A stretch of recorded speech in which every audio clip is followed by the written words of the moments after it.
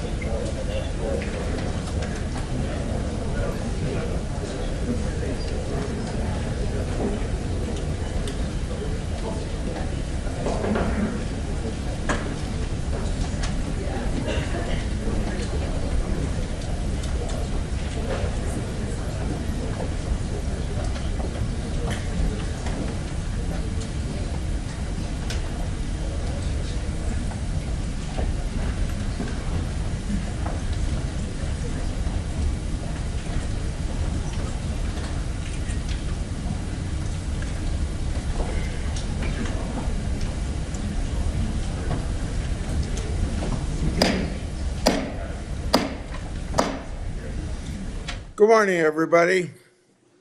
I welcome all of you to this very important hearing to consider the nomination of former Florida Attorney General Pam Bondi.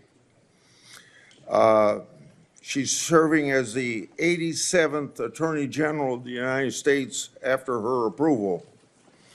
Congratulations to your nomination, Ms. Bondi, and thank you for your willingness to serve. I thank Senator Durbin for his leadership as chairman of the committee over the last 4 years. Although he and I have differences of policies, I think the public could say we worked well together on many issues over the years. As he steps into his role as ranking member, I will work closely with Senator Durbin to serve the American people. I also would like to welcome For three brand new members of the committee and a person that's repeating his service here after a stint off, I welcome to the committee Senator Britt, Senator Schmidt, Senator Crapel, and Senator Schiff. Welcome.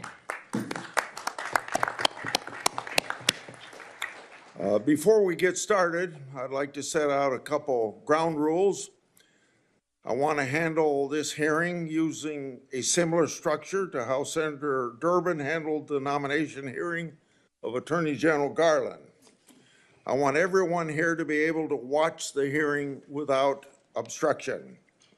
If people stand up and block the view of those behind them or speak out of turn, it's not fair or considerate to others, so officers will immediately remove those individuals.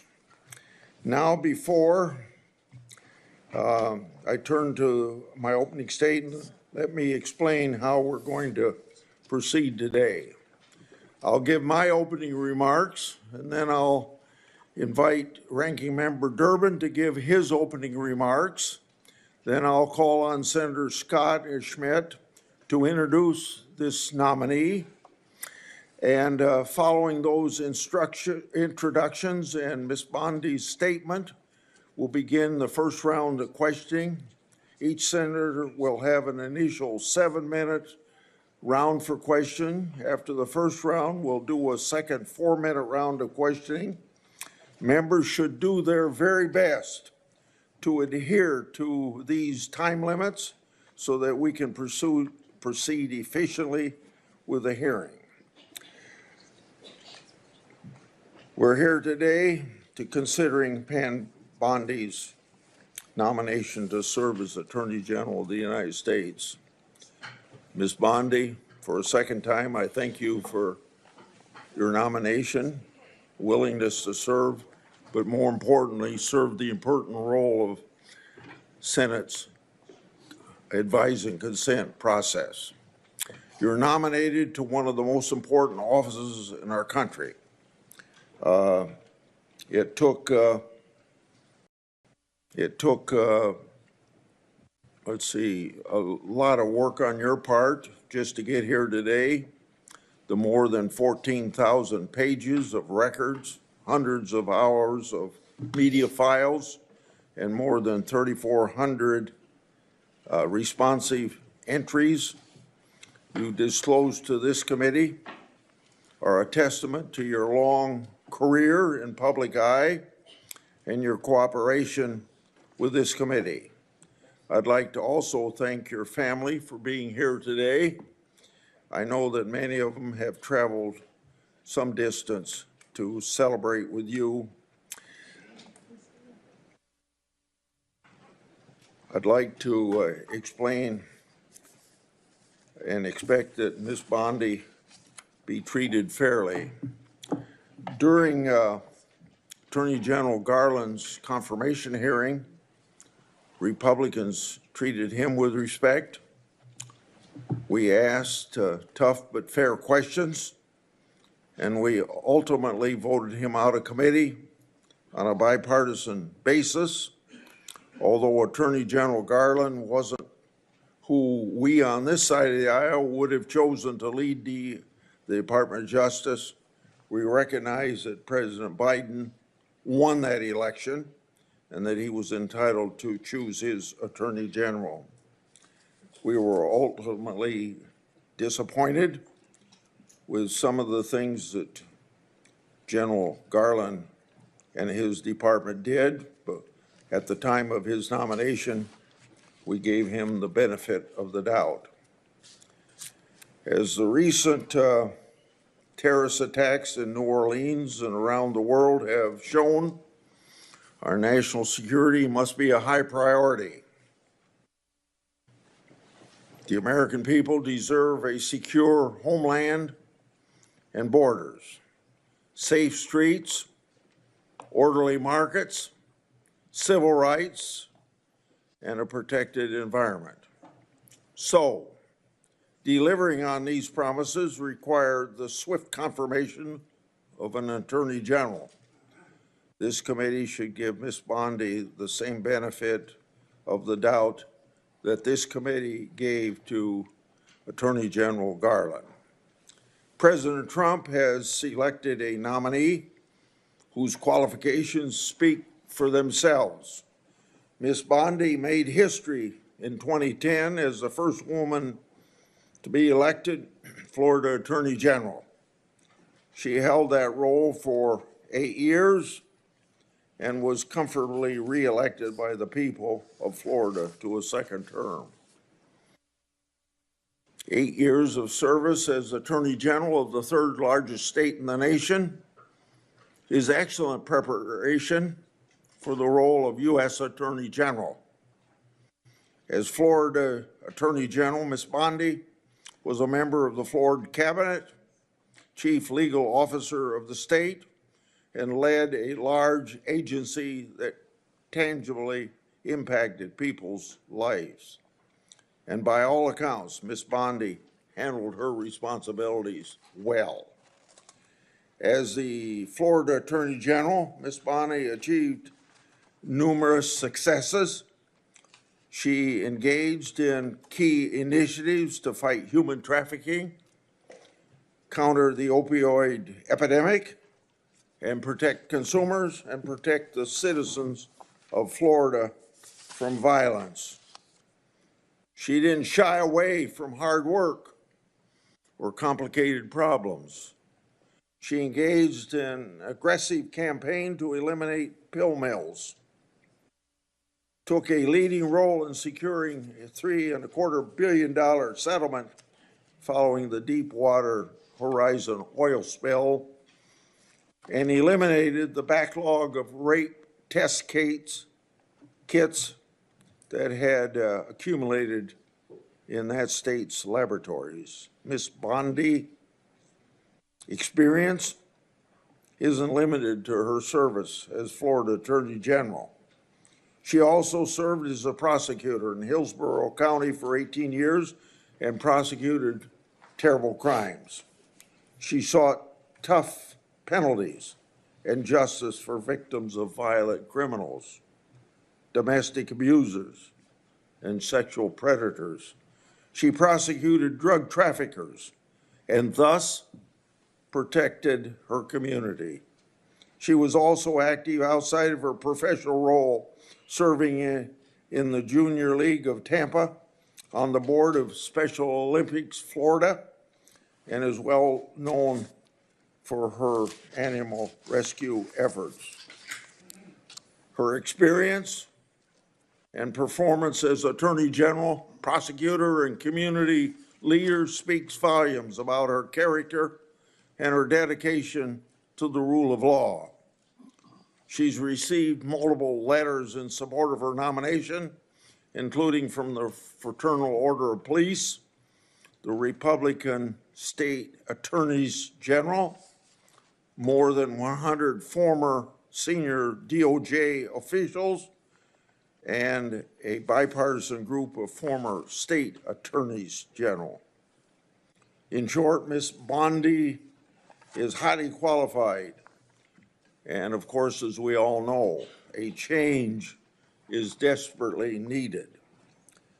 When confirmed, Ms. Bondi will take the helm at a very turbulent time for this country and for that department.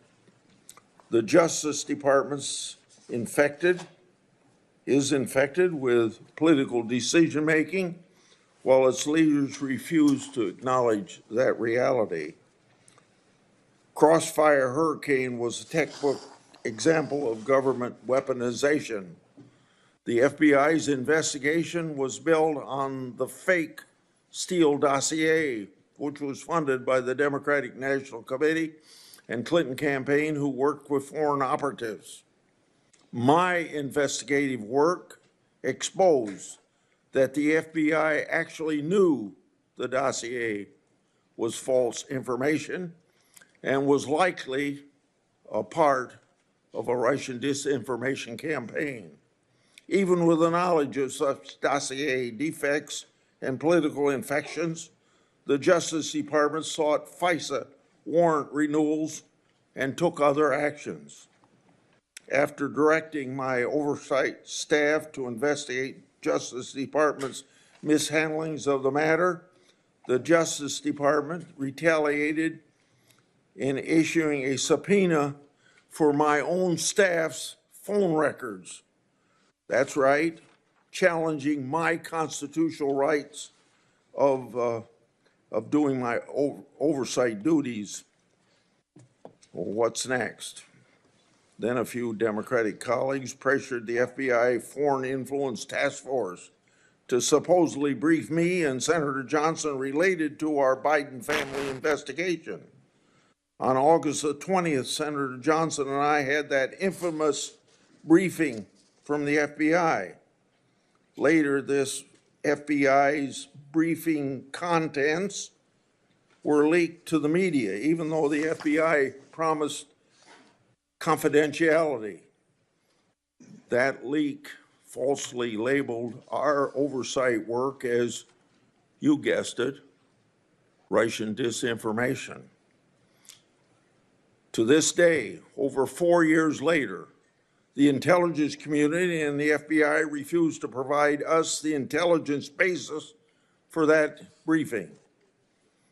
The title of this Wall Street Journal's article sums it up, quote, "The FBI's dubious briefing. Did the Bureau set 2 U.S. GOP senators up at the behest of Democrats?" Question mark, end of quote.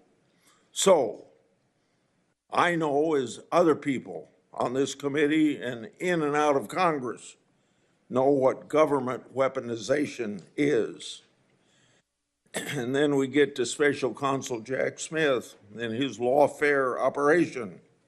It involved an unprecedented FBI raid on Trump's house, including agents that even searched the former First Lady's clothing drawers. Hillary Clinton and Joe Biden certainly did not receive the same treatment by government regarding their records. Indeed, as my oversight exposed, the FBI amazingly agreed to destroy laptop records and records associated with Clinton's staff. This Orwellian conduct should have no quarter. On top of it all, the FBI Special Agent Thibault, the anti-Trump agent that violated the Hatch Act for political activities on the job, started one of Jack Smith's cases. But Jack Smith wasn't the only department official who tried to influence this past election.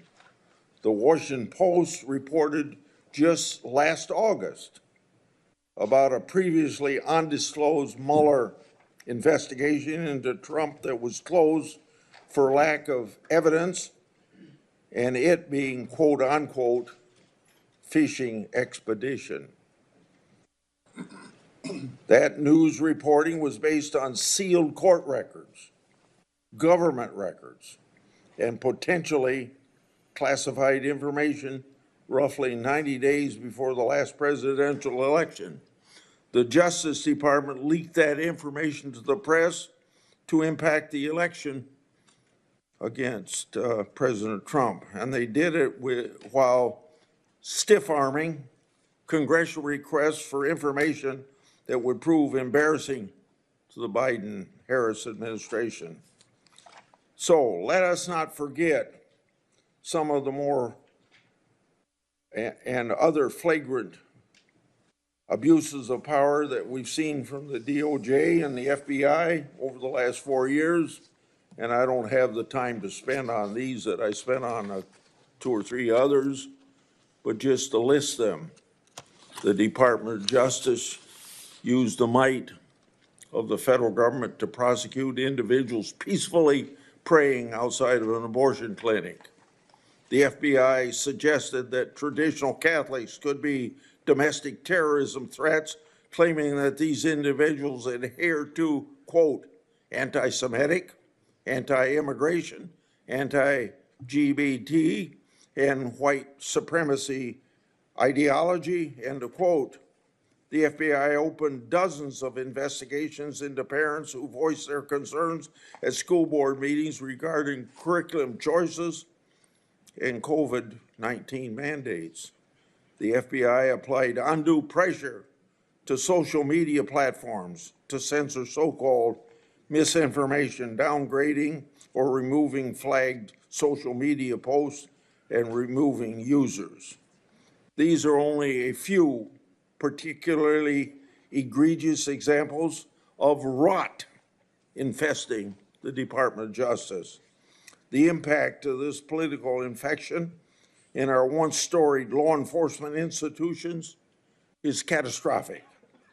By every metric, the Biden-Harris Justice Department conduct has failed to live up to our country's ideals. So, Ms. Bondi, should you be confirmed, the actions you take to change the department's course must be for accountability so that the conduct I just described never happens again. The only way to accomplish this is through transparency for the Congress and the American people. Now to my friend, Ranking Member Durbin. Thank you, Senator Grassley. I appreciate your commitment to the Judiciary Committee's longstanding bipartisan practices for vetting presidential nominees. That was in doubt several weeks ago, but I spoke to Senator Grassley and he assured me that he's still personally committed, as I am, to maintaining these practices which we've established over the years. Our process is rigorous, and it shows how seriously members on both sides of the aisle take our constitutional responsibility of advice and consent. Ms. Bondi, thanks for coming to my office last week to discuss your nomination. The importance of the Attorney General to our justice system cannot be overstated. As our nation's chief law enforcement officer, the Attorney General oversees the Department of Justice, which is responsible for protecting the civil rights of Americans, economic freedom and opportunity, public safety, and of course, national security. In short, the Attorney General has real impact on America's everyday life. It is critical that any nominee for this position be committed first and foremost to the Constitution and the American people, not any president or political agenda. But President Trump claims he has, quote, an absolute right to do what he wants with the Justice Department. And that's how he conducted his first term. He interfered with the criminal cases of his friends and allies and successfully pressured DOJ to investigate his rivals. He even tried to use the Justice Department to overturn the results of the 2020 presidential election. The president-elect made it clear that he values one thing above all else, and he said it over and over again: loyalty. Speaking about Attorney General Sessions, Donald Trump said, quote, "The only reason I gave him the job is because I felt loyalty. He was an original supporter."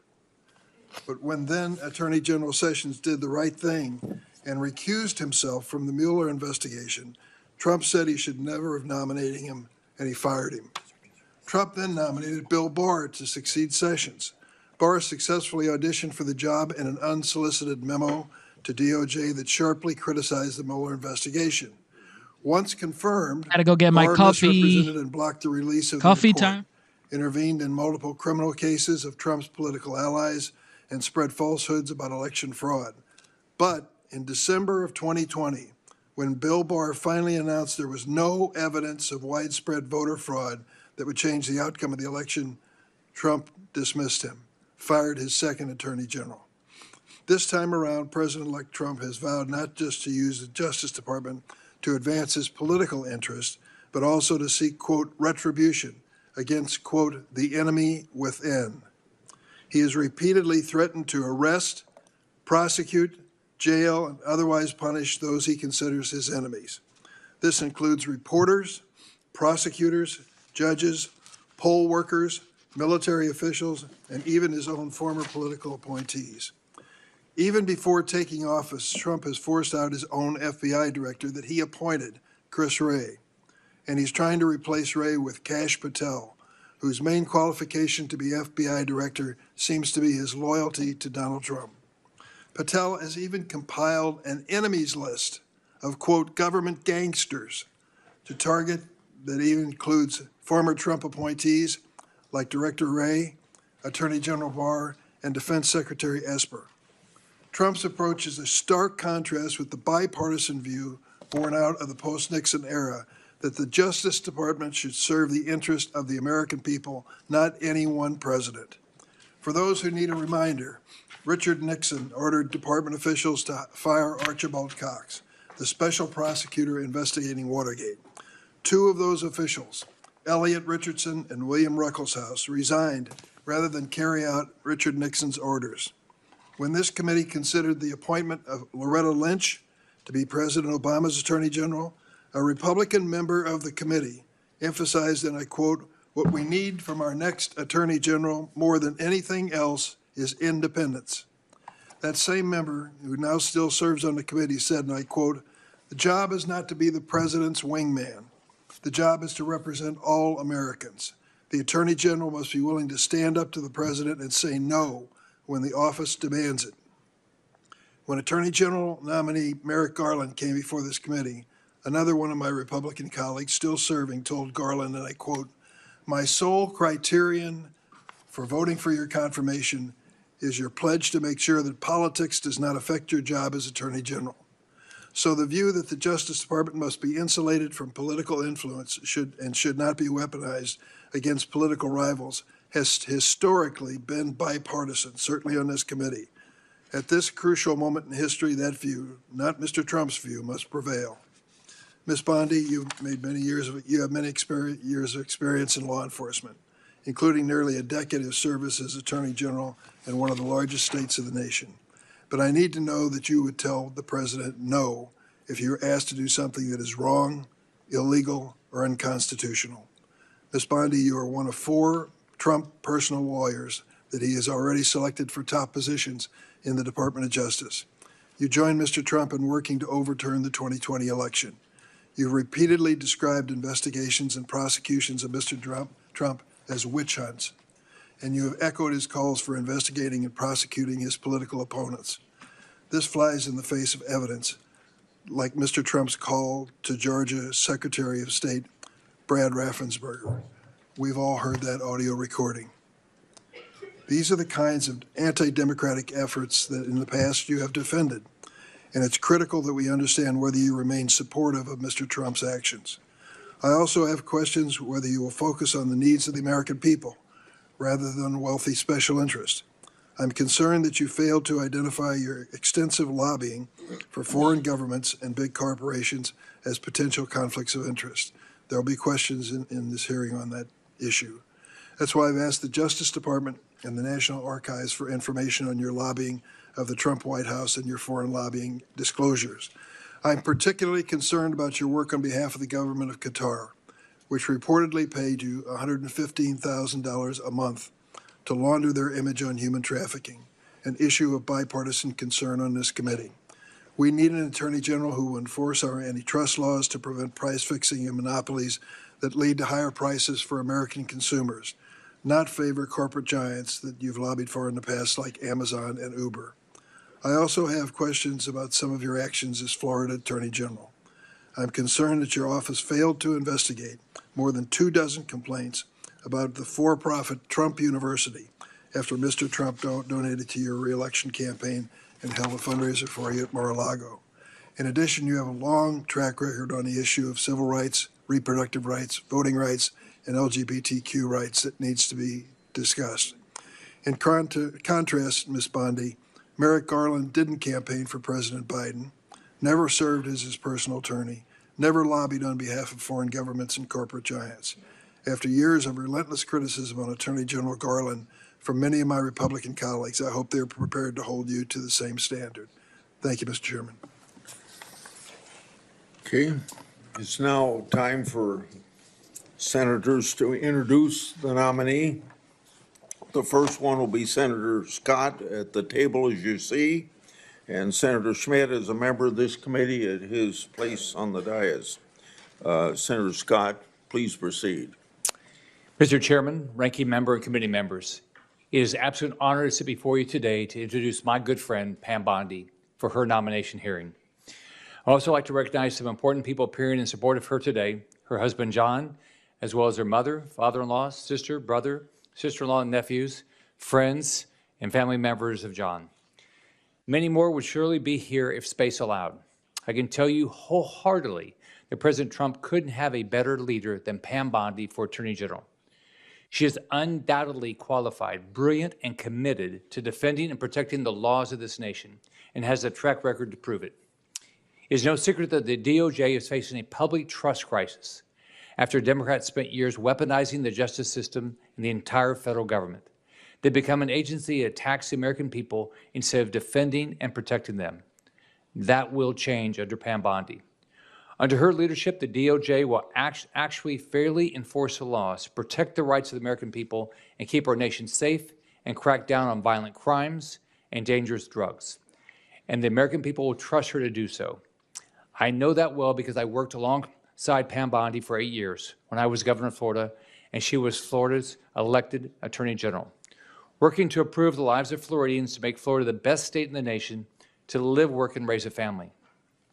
Pam was an incredible partner, working to keep Florida safe and uphold the laws of our state, ensuring crime is aggressively pursued by law enforcement and prosecutors. President Trump has made clear that one of his top priorities is to reverse the rising rates of crime, and specifically violent crime, that have plagued our communities over the past 4 years. Pam Bondi is uniquely equipped to advance this priority as U.S. Attorney General because she has a proven track record of success in achieving dramatic reductions in crime and violent crime during her time as Florida's Attorney General. From 2010, the year before she took office, to 2018, the last year she was in office, together, Florida experienced a remarkable 26% drop in overall crime, including a 19.6% drop in violent crime and a 27.4% drop in property crime. These aren't just numbers. These are tens of thousands of lives saved and communities improved and made safer and families and businesses protected. As Florida's Attorney General, Pam Bondi also spearheaded other life-saving initiatives like tackling the opioid epidemic and fighting human trafficking. Her achievements are too many for me to list in this short introduction. As U.S. Attorney General, Pam Bondi will restore law and order to the nation. She'll put Americans' interests first and make the nation a better and safer place. I urge every single member of this committee to support my friend Pam Bondi, and I look forward to voting for her confirmation soon on the Senate floor and help her get to work for the American people. Thank you, Chairman.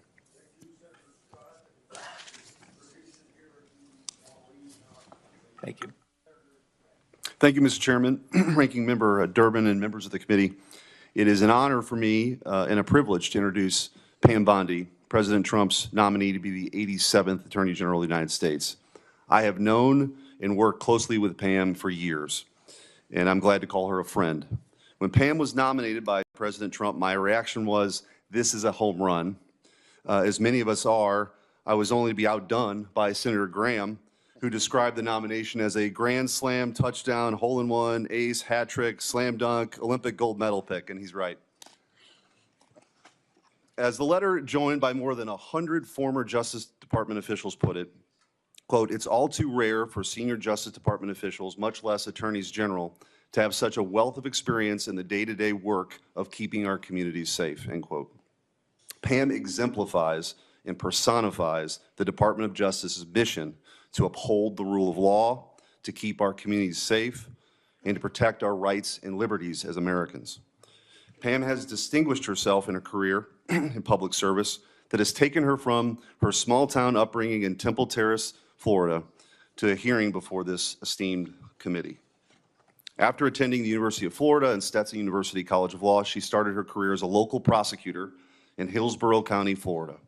As a local prosecutor for nearly 2 decades, Pam kept her community safe, prosecuting violent criminals, drug dealers, those who had threatened the local community, and those who stood in opposition to the rule of law.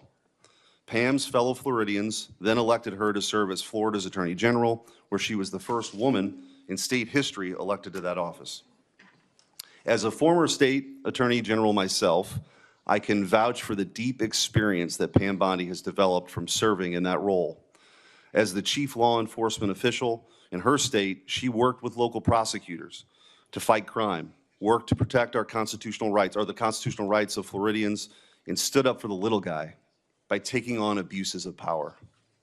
As Florida's Attorney General, she worked tirelessly to combat the opioid crisis, fighting pill mills, and helping to combat the widespread misuse and trafficking of deadly drugs, including fentanyl, which have devastated families and communities all across our country.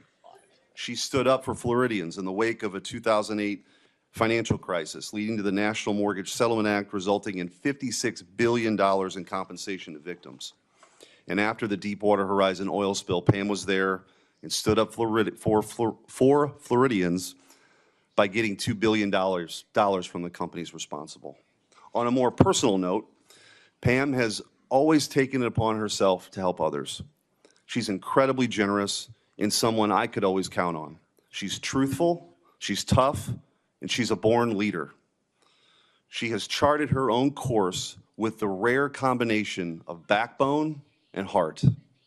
The next Attorney General of the United States must restore trust by reversing the weaponization we've seen the last 4 years and refocusing that department to its core mission, administering justice.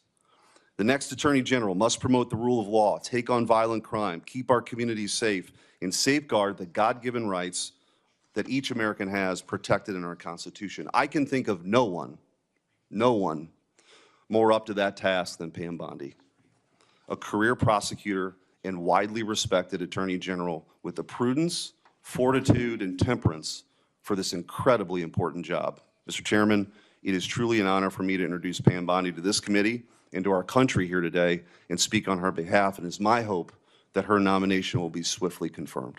Thank you, Senator Schmidt. Now, Ms. Bondi, would you please come forward, and before you're seated, I'd like to administer oath. Would you please raise your right hand and answer this question? Do you swear that the testimony you're about to give to this committee will be the truth, the whole truth, and nothing but the truth, so help you God? Please be seated and move ahead with your opening statement.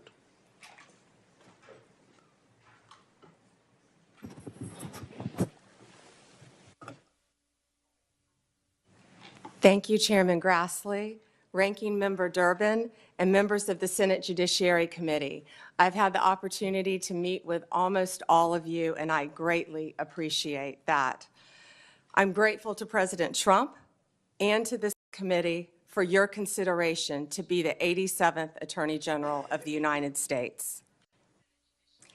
I would not be here without my family. And if you can bear with me for just a moment, a lot of them have made a very long trip, and I wrote them all down so I don't forget anyone. My beautiful mother, who I wouldn't be here, a retired kindergarten teacher, would not be here without my mom. As of a week ago, it was 12 years since we lost my dad to leukemia. Feels like 12 days. My amazing husband, John, and his two incredible girls, Collins and Finley. Collins is a senior at University of Florida, and I think all of you on this committee will be very happy to know Finley is in cybersecurity. There's a third who is traveling abroad. I wish she could be here. My amazing father-in-law, David, my sister, Beth, my brother-in-law is home with my niece, my nephews, if you could just raise your hand, Evan, Jake, and soon-to-be niece, Savannah. My brother, Brad, a brilliant lawyer, my sister-in-law, Tandy, and my nephews, Justin, who just got a 4.0 at UVA, Rex, great college tennis player, Brad, great tennis player. Is Rhea here? And my niece, my beautiful niece, Rhea, and the little guy is in school because he's 10.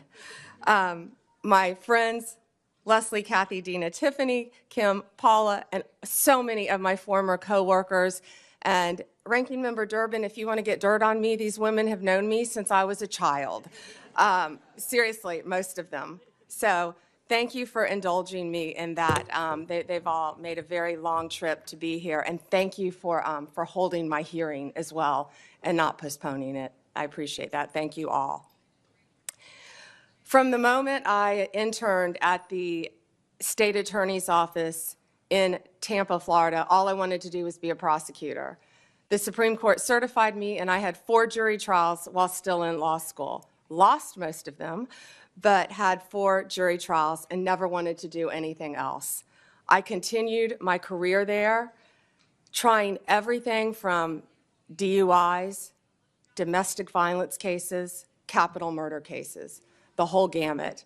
I became a lead trial attorney in courtroom every day trying career criminals, was deputy chief of a division, and then ultimately was felony bureau chief, and eventually left to become Florida's 37th Attorney General for the state of Florida. Nothing has impacted my career more than my experience as a state prosecutor, because I got to know and still keep in touch with many victims and their families from when I was a prosecutor. Upon becoming Attorney General in 2011, I proudly served for 2 terms. I was term limited. I would probably still be there right now had I not been kicked out of office by term limits. I loved being Attorney General. I did my best to keep Florida safe, to continue to stand up for victims of crime, and to fight the opioid crisis and the drug crisis that was not only facing Florida, but this entire country. Out of the top 100, this is one of the things I'm the most proud of, oxycodone dispensers in the entire country, I believe it was 98 of them, 90 or 98 of them, lived in Florida. We fought for tough legislation. Kids were dropping dead every day. We fought for tough legislation, and after that legislation, none of those opioid dealers, doctors, practiced in Florida. We fought to eliminate human trafficking by raising awareness and prevention and talking to parents and talking to children. We also provided critical resources, including safe houses, that my state was lacking. On the civil side, we worked to protect consumers. We tackled everything, including off-label prescription marketing, which affects, as you know, many, many people who can't afford prescriptions as well. We partnered with states' attorneys general from both parties and federal agencies across administrations. We went after price gougers during hurricanes. If confirmed as the next Attorney General of the United States, my overriding objective will be to return the Department of Justice to its core mission of keeping Americans safe and vigorously prosecuting criminals.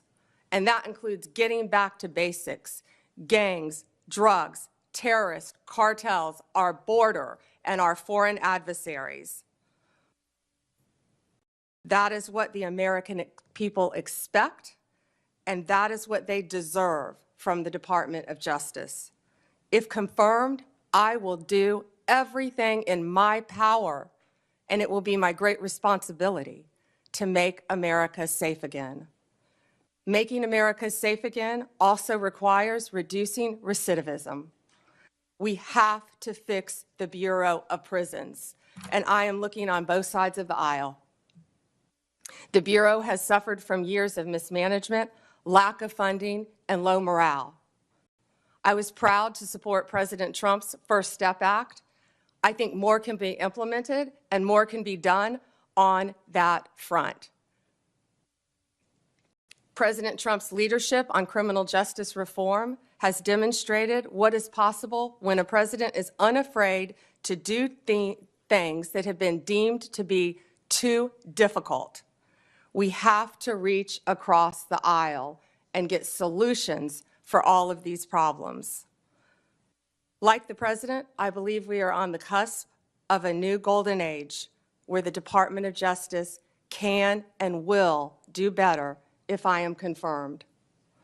Lastly, and most importantly, if confirmed, I will fight every day to restore confidence and integrity to the Department of Justice and each of its components.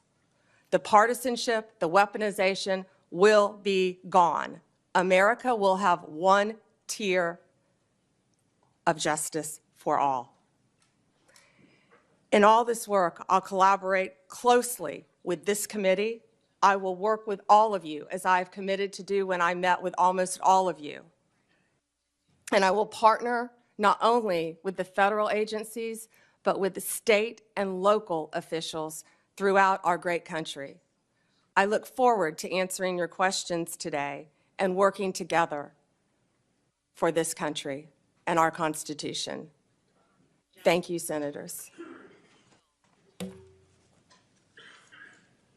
I will ask first questions, and Senator Durbin, and then I'll call on the Democrat people the way that Senator Durbin would say so on their arrival or here by seniority, and the same way that on the House side.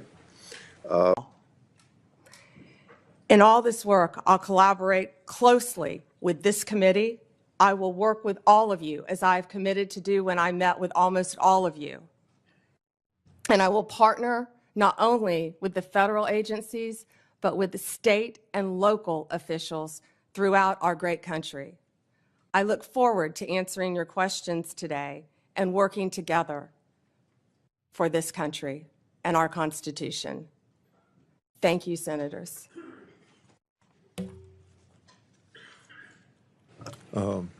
I will ask first questions, and Senator Durbin, and then I'll call on the Democrat people the way that Senator Durbin would say so on their arrival or here by seniority, and the same way that on the House side. And I'll make sure that I don't abuse the 7 minutes. I want you to have your attention on this binder that I put up here. It gets to a key factor of each senator's role and oversight. It contains 144 oversight letters that I sent to the Biden-Harris Justice Department and its component agencies, with many of those letters in there to the FBI. Adding letters to the Inspector General, that would be about 165 letters. So I've sent more letters since you've been in my office before Christmas. Should you be confirmed, 144 letters will be your responsibility. The responses I have received so far fall in two categories. First, they weren't answered at all. Second, I received a response, but it didn't fully respond. Said another way, the Justice Department merely sent me words on a piece of paper. So, should you be confirmed, you'll have an obligation to respond even to the minority and consider a letter from them, even if my signature's not on it, as they want information. Will you commit to responding to my oversight requests as well as the requests of other members of the committee? Chairman, either I or my top staff will personally review the letters and do everything we can to respond to you. Your tenure as Florida Attorney General was impressive. You fought against pill mills, human trafficking. You eliminated a backlog of rape test kits in state labs. You fought against organized retail theft, and you were known to stand for law and order. With such achievements, it's easy to see why the people of Florida re-elected you in 2014 and why President-elect Trump nominated you to serve as the nation's chief law enforcement officer. So this gives you a chance to tell us on this committee and the people of this country what you're proud of as your record as Attorney General of Florida. Thank you, Chairman Grassley. I was truly honored to serve the people of the state of Florida for 8 years, but it was a team effort. I had great people around me, many of whom are in this room today.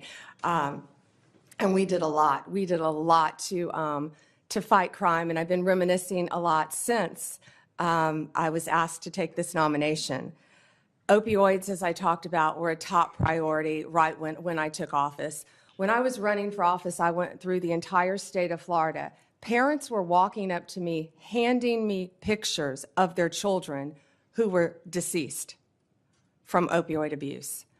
After I was elected, I took those pictures and I framed them in my office as a goal of stopping that fight, which I talked about in my opening statement. And if U.S. Attorney General, I'll bring those pictures back out, and they will be there to inspire me on the further drug abuse we're facing throughout this country. We also learned that something else was happening. Pregnant women were having babies as a result of being opioid dependent. We call it neonatal abstinence syndrome. We fought to educate mothers. We fought that issue as well. Fentanyl was wreaking havoc in our country, but it was just getting started. I actually fought my own party a bit on scheduling fentanyl because at that time people thought it was something you merely got in the hospital on a patch after surgery. Apples and oranges, and boy, do we all know that now, the difference. Fentanyl is raging throughout our country, and I will do everything I can to fight that with the agencies that fall under the Department of Justice. Human trafficking became a top priority for me as Attorney General. I had the opportunity on a bipartisan trip to go to Mexico, and the one thing I found out there, they were doing better than we were. They had safe houses. I saw things I never dreamed I would see, and all of these things in my past have formed the person I am right now sitting here before you. I came back to Florida. We started a human trafficking council, and we partnered with others, and we expanded and added safe houses in the state of Florida. I don't know how many are in this country right now, but I would like to partner with both sides, if confirmed, to continue those efforts. I'd like to interrupt you Yes, sir. and go to another question. And I'll have another round so you can finish on that point. I'd like to ask you about something that's central to fighting government waste and fraud, the False Claims Act. I want you to know that Attorney General Garland calls me once a year. He called me yesterday to tell me the success of the False Claims Act. Since 1986, when I got it passed and President Reagan signed it, it's brought in $78 billion as of yesterday, his report, $2.9 billion for the year of 2024. Most of that's because of patriotic whistleblowers who found the fraud and brought the cases forward at their own risk. The Supreme Court has long upheld the law's constitutionality, but I want you to know your view. Is the False Claims Act constitutional? Before you answer that, one time in the 1990s, one of the attorney generals said it wasn't constitutional, and when that same person by the name of Barr was back 5 years ago to be attorney general, he said it was constitutional. So if confirmed, will you commit? Well, answer that first question. Do you think it's constitutional? Would you defend the constitutionality of it? I would defend the constitutionality, of course, of the False Claims Act, Senator. Last question. If confirmed, would you commit to continuing DOJ's defense of the constitutionality of it? And will you assure the entire staff and funding levels to properly support and prosecute false claim cases? Senator, the False Claims Act is so important, and especially by what you said with whistleblowers as well, and the protection and the money it brings back to our country. Yes, sir. Thank you for your answers. Senator Durbin. Thank you, Senator Grassley. Ms. Bondi, if you're successful in your nomination, this Democrat would like to give you 3 words of advice. Answer Grassley's letters. You'll never hear the end of it if you don't. At issue, I believe, in this nomination hearing is not your competence nor your experience. At issue is your ability to say no. More than any other cabinet official, the Attorney General has to be prepared to put the Constitution first and even tell the President of the United States, "You're wrong." The political danger and personal costs of such a decision are well documented. You have only to ask former Attorney General Jeff Sessions and Bill Barr, whom Donald Trump sacked for lack of loyalty. And so I have three basic questions I'd like to ask you. Most Americans believe that central to the peaceful transition of power in a democracy is the acceptance of the results of an election. To my knowledge, Donald Trump has never acknowledged the legal results of the 2020 election. Are you prepared to say today under oath without reservation that Donald Trump lost the presidential contest to Joe Biden in 2020? Ranking Member Durbin, President Biden is the President of the United States. He was duly sworn in, and he is the President of the United States. There was a peaceful transition of power. President Trump left office and was overwhelmingly elected in 2024. Do you have any doubts that Joe Biden had the majority of votes, electoral votes, necessary to be elected president in 2020? You know, Senator, all I can tell you as a prosecutor is from my firsthand experience. And I accept the results. I accept, of course, that Joe Biden is president of the United States. But what I can tell you is what I saw firsthand when I went to Pennsylvania as an advocate for the campaign. I was an advocate for the campaign, and I was on the ground in Pennsylvania, and I saw many things there. But do I accept the results? Of course I do. Do I agree with what happened? And I saw so much. You know, no one from either side of the aisle should want there to be any issues with election integrity in our country. We should all want our elections to be free and fair, and the rules and the laws to be followed. I think that question deserved a yes or no. And I think the length of your answer is an indication that you weren't prepared to answer yes. Have you heard the recording of President Trump on January 2nd, 2021, when he urged the Secretary of State of Georgia to, quote, find 11,780 votes and declare him the winner of that state? No, I've heard about it through clips, but no, Senator, I've not heard it. What was your reaction to President Trump making that call? I would have to listen to the tape, Senator. Well, the quote that I give you is exact. He said to the Georgia Secretary of State, find 11,780 votes. Do you have the entire context of that call? I feel like it was much longer than that and may have been taken out of context. It was an hour long. Right. And you can certainly listen to it. I hope you will. Every American should. As a former prosecutor, are you not concerned that the President of the United States called a state election official and asked him to find enough votes to change the results of the election? Senator, I have not listened to the hour-long conversation, but it's my understanding that is not what he asked him to do. You need to listen to it. Let me ask a third question. Do you believe that the January 6 rioters who've been convicted of violent assaults on police officers should be pardoned? Senator, if confirmed as Attorney General of the United States, the pardons, of course, fall under the President. But if asked to look at those cases, I will look at each case and advise on a case-by-case basis, just as I did my entire career as a prosecutor. You also advise the President on pardons. That's part of your responsibility as Attorney General. And so I'm asking you, do you believe that those who've been convicted of the January 6 riot, violent assaults on our police officers, should be pardoned? That's a simple question. So, Senator, I have not seen any of those files, of course. If confirmed and if asked to advise the President, I will look at each and every file. But let me be very clear in speaking to you. I condemn any violence on a law enforcement officer in this country. Let me ask you about your work as a lobbyist for Ballard Partners.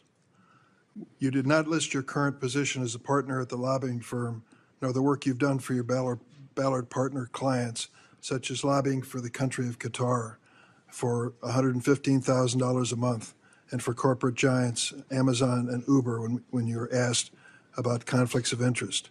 Why do you believe your work as a lobbyist does not constitute potential conflicts of interest?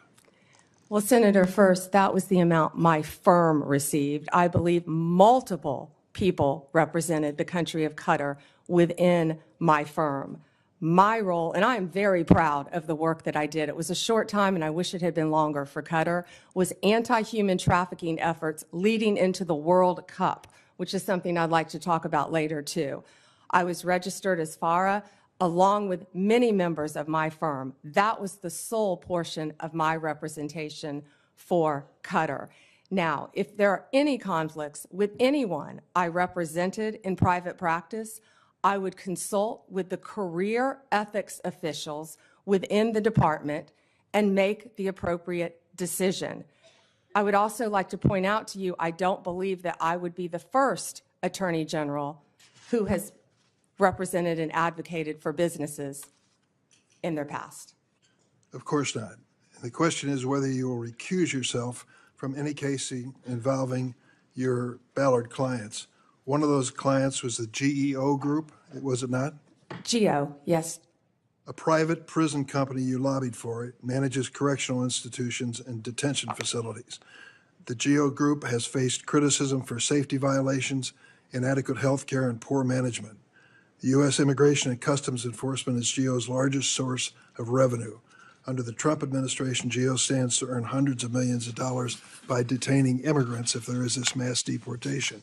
Would you sense any conflict of interest if you're asked to judge the performance of this government contractor? Senator, I will consult with the career ethics officials within the Department of Justice and make the appropriate decision. Thank you, Mr. Chairman. Senator Graham. Thank you. Congratulations. Thank you. Forgot to say that John's family was from South Carolina. The upstate, I'm sorry. Yeah. I'll give you a pass on that. From Anderson, by the way. So, listen, President Trump asked a bunch of us, who would you pick for Attorney General? How many of you got asked that on our side? Probably didn't ask Dick, but he asked me. I said Pam Bondi. That's like an easy decision. I couldn't think of anybody more qualified that he knew, that he trusted. And it's okay to have, you were his lawyer, right? Yes, sir. I represented him when they tried to impeach him the first time as part of White House Counsel, Office of Special Counsel. Being Trump's lawyer prepares you for many things. So, yeah, you have a longstanding relationship with the president. He trusts you. That's a good thing. That's probably why President Kennedy picked his brother, Bobby Kennedy. I guess you can say no to your older brother. I'm sure he would. But this idea there's something bad is ridiculous. Who do you pick? You pick people you know. You pick people you trust, people that you're qualified. I'm glad he picked you. He knows you, he trusts you, and you're highly qualified. So the idea that there's something wrong with that is just absolutely ridiculous. So let's talk about the job you're about to have here. Do you support making certain drug cartels in Mexico foreign terrorist organization? Senator, I personally went to Mexico. I personally dealt with these cartels when I was a state prosecutor, and they are a grave and violent threat to our country. Yes, Senator. Advising the president. Good, good. Now, when it comes to Crossfire Hurricane, are those days over if you're Attorney General? Absolutely. Okay. Lake and Riley, are you familiar with that case? Sadly, I am, Senator Graham. Do you know why the man who killed her was released from custody? He was paroled to the detention capacity at the Central Processing Center in El Paso, Texas. Now, that's not your call. You'll be DOJ. But do you agree with me that the statute regarding parole doesn't allow parole to be based on we don't have detention beds? There's nothing in that statute would authorize parole based on lack of capacity. Are you familiar with that statute? Yes, sir, and that's frightening. Yeah, well, it is frightening. Are you going to fix it? I am going to do everything in my power to fix it if confirmed as Attorney You're going to General. advise President Trump we need more beds. Tom Holman's the guy that's going to do this, but would you as Attorney General say we need more bed space so Lake and Riley never happens again? Senator, my job if confirmed as Attorney General, will be to keep America safe. Do you think we And need that more include- detention space? And that includes having enough space for violent criminals, for people that should not be in this country who Yeah. have committed violent crimes. To the And Laken public. Riley is one of many. Yeah, but 41,000 beds in this country to detain people. We got like millions of people here illegally. We let this dude go because we didn't have any place to put him. I hope those days are over. And if, Tom, you're listening out there, I hope you'll create enough detention space to make sure we don't find this dilemma ever again. Do you think we're at war? And if so, who with? Oh, Senator, we're at war on so many fronts. Are we at war with ISIS? Of course, we're at war with ISIS. They're at war with us. Do you agree with that? Absolutely, Senator. Do you think since our withdrawal from Afghanistan, threats to our homeland have gone up from ISIS? Yes. Okay, March 7th, 2024, General Corella. I assess ISIS-K retains the capability and will to attack the U.S. and Western interests abroad in as little as 6 months with little or no warning. That's March of 2024. General McKenzie, ISIS-K has a strong desire to attack the United States after it began to grow in Afghanistan following U.S. exit in August 2021. He also stated the threat to ISIS-K from ISIS-K is growing. Major General Quantock, the U.S. remains target number one for ISIS-K. Do you agree with that? Senator, I don't have my security clearance, but from everything I've read and heard, ISIS is one of the greatest threats. Okay, well, when you get your security clearance, you're going to find out these people are coming after us and they want to kill us. So I would like to have a strategy to deal with the ISIS threat that's beyond just the law enforcement model. Does that make sense to you that we should use every tool in the toolbox? Senator, that includes wrapping in our state and local officials too, and better cooperation throughout our country and our world. I totally agree. Do you support reauthorizing FISA in 2025? Senator, I believe 702 is up in 2026. Okay, I'm I sorry, believe it's 26. 2026, and we will closely be looking at that. FISA is a very Do you important agree tool. that the 702 provides important intel gathering capability to protect our nation? Extremely important. Okay. So, Pam, you're about to step into a job that's one of the most important jobs in any democracy.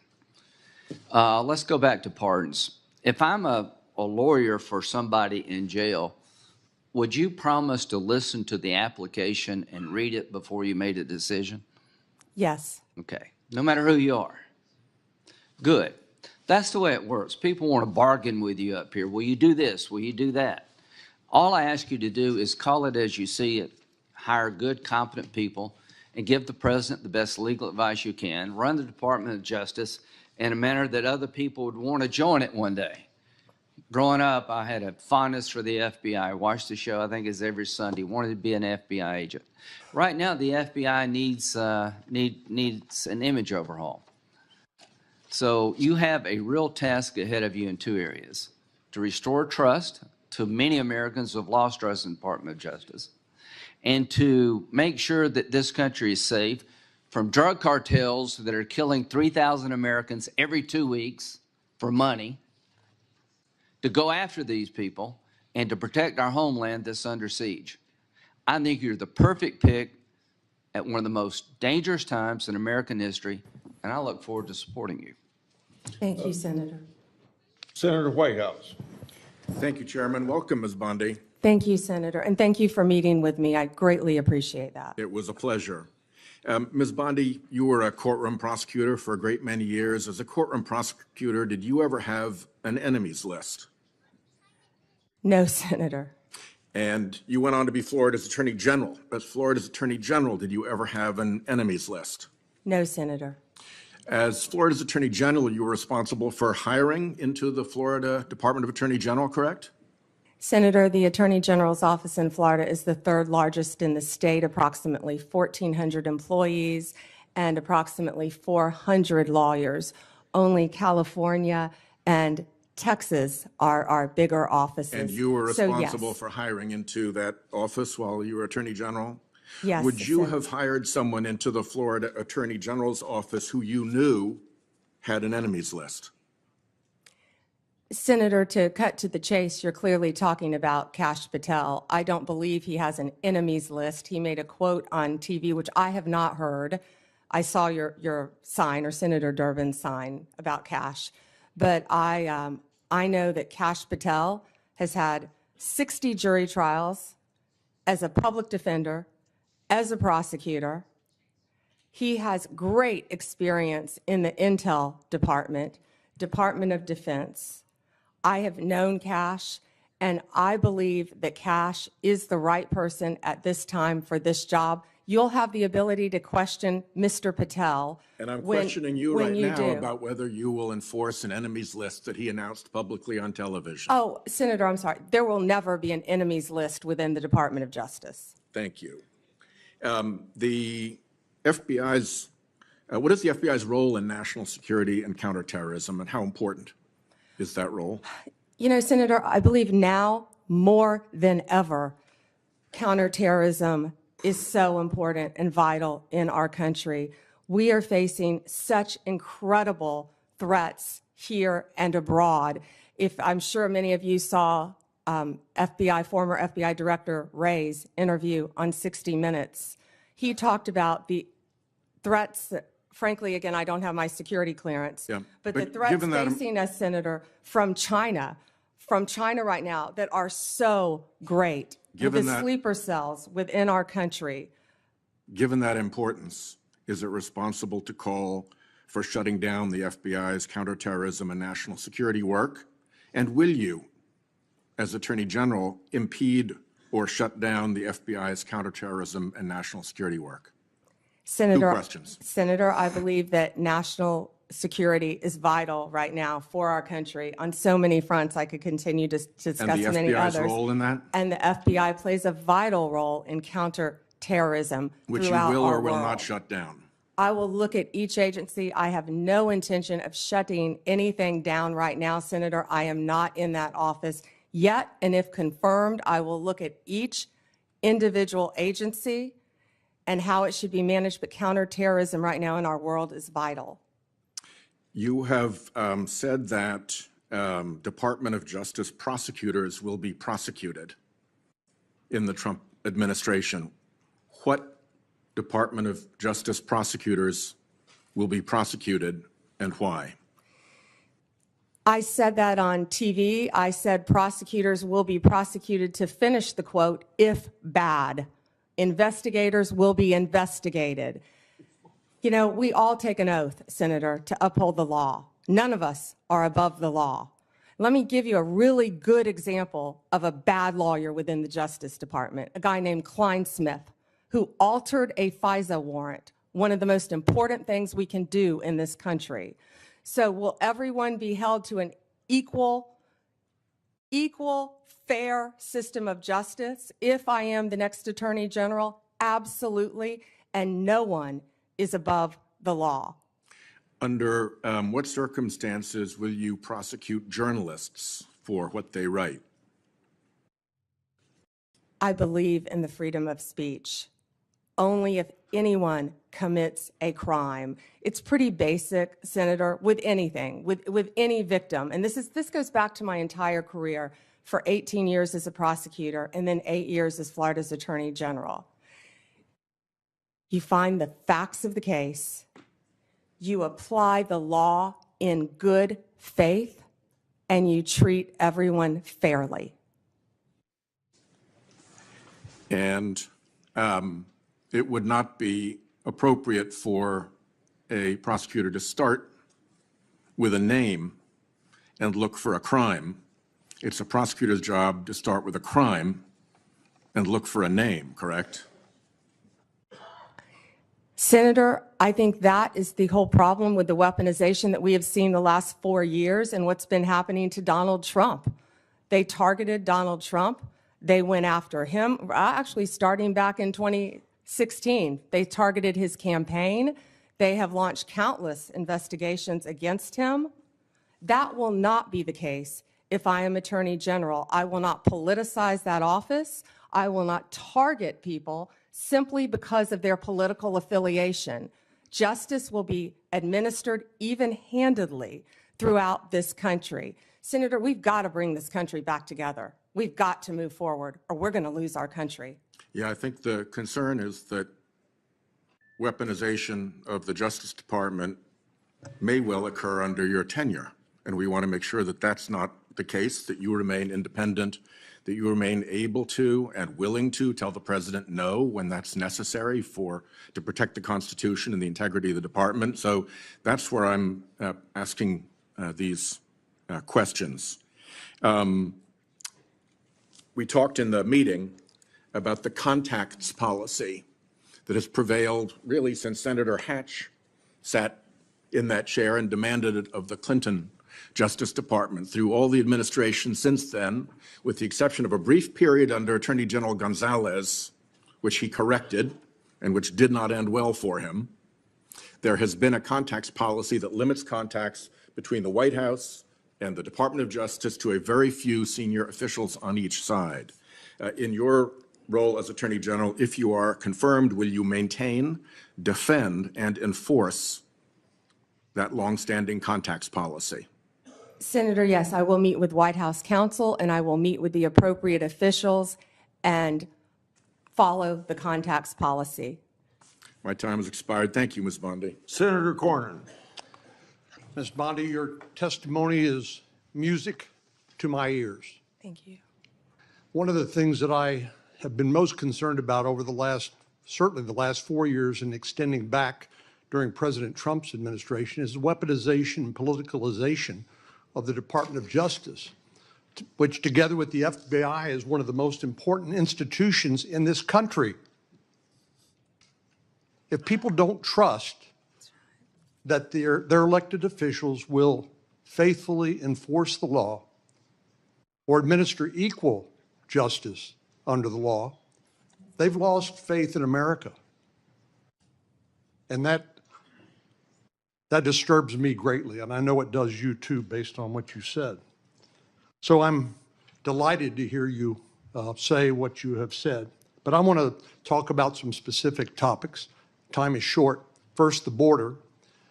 I believe President Biden and Vice President Harris had presided over one of the biggest humanitarian and public safety disasters in American history.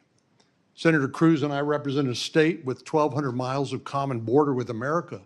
But as you pointed out with fentanyl, what happens at the border doesn't stay at the border. Fentanyl poisoning is the most common cause of death of young people between the age of 18 and 45. We know where it comes from. Yes. The precursors come from China. They go to the cartels. They mix them up, make them look like innocuous pills. And young people take them and die. It's just that simple and that tragic. So there's just so much that we could talk about with regard to the border, but you know, I know people voted for President Trump in large part because of his promise to restore security at the border. Will you do everything within your power as Attorney General to enforce the laws on the books, including the President's executive orders, which I anticipate he will be signing on January the 20th when he is sworn in, and help do everything you can and the Department of Justice can is to restore security to our southern border? Yes, Senator, absolutely. One example is, of course, if you come here to from anywhere in the country and you show up at the border under the Biden and Harris administration policies, you'll simply be released into the interior of the country, either to await a trial date, which may never occur due to the enormous backlog, or you will simply be paroled. And I know parole has a special connotation in the criminal law, but in this context, as you know, it's designed to be administered on a case-by-case basis. Yet President Biden and Vice President Harris had granted parole, that is, released people into the United States on a categorical basis, or anybody who shows up, or because they don't have the detention facilities to keep them. So do you believe Lake and Riley would be alive today if President Biden and Vice President Harris had enforced the law and secured the border? Senator, he should not have been in our country. And then Laken Riley would have been alive. And I don't think it's just Laken Riley. There are so many victims throughout our country. Not only that, we're all familiar with the violent gangs who are coming into our country, walking into our country freely through the open border. The cartels, the gangs, Venezuela's let people out of their prisons. It's been reported. I don't have the security clearance yet to see what's happening, but I know, we all know, there are criminals throughout our country, and it is my commitment to you on both sides of the aisle that I will do everything in my power with the agencies that fall under me if I am confirmed to make America safe again. We have to do that, Senator. Well, many of us, of course, see classified information on the Intelligence Committee or just generally in our duties as a senator. And so you're not going to feel any better about the blinking lights, the danger that Director Wray has talked about. In my closing moments here, I want to revisit an issue that is of particular importance. 60% of the President's daily brief, which is the intelligence brief that the Director of National Intelligence and the CIA Director delivered to the President, comes from Section 702 of the Foreign Intelligence Surveillance Act. I've called this the most important law that most people have never heard of. I know you have, and you're familiar with it, but I want to ask you a few questions about that. It's been called the crown jewel of U.S. intelligence. And of course, it cannot be used, legally used, to spy on American citizens. And if it is, it ought to be prosecuted to the fullest extent of the law. I know you would agree with that. But there have been some, as you know, and as you pointed out to Senator Graham, we have a temporary extension of the existing authorization for the use of the intelligence community to target foreign threats to our national security that expires in 2026. And I'd like you just to confirm here on the record that you will enforce that law and you can support the law as it is written.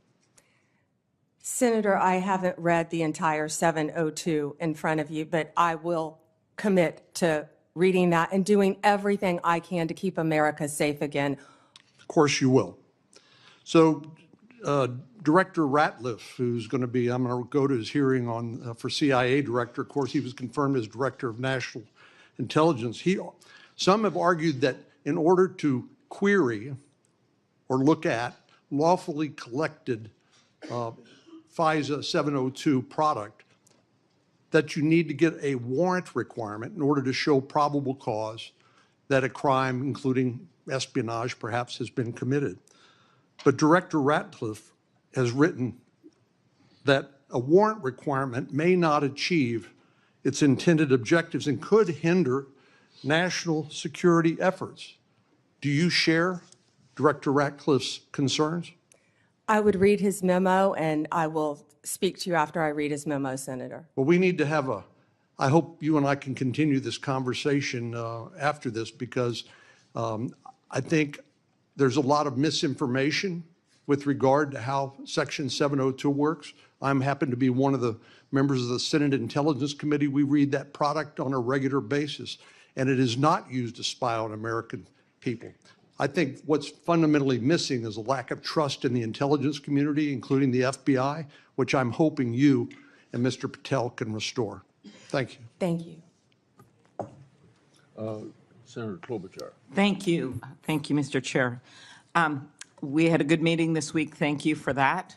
And I appreciated your priorities on human trafficking that you mentioned today, that work, as well as fentanyl and some of your other prosecution experience. We had some similar backgrounds in doing that.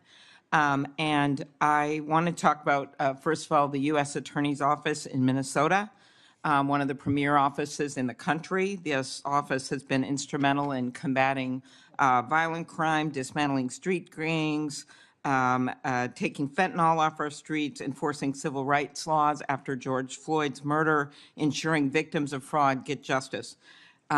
Do you agree that it should be a priority to support U.S. attorneys, frontline prosecutors, and case agents who work hard every single day on our streets? Senator, I think that is one of the most important things in our country right now. And there are so many good men and women within the Justice Department throughout our country, as well as all the law enforcement agencies. Yes, they work very hard and they will be supported. I'm concerned about some of the proposals that could put cuts in the COPS program, burn JAG programs. I know you're familiar with those. Senator Murkowski and I lead the COPS reauthorization bill. Will you commit to continue to support those programs? Senator, I will read everything about those programs because that is a top priority of mine, and I would love to meet with you on that and Senator Murkowski to support law enforcement and those programs. Thank you. Independence from political interference is vital to the legitimacy and success of the Department of Justice. I was honestly troubled by some of the answers to Senator Durbin's questions. We will continue that discussion, I'm sure, on the committee about the election. But I want to focus on the investigation, charging decisions. As a prosecutor, I'm sure you had this experience. I would get calls from people, hey, that's just a kid, give him a break. And I remember one answer I gave was, he's 40 years old, he's not a kid.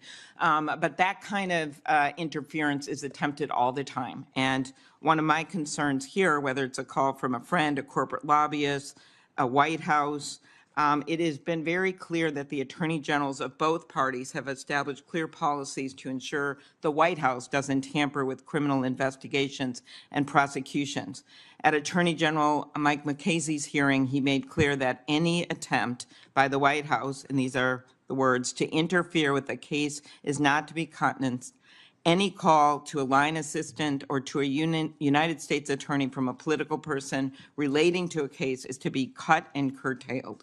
Do you agree with this statement? Senator, yes, I believe that the Justice Department must be independent and must act independently. The number one job is to enforce the law fairly and even-handedly, and that's what will be done if I am confirmed as the Attorney General. So you will provide an assurance to every member of this committee that the Justice Department will only follow the facts and the law, and the White House will play no role in cases investigated or brought? Senator, it will be my job, if confirmed as Attorney General, to make those decisions. Politics will not play a part. I've demonstrated that my entire career as a prosecutor, as Attorney General, and I will continue to do that if you confirm me as the 87th Attorney General of the United States of America. In an earlier question, some of my colleagues talked about China and the risk, yet you have a nominee from this incoming administration, Kash Patel, the pick to head the FBI, have serious concerns about him, has referred to the FBI's Intel Division, which is responsible for protecting us from foreign adversaries like China, as, quote, the biggest problem the FBI has had, and he said that he wants to, quote, break that component out of the FBI. Do you agree? I have not seen those comments from Mr. Patel. I would review them, but we have to do everything we can to protect our country. Again, Mr. Patel would fall under me and the Department of Justice, and I will ensure that all laws are followed, and so will he. Okay. There are many decisions made by the FBI director, having seen a number of them do their work, that can be made. While I agree you would be the boss of Kash Patel, I'm not sure that you would be able to intervene with every decision or position that he had or know what he's doing. So let's continue. Do you agree it is a duty of the Justice Department to defend the laws Congress passes? And will you commit to do even when the president may disagree with an act campaigned against its passage or called for its repeal? President Reagan's AG, William French Smith, said the department policy was the department has the duty to defend an act of Congress whenever a reasonable argument can be made in its support. So I'm specifically referring to the 2022 law that I long led that we passed to empower Medicare to negotiate drug prices, major savings for seniors. Will you commit to defend the law against the lawsuits from Big Pharma? Senator, I was involved in big pharma cases when I was Attorney General of the state of Florida, and I will commit to protect the laws of the United States of America. Okay, thank you. That would also, same question, with the Supreme Court is going to be hearing a challenge to the Affordable Care Act's coverage of preventative services. And despite the fact that you twice joined suits to have the entire Affordable Care Act invalidated, will you commit to defending this law? Yeah, I believe this is very different. It's a very isolated, it's different. It's not the entire Affordable Care Act, but I will, it's pending litigation, of course, within the department. Since the 1990s, the Freedom of Access to Clinic Entrances Act has protected patients, providers, and facilities that provide reproductive health services. Will you commit to continuing to enforce the FACE Act to address violence and threats against those providing reproductive health care services? Senator, the FACE Act not only protects abortion clinics, but it also protects pregnancy centers and people going for counseling. The law should be applied even-handedly. Yes, Senator. So you'll uphold the enforcement of that law? I'll uphold the enforcement of the law, Senator. Okay, and I will ask my antitrust questions in the next round. We had a good discussion about that, and I do appreciate the nominee that has been put in place for the antitrust division, and there's incredibly important work that has to be done in that division. So Gail thank Slater you. is remarkable. Thank you. Thank you. I thank all of my colleagues for abiding by the 7-minute rule. Before I call on Senator Lee, I want everybody to plan on our first break would be about 11:50, and that would be 30 minutes for lunch. Senator Lee. Thank you, Mr. Chairman. Thank you, Ms. Bondi, for being here today. I too share the assessment that Gail Slater is great. Had a great meeting with her yesterday. Just thrilled that you're here and that you're willing to serve. I'd like to talk to you as a longtime lawyer and one who has handled a variety of criminal matters about the Fourth Amendment. What can you tell us about the Fourth Amendment's warrant requirement and why it's so important? Well, the warrant requirement is so important, which I've dealt with that since I was in my 20s as a state prosecutor. A warrant is so important because it protects citizens' rights, and that's why it's so important. And it does that specifically because under the Fourth Amendment, you're required to go to a judge, and you're required to show a judge evidence providing probable cause, and based on that probable cause, you can describe with particularity the things or persons to be searched or seized. And on that basis, the judge may issue or not issue the warrant, but without it, you can't get it. Now, this is time-consuming, no doubt, right? Oh, I've done many of them, yes. It's very time-consuming, Senator. And there's probably not a law enforcement officer anywhere in the world who wouldn't acknowledge that they could save time if they didn't have to go about it. And yet we require it. Why is that so important that we do it? Well, it's so important for the reasons you just laid out. When I said I've done many of them, I've approved them and not approved them as a state prosecutor, because law enforcement, there are checks and balances, and law enforcement must bring these warrants to prosecutors to see if there is sufficient evidence. Then after that's done, they have to take them to a judge to have a judge sign them. So there have to be sufficient checks and balances throughout our system. So even after you as Attorney General, as the chief law enforcement officer and prosecutorial authority in the state of Florida approved it within your office, you still had to go to the judge. And if it was late at night, early in the morning, didn't matter when, you had to find a judge.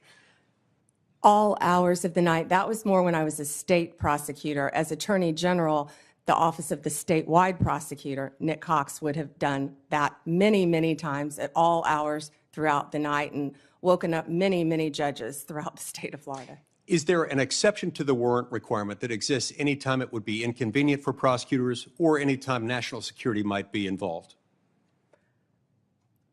I'm not certain about national security, but absolutely no for a state prosecutor. Right. Yeah, there's no exception. There's no catch-all exception that just says this is important or it would be inconvenient for the prosecutor, and with good reason. Right. We've learned through sad experience over many hundreds of years, not only in our own country, but also in that of our mother country, what happens when you don't have this in the loop.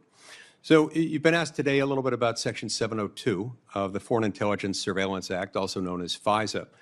There are those who have repeatedly assured members of this committee, including myself, that don't worry. Content of phone calls or electronic communications involving American citizens, sometimes resulting in the quote-unquote incidental collection of American citizens' private conversations. Don't worry, their Fourth Amendment rights are just fine. And yet, when they incidentally collect the communications of American citizens, either because they're perhaps unwittingly talking to somebody who might be an agent of a foreign power and themselves under 702 surveillance, they get onto this big database. And at times, there are those in the government, including the Federal Bureau of Investigation, who have gotten into that database and done so, of course, without a warrant because there currently is no warrant requirement. This has the effect of what we call a de facto backdoor warrantless search. Would you agree with me that that is potentially concerning anytime an American citizen's private conversations are intercepted, stored, whether as an incidental collection or otherwise? They ought not be searched without some kind of probable cause showing. I assume you'd agree with me on that. Yes. Yeah, it's important. Sometimes people will defend that by saying national security is involved, as if that's the beginning and the end of the inquiry. That has never been the case, and I hope and pray it never will be the case, because that's not what the Fourth Amendment says, not what it does, not what it ever can be. So it's my sincere hope that the next time FISA 702 comes up for reauthorization, Congress finally do what it has been avoiding for a long time, which is to ensure that this doesn't happen. We've heard again and again from people who, if you're confirmed to this position, will soon be your predecessors, prior occupants of the position to which you've been nominated and to which Mr. Patel has been nominated. Don't worry, we have good people. Don't worry, we have good systems in place. Don't worry, it's as good as a warrant requirement, the internal approval procedure that we have within our system. And yet we've found out time and time again that this has happened, by some accounts, hundreds of thousands of times.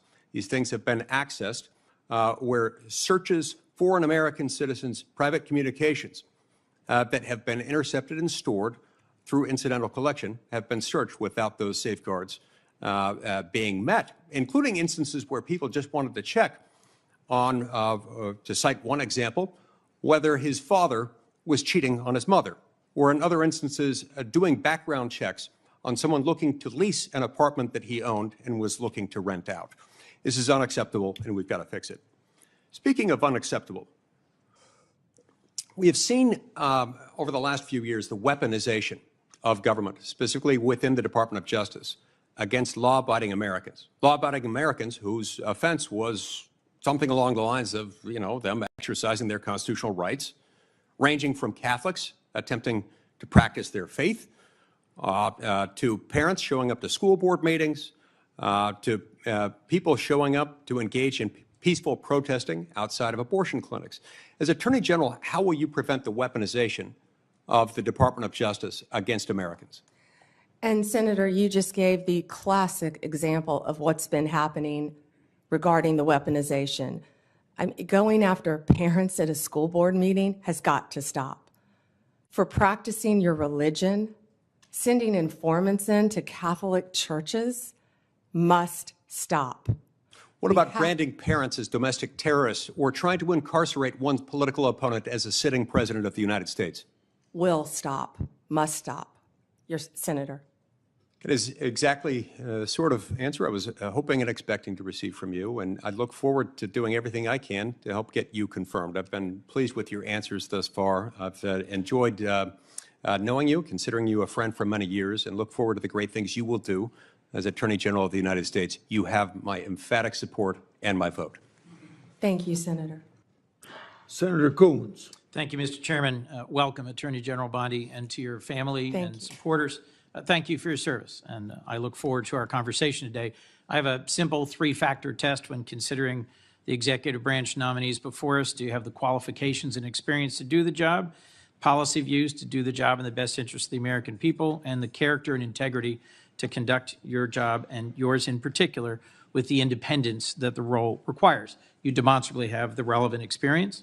I understand we will not see eye to eye on some or even many policies, but we had a constructive conversation last week about our shared interest in fighting the opioid epidemic, countering human trafficking, criminal justice reform, and supporting law enforcement. But I need to know that you share a core value ensuring the Department of Justice remains free from partisan or political influence, in particular by the White House. So I look forward to our discussion about that today. As Attorney General, if confirmed, who would be your client? My oath would be to support and defend the Constitution of the United States of America. The people of America would be my client. Now, it is also my job to advise the president. My client are the people of America. A simple question of constitutional interpretation. Is President-elect Trump eligible to run for another term as president in 2028? No, Senator, not unless they change the Constitution. Thank you. One of the concerns I've raised with you is safeguarding the Department of Justice's independence in the face of some promises on the campaign trail by then candidate Trump that he would use the department to target his political adversaries, or that he might interfere with prosecution. What would you do if your career DOJ prosecutors came to you with a case to prosecute, grounded in the facts and law, but the White House directs you to drop the case? Senator, if I thought that would happen, I would not be sitting here today. That will not happen, will not happen. Every case will be prosecuted based on the facts and the law that is applied in good faith, period. Politics have got to be taken out of the system. I agree with you. This department has been weaponized for years and years and years, But let and me, it has if to I stop. might, thank you. Let me, if I might, Madam Attorney General, refer you back to Senator Durbin's opening comments about previous attorneys general, our former colleague, Jeff Sessions, Bill Barr. I don't think it's credible to say that it may never happen that the president-elect would direct an unethical or illegal act. I think both of those attorneys general found themselves crosswise with the then president by doing things he didn't welcome or approve of. Just answer the question for me, if you would. I know you may not expect it. I know you wouldn't have accepted this nomination if you thought it possible. But let's imagine that once again, President-elect Trump issues a directive or order to you or to the FBI director that is outside the boundaries of ethics or law. What will you do? Senator, I will never speak on a hypothetical, especially one saying that the president was the Constitution and the United States of America. And the most important oath, part of that oath that I will take, are the last four words, so help me God. Given the importance of that oath, I hope you can understand the importance of repeated questions from some of us about the importance of having independence in the Department of Justice. It has a long tradition of independent special prosecutors, especially to handle high-profile or often political cases. If you got credible evidence of a criminal violation by a White House official, including even the president, would you bring in a special prosecutor? Senator, that's a hypothetical. I can tell you what I do know is special prosecutors have been abused in the past on both sides. We have seen that for many, many years. They have cost the taxpayers countless dollars, countless. And I will look at each situation on a case-by-case basis and consult the appropriate career ethics officials within the department to make that decision. Attorney General, do you think special counsels need to be confirmed by the Senate? I will follow the law and I will consult with the appropriate ethics officials regarding the law. Right now, they do not need to be Senate confirmed, of course. But you did sign an 11th Circuit brief arguing that they should be. I will follow the law, Senator. That's why I said that. Understood, but I was just getting to the clarity about the difference between a Absolutely. position you've advocated and what the current law is. Thank you for that. Look, bluntly, to me, refusing to answer a hypothetical when there is clear and concrete previous history raises some concerns for me. I think Chris Wray has done an outstanding job as FBI director at avoiding political pressure. And although he was chosen by President Trump, he's being driven out so that he can be replaced. My perception, I've not yet met with Mr. Patel, by a loyalist who has publicly said he will do what the president asks him. Given that Attorney General Barr was asked to go find evidence of election interference and improprieties, went and looked for the evidence and said, I can't find any, and was then dismissed. I'm just going to ask you one last time. Can you clarify for me that in following ethics and the law, you'd be willing to resign if ordered to do something improper? Senator, I wouldn't work at a law firm. I wouldn't be a prosecutor. I wouldn't be attorney general. If anyone asked me to do something improper and I felt I had to carry that out, of course I would not do that. That's one of the main things you learn when you're a young prosecutor, is to do the right thing. And I believe that has continued with me throughout my very long career. As we discussed, protecting American invention and innovation, American intellectual property, is a real concern of mine and of several others on this committee. I look forward to talking with you about that pressing concern. But the most important question I had for you today is whether you will be willing and able to stand up to politicization and interference in the Department of Justice. And I look forward to further clarification from you about the specifics of that. Thank you, Mr. Chairman. Thank you. Thank you. Senator. Senator Cruz would be next, but he's not here, so I call on Senator Kennedy. Thank you, Mr. Chairman. Ms. Bondi, welcome. Congratulations. Can we agree that legitimacy is important to America's criminal justice system? Yes, Senator. Can we agree that legitimacy is important to the Department of Justice, which in part administers our criminal justice system? Yes, Senator. And if Americans come to believe that our criminal justice system or our Department of Justice is acting illegitimately, that makes Americans less likely to accept the results of that system, does it not? Yes, Senator.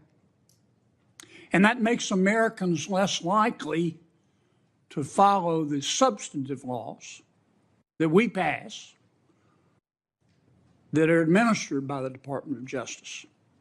Isn't that true? Yes, Senator. And if that happens, we have chaos, don't we? Chaos.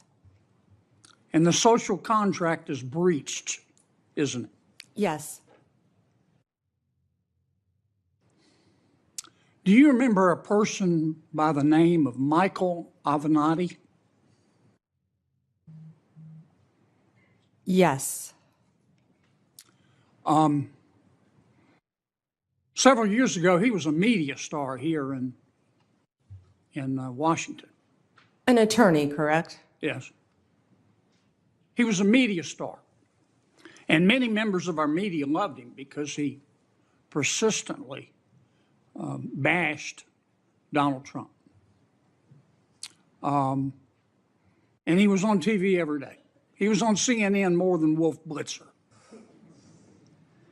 Do you know where Mr. Avenatti is today? I believe he's sitting in prison, Senator. He's in jail because he was a crook. And the Department of Justice helped put him there, didn't it? Yes, Senator. Do you remember a gentleman by the name of Sam Bankman-Fried? Yes, Senator. Boy genius. So smart and so powerful that he thought he could command the tides.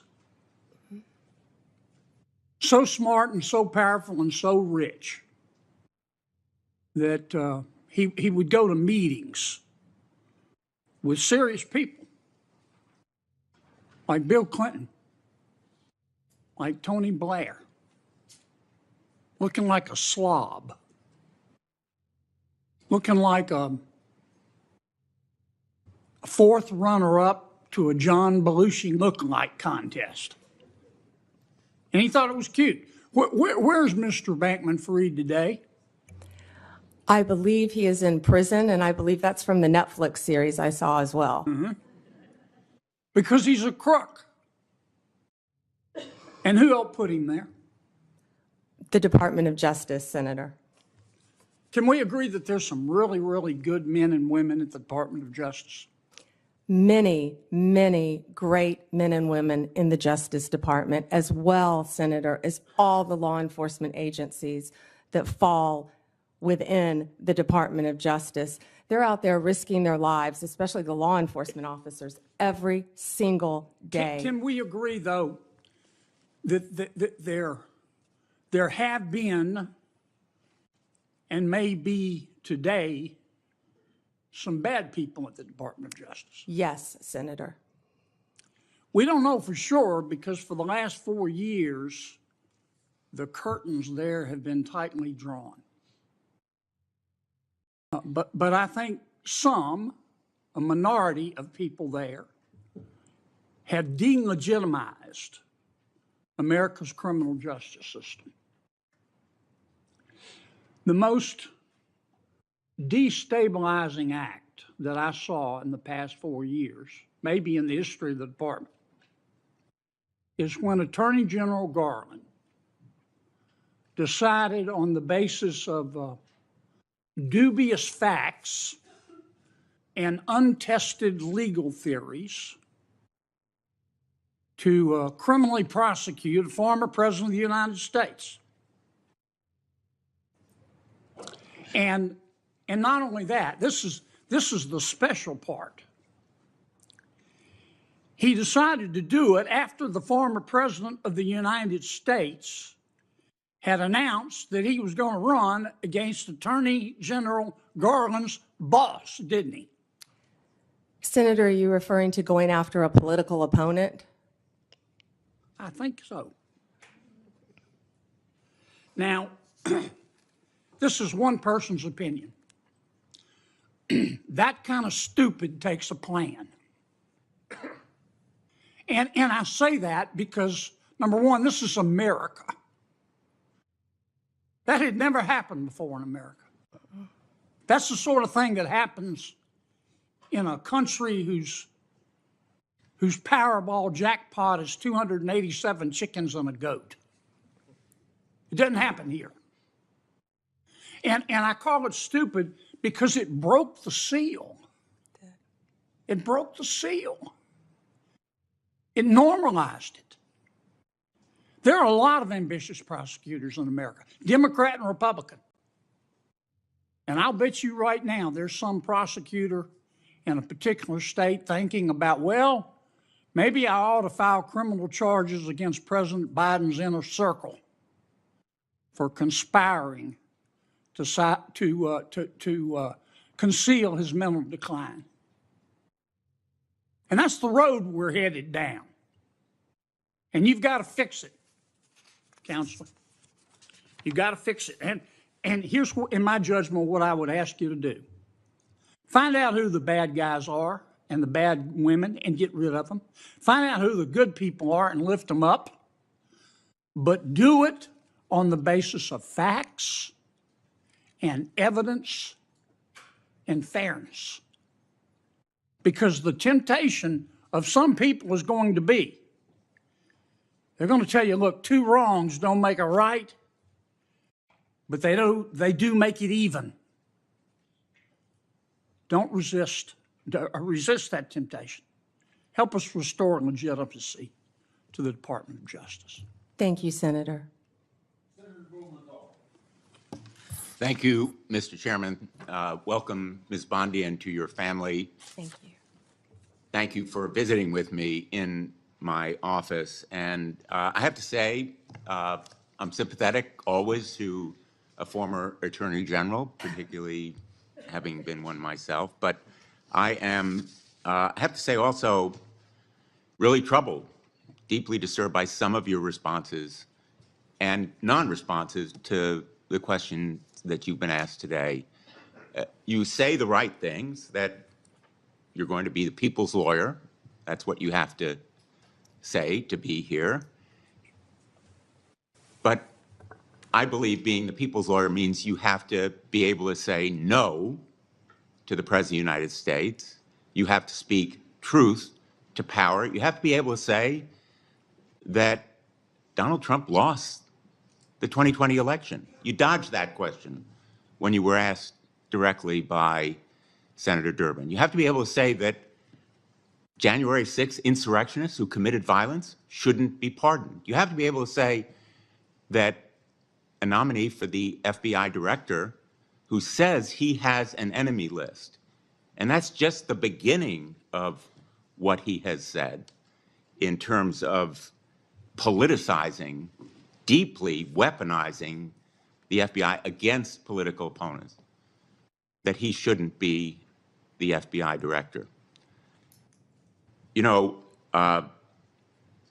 we have some history here with your predecessors, Barr, Sessions, and others, who perhaps sincerely, when they sat where you are now, said that they would say no, but they were working with a president that expected them to be his Roy Cohn, his personal attorney.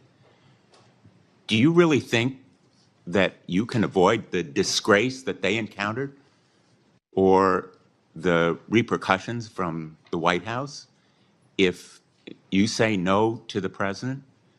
And so my question to you is, can you say no to the President of the United States when he asks you to do something unethical or illegal? Senator, first, I need to clarify something that you said, that I have to sit up here and say these things. No, I don't. I sit up here and speak the truth. I'm not going to sit up here and say anything that I need to say to get confirmed by this body. I don't have to say anything. I will answer the questions to the best of my ability and honestly. Let me ask you,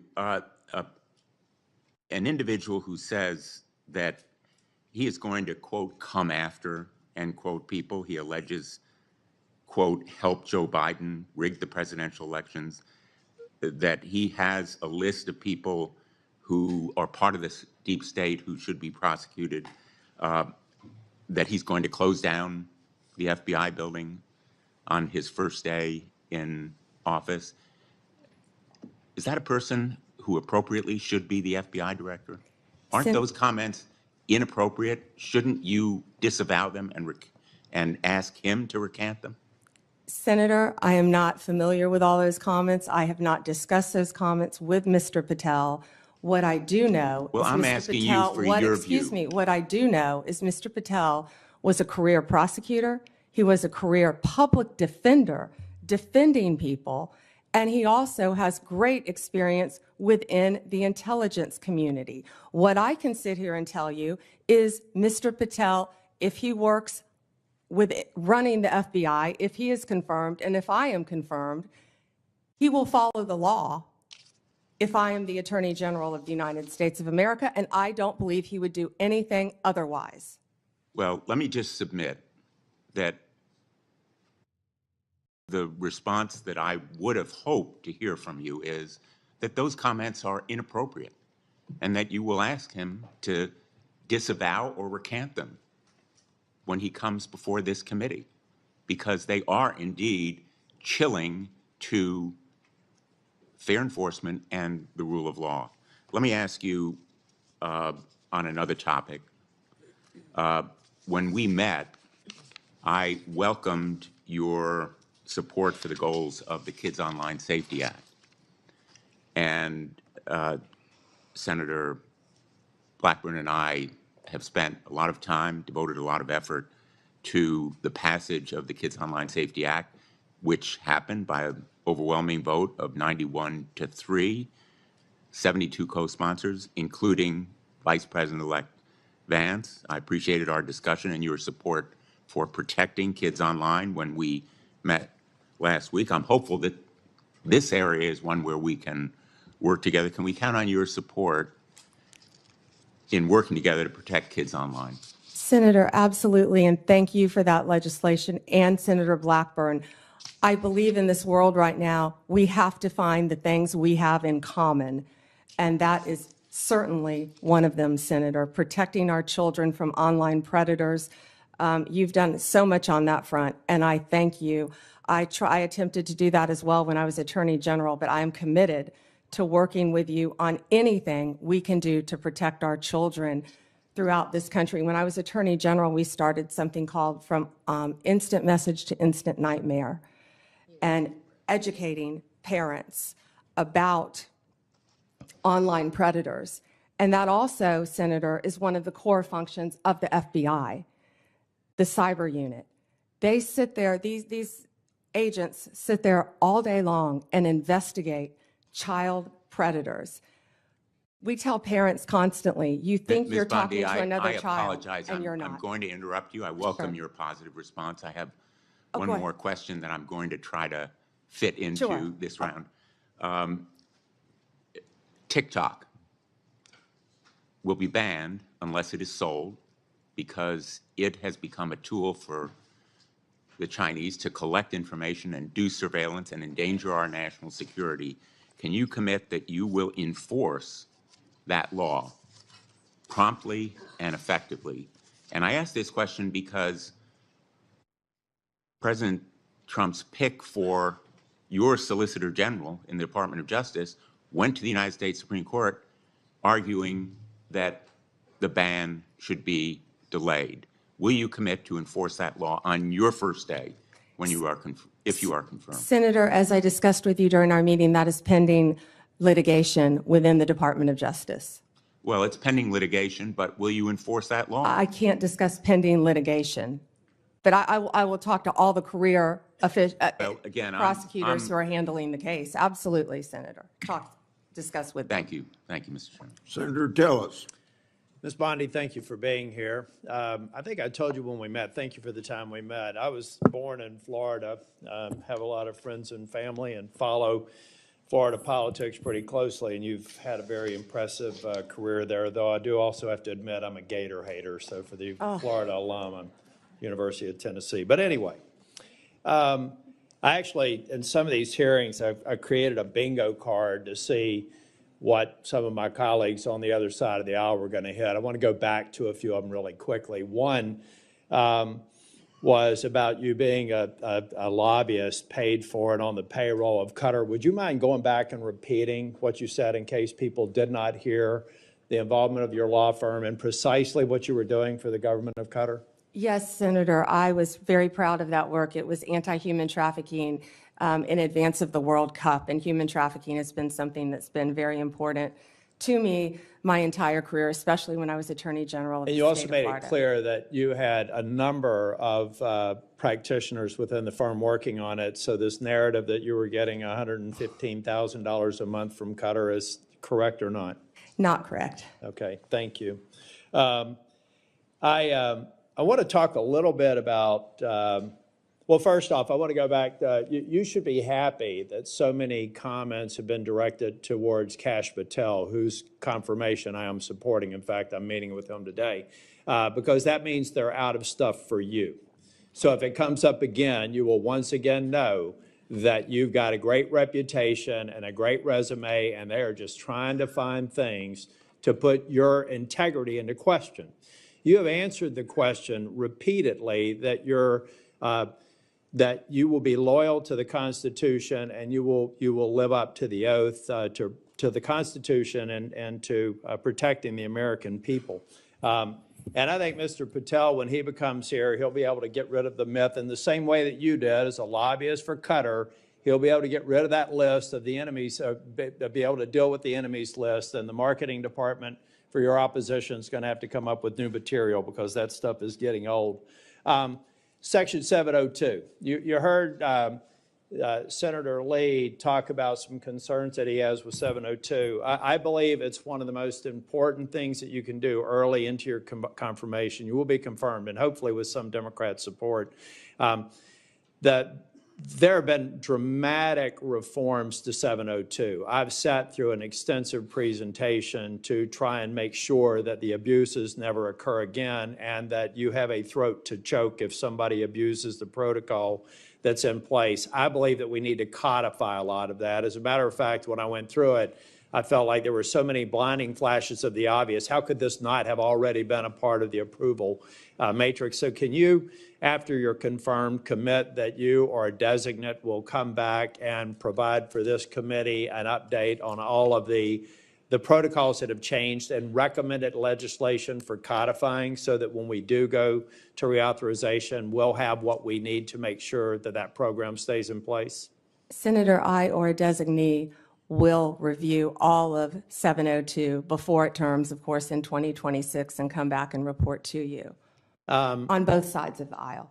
Thank you. You have a great perspective with your time in the state and working with the Department of Justice. Give me an idea of things that we need to do better in terms of, and I'm talking primarily in the law enforcement role. I think many people don't understand the joint task forces, the law enforcement efforts that are going every single day in every one of our states. What an incredible job they do. So can you give me some sense of things that you would look at to say maybe we could do it better from your perspective of having been a prosecutor in Florida? Yes, thank you. Thank you, Senator. Yeah, having been a career prosecutor, I think I have a unique perspective because I was a state prosecutor, of course, prior to becoming Attorney General. So I worked on a daily basis with local law enforcement and state and federal, not daily with federal, but I worked consistently with state, local, and federal. Then when I was Attorney General, I worked with all three as well. I feel like we have to have better coordination among all our agencies, especially given all the terrorism issues that we've discussed earlier in this hearing. We have to wrap in and communicate better with our local and state law enforcement officers throughout this country. There are so many great men and women in law enforcement, and we have to, I don't know exactly how yet, but we have to figure out a better way to work together with the federal authorities. Thank you. And I'm going to do a second round as well, but I think I also checked the bingo card for election denier. There were some people, that seemed to suggest that you were denying the election. I think that you said that President Biden is our president. President Biden is the President of the United States of America, and President Trump will be the 47th president. But I think you made a point that or at least I inferred from a comment that you made, a very important point. Folks, there are election improprieties in every election. The question is a matter of scale and whether or not you can prove it. We've seen it in North Carolina and seen it in other places. It's one of the reasons why I support voter ID, because we want to make elections easy to vote and hard to cheat. But the fact of the matter is people are cheating. So if anybody on this dais suggests that there aren't irregularities in every election, then they need to spend more time at home and really studying the facts. I don't think, though, that you've said that Biden is an illegitimate president. In fact, I think you said just the opposite. He is the president of the United States, and President Trump will be the next president, right? Yes. Okay. Last thing before the second round, January 6th. A lot of people are going to say you're going to have a rubber stamp for letting people have pardons or recommending a pardon for people who did violence to law enforcement. I'm not going to ask you a hypothetical because I want you to be consistent in not answering them. But I have to believe, as a member, I was the last member out of the Senate on January the 6th. I walked past a lot of law enforcement officers, who were injured. I find it hard to believe that the President of the United States or you would look at facts that were used to convict the violent people on January the 6th and say it was just an intemperate moment. I don't even expect you to respond to that, but I think it's an absurd and unfair hypothetical here, and you probably haven't heard the last of it. Thank you, Mr. Chair.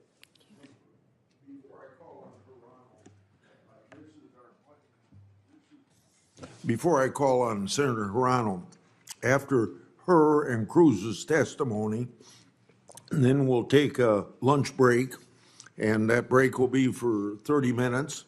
And I can't control when my senators come back, but I expect you to be back after 30 minutes, and I'll be here. Yes, Chairman. And then I may leave the meeting to open the Senate, so whoever's on our side is acting chairman during that period of time. Senator Hirano. Thank you, Mr. Chairman. As part of my responsibility to ensure the fitness of all nominees, I ask the following two initial questions. First, since you became a legal adult, have you ever made unwanted requests for sexual favors or committed any verbal or physical harassment or assault of a sexual nature? No, Senator. Have you ever faced discipline or entered into a settlement relating to this kind of conduct? No, Senator. Ms. Bondi, I am focused on two things in my evaluation of President-elect Trump's nominees. The first is whether the nominee is qualified and experienced enough to do the job. The second is a fitness to serve, which includes putting loyalty to the Constitution over loyalty to the president. Unfortunately, in my view, many of President-elect Trump's nominees are lacking in at least one of these two requirements. Ms. Bondi, your experience as a prosecutor is the kind of thing we would expect to see in a nominee for Attorney General, but I do have questions and concerns about potential conflicts of interest, about whether you will keep DOJ's law enforcement responsibilities independent of the president's political whims, and about whether you will let facts and evidence guide your decisions. So let's start with the importance of facts, which you say is important. Ms. Bondi, we want an Attorney General who bases decisions on facts. So I want to ask you a factual question. Who won the 2020 presidential election? Joe Biden is the President of the United States. Ms. Bondi, you know that there is a difference between acknowledging it and, I can say that Donald Trump won the 2024 election. I may not like it, but I can say it. You cannot say who won the 2020 presidential election.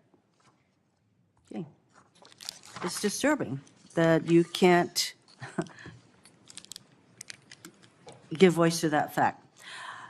Moving on to DOJ's independence from politics. Ms. Bondi, if you are confirmed as Attorney General, you will take an oath to the Constitution and not to any individual, including the President. To start, I'd like to know whether you agree with some of the statements President-elect Trump made during the election, during the campaign. First, are the felons convicted of breaking into the Capitol on January 6th hostages or patriots, quoting Trump, as President-elect Trump has said repeatedly? Do you agree with his characterization of the felons that I referred to? I am not familiar with that statement, Senator. I just familiarized you with that statement. Do you agree with that statement? I'm not familiar with it, Senator. No answer. He has also said illegal immigration is poisoning the blood of our nation. He said that in December 2023. Do you agree with that statement? Senator, I am not familiar with that statement, but what I can tell you is I went to the border a few months ago. I went to Yuma, Arizona, and what I saw at that border was horrific, Senator. It was horrific. Ms. Bondi, I went to a rape crisis center. That is If I could not my finish, question. I went to a rape crisis center. Well, I'm not familiar with the statement, but I went to a rape crisis center. I met with Border Patrol agents. I'm sure you've been to the border Bondi, as well, so I you want to could get answer to my that. next question. So I believe that you responded to a question from Senator Whitehouse, and let me get your response again. You said that the White House, if I'm putting words in your mouth, correct me. You said that the White House will play no role in investigative or charging decisions in the DOJ. Is that correct?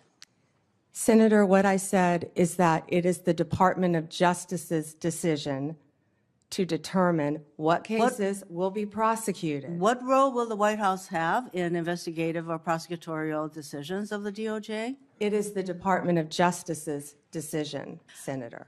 So that sounds to me that you're saying that the White House will not have any kind of role. Meanwhile, though, you have an incoming president who said, I have the absolute right to do what I want to do with the Justice Department. And in fact, President-elect Trump considers the DOJ to be his law firm. I ask you this. If President-elect Trump asks, suggests, or hints that you as Attorney General should investigate one of his proceedings would you do so? Had you met with gotten to know Now, me,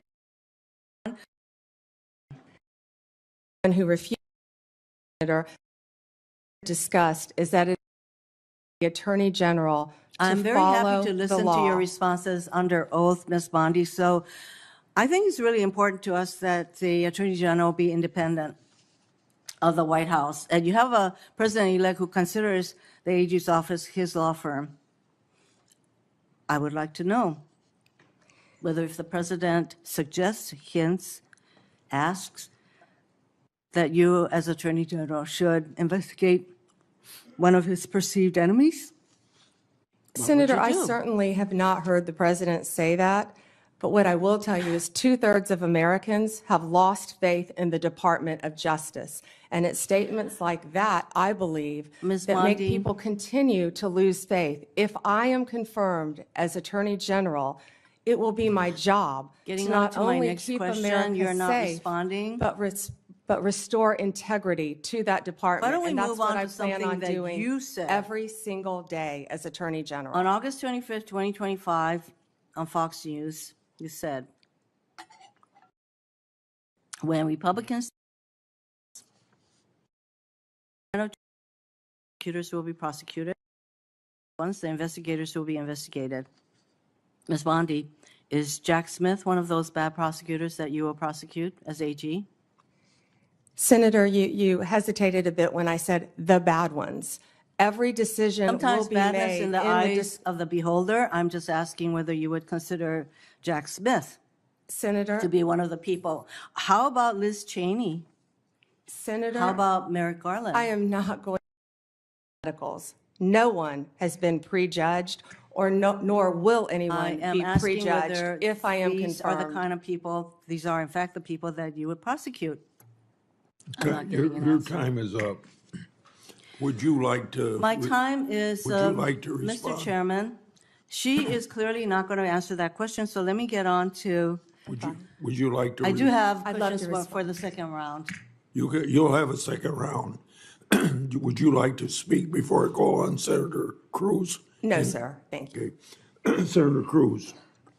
Thank you, Mr. Chairman. General Bondi, welcome. Thank you for Thank you. your long career in public service, and thank you for your willingness to take on this incredibly important office. You know, I have to say, I don't know that there is a more important position in this new administration than the position to which you have been nominated, Attorney General of the United States. I thought the exchange just a moment ago with Senator Hirono was illustrative. She asked you how you would respond if the president asked you to target his political enemies. It's rather striking because it's not a hypothetical. It has happened over the last 4 years. And I think perhaps the most tragic legacy of the Biden-Harris administration has been the politicization and the weaponization of the United States Department of Justice.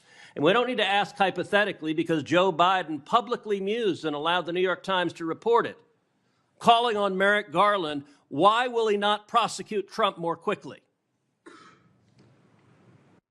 And Merrick Garland, sadly, he sat in that chair and promised to be apolitical, and he broke that promise almost the instant he walked into the Department of Justice. If you look on the west pediment of the Supreme Court of the United States, just above the entrance, there's a simple yet profound four-word phrase, equal justice under law.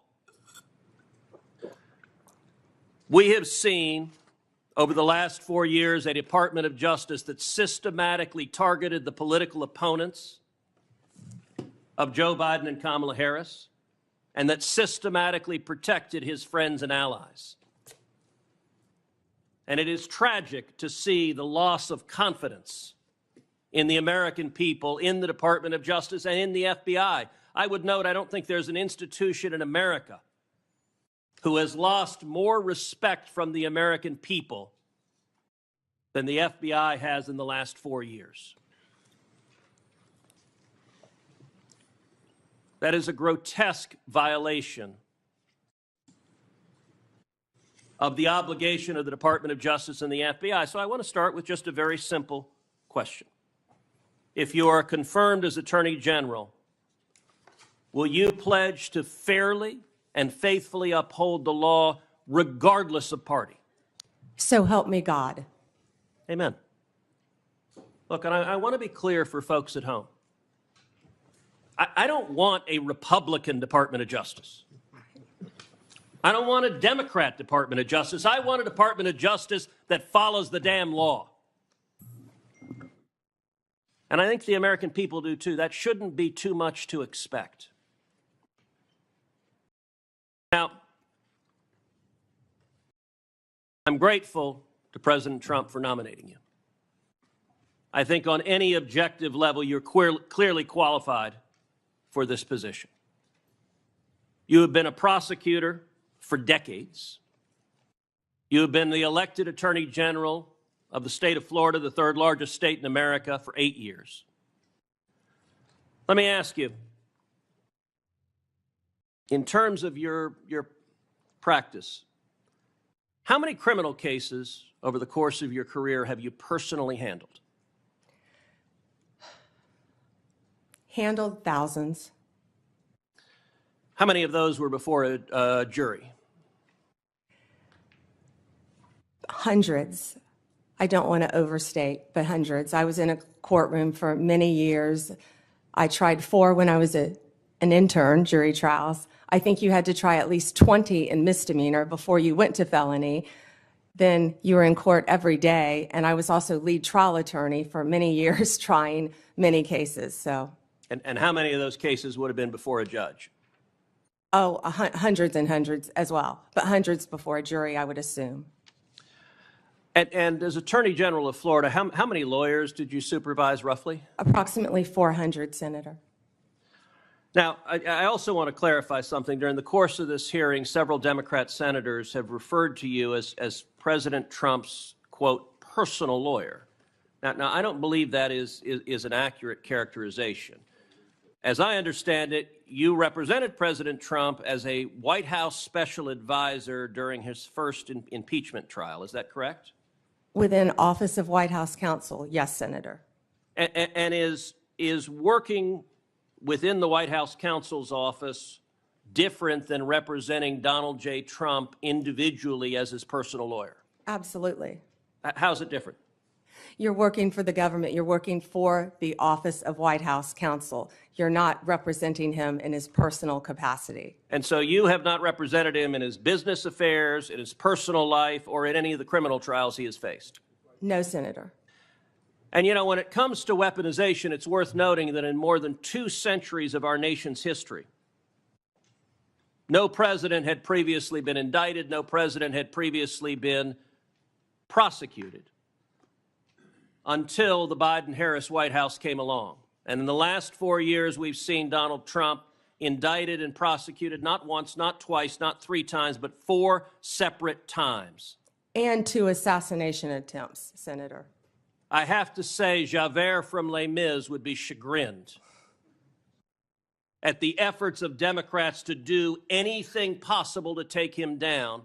And I believe the real target in this was not President Trump, but it was the American people, that these prosecutions were brought because partisan prosecutors were terrified that the American people would do exactly what they did in November of 2024 and vote to reelect Donald J. Trump. By 77.3%. Million Americans, 77.3 million Americans. Will you commit every day as Attorney General to follow the law, to follow the Constitution, to uphold the rule of law without favor and without regard to the partisan position of any criminal defendant? Yes, Senator. That's what we should all expect from an Attorney General. Thank you. We'll now recess for 30-minute lunch break. That means we'll be back at 12:25. And when we resume, Senator Booker will be recognized to ask his questions.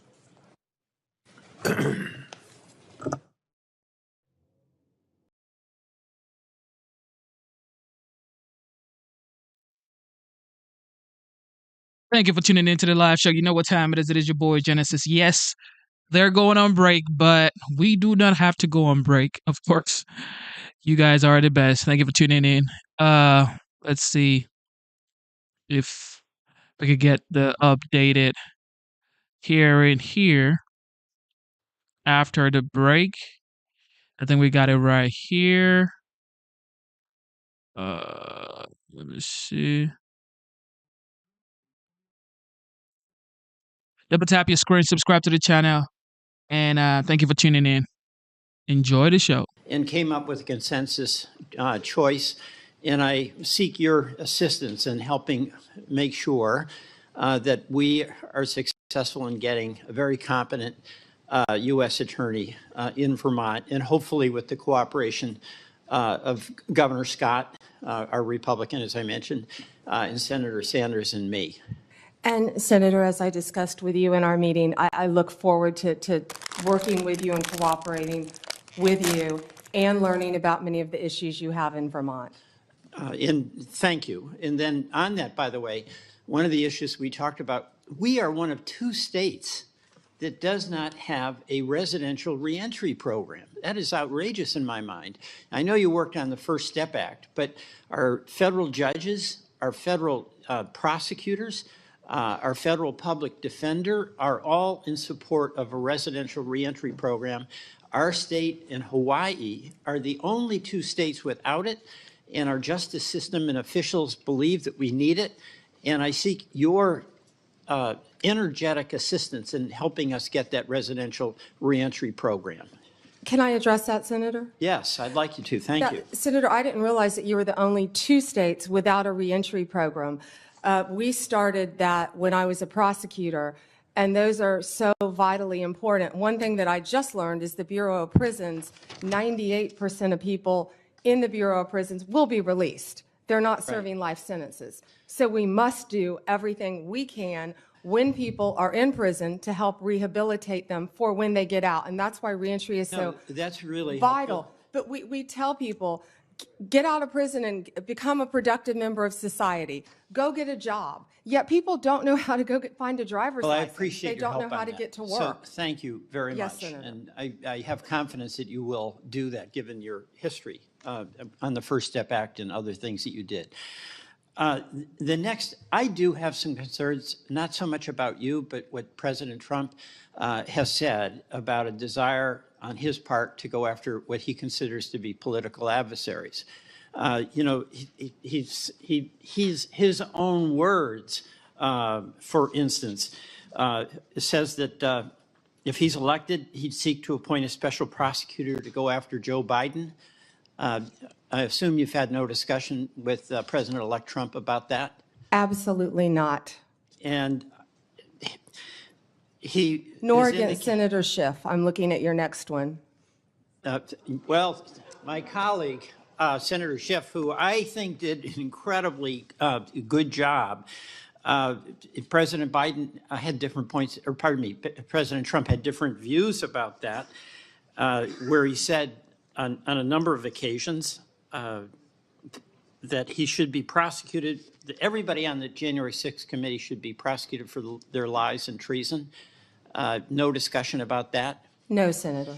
And Liz Cheney also, he's said that she should be prosecuted for lies and treason as well. We have had no discussions about Liz Cheney. All right. And you've satisfied me that this is not an agenda you have.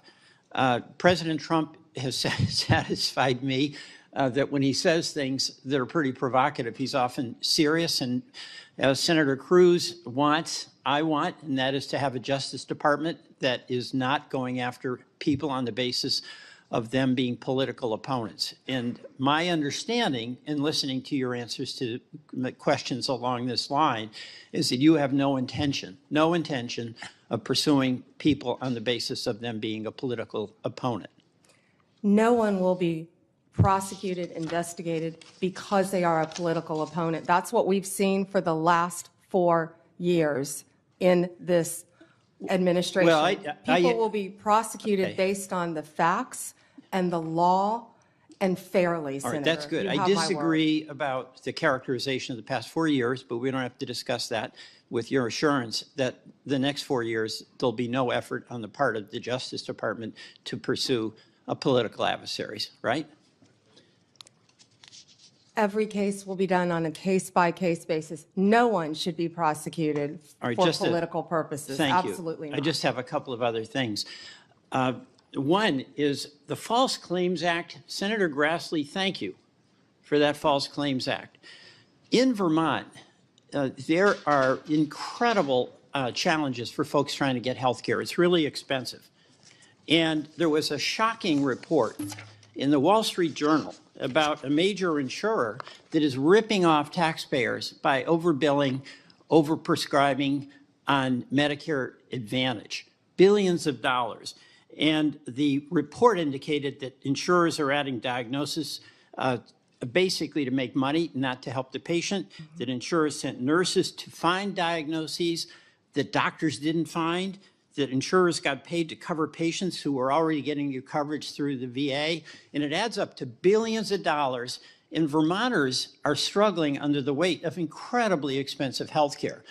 The False Claims Act, Senator Grassley authored, is an area where the Attorney General can protect consumers against ripoffs. I'm not asking you to comment on this particular Wall Street report, but I want your assurance that in addition to fighting crime, and we're all for you doing that, you're going to be there protecting consumers and taxpayers from ripoffs.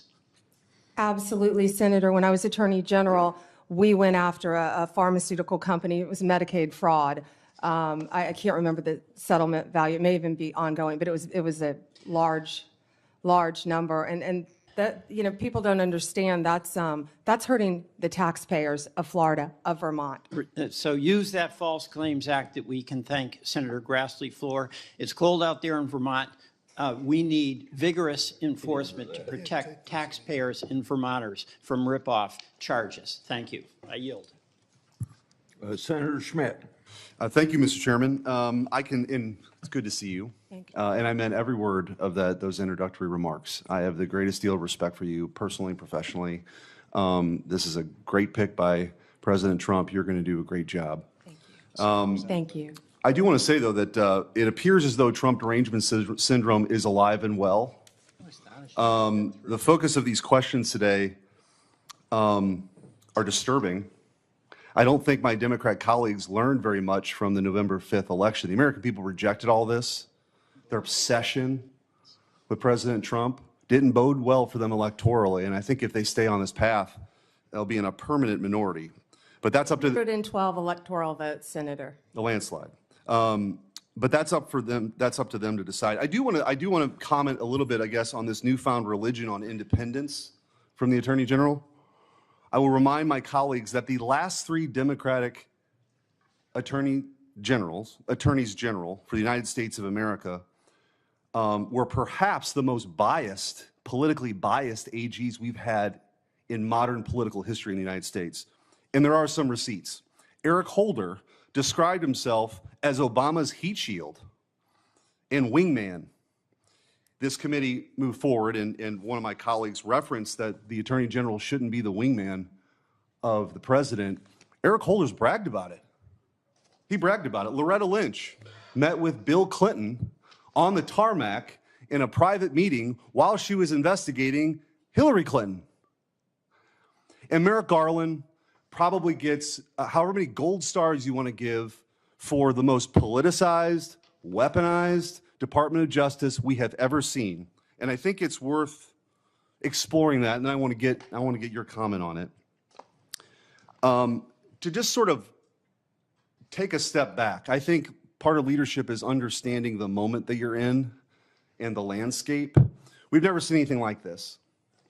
And there is a story to be told. The arc of this story begins when Joe Biden gave a speech demonizing half the country, calling them threats to the republic, threats to democracy, these MAGA Republicans, and I'm going to do everything I can to make sure President Trump ever gets back into the White House. Miraculously, these zombie cases are resurrected.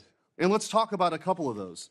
You've got, of course, Jack Smith, the overzealous and disgraced special prosecutor who time and time again has been slapped down by courts for overcharging and taking an overtly political position. He, by the way, in his postmortem this week, even acknowledged that it was unusual for him to be tasked with going after the political opponent of the President of the United States. It didn't stop him, though. The Supreme Court did, thankfully.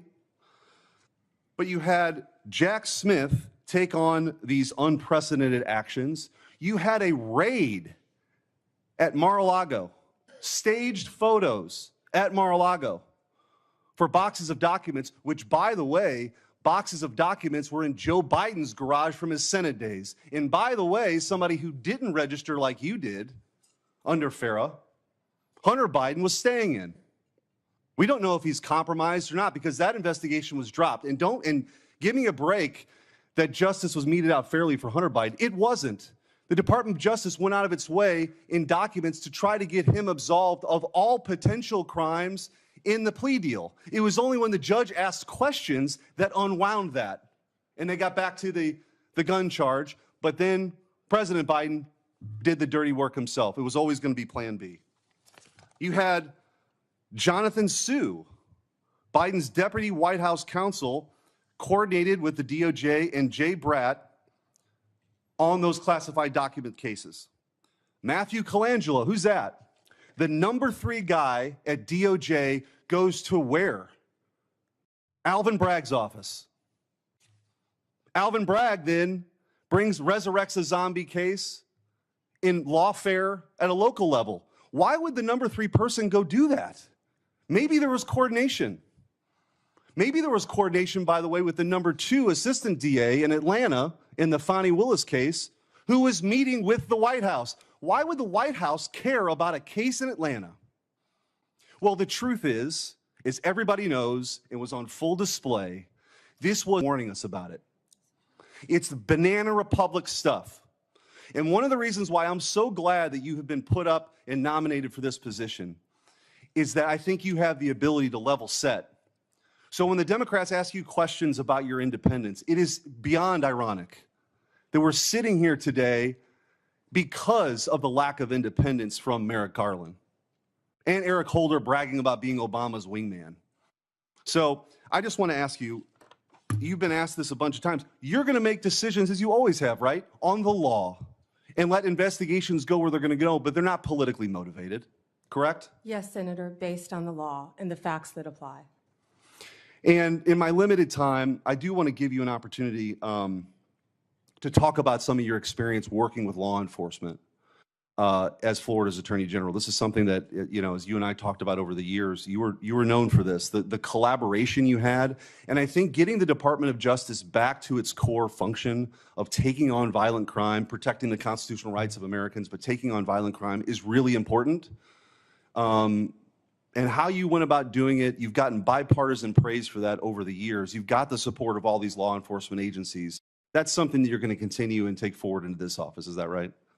Yes, Senator. Thank you so much. And I feel that my experience with that goes back to when I was a state prosecutor with state and local, our sheriffs, our police departments, our police chiefs, and then as Attorney General on a statewide basis. And now, if I'm confirmed, all of our federal law enforcement agencies, I would be very proud to supervise those. I'll just close with this, Mr. Chairman.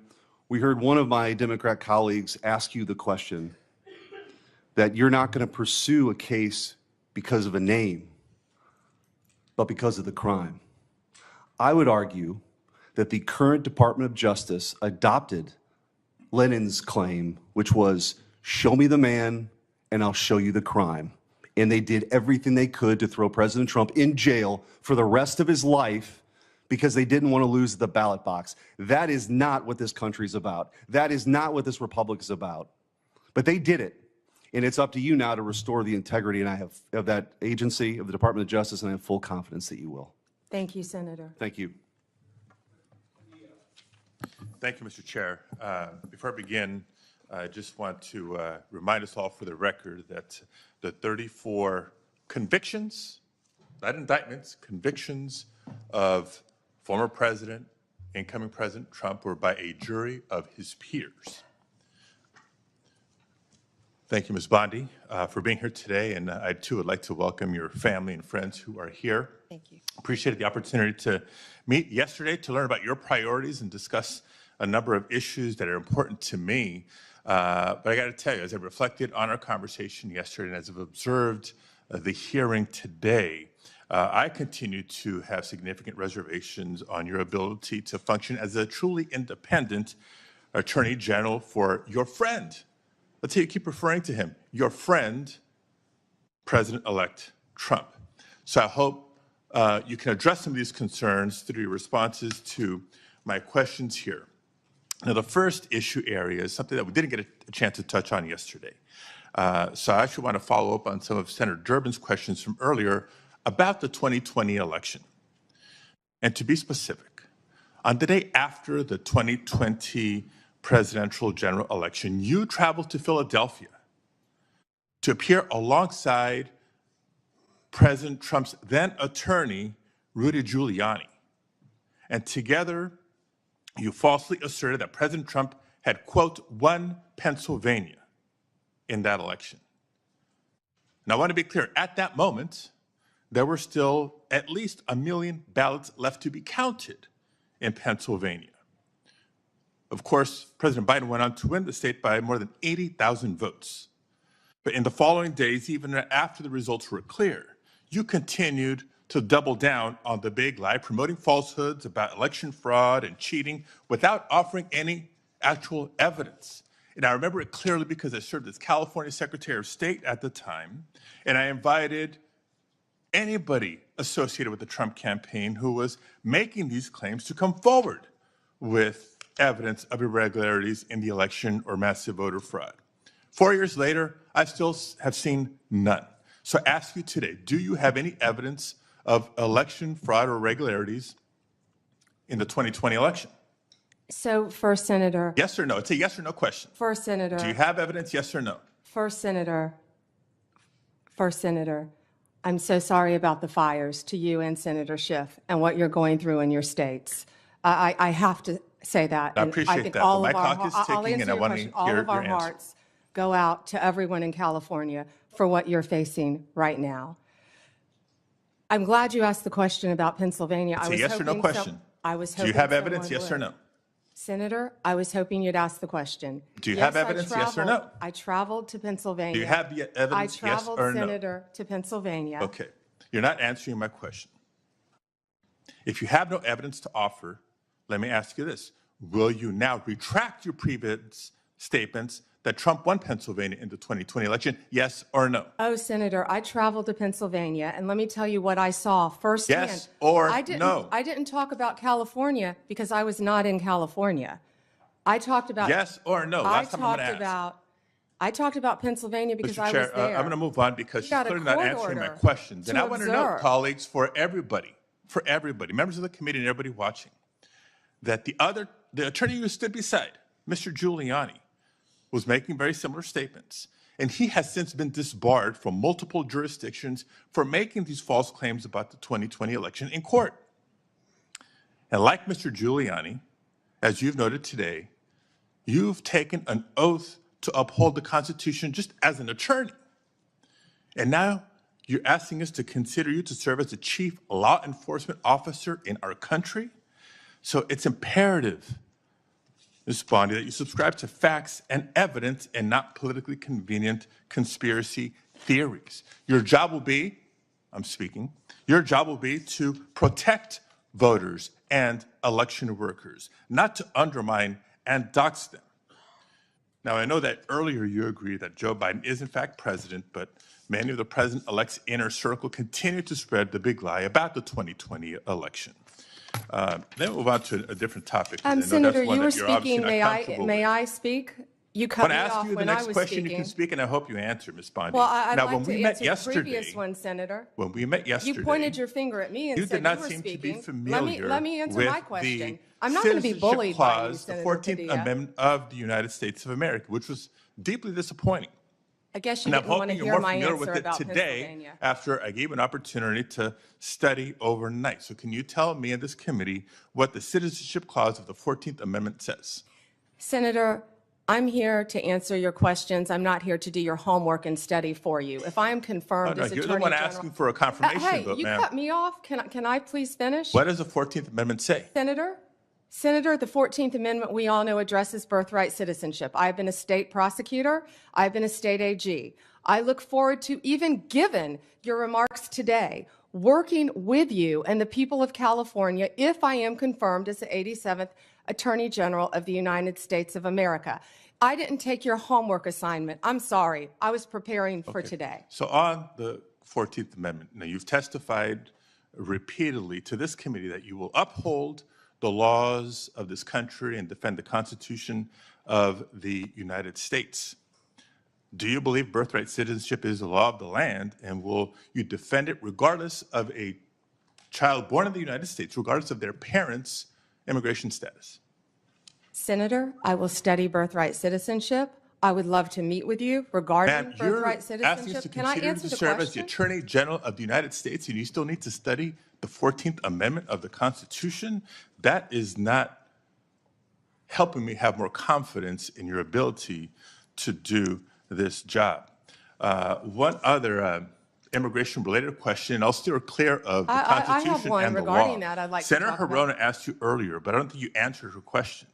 Can you please tell us, do you agree with the statement that immigrants are, quote, poisoning the blood of our country, yes or no? I did not say that. I did not say that you said that. I'm asking if you agree with it, yes or no? I did not say that. Do you agree with it, yes or Senator, no?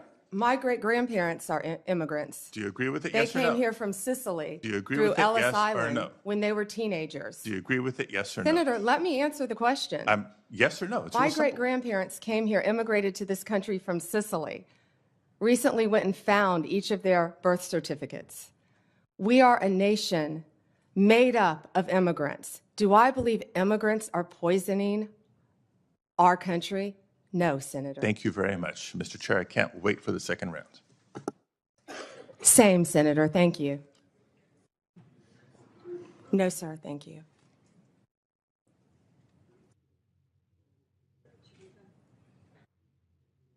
That was hot. Suggestions about unfair statements about the 2020 election.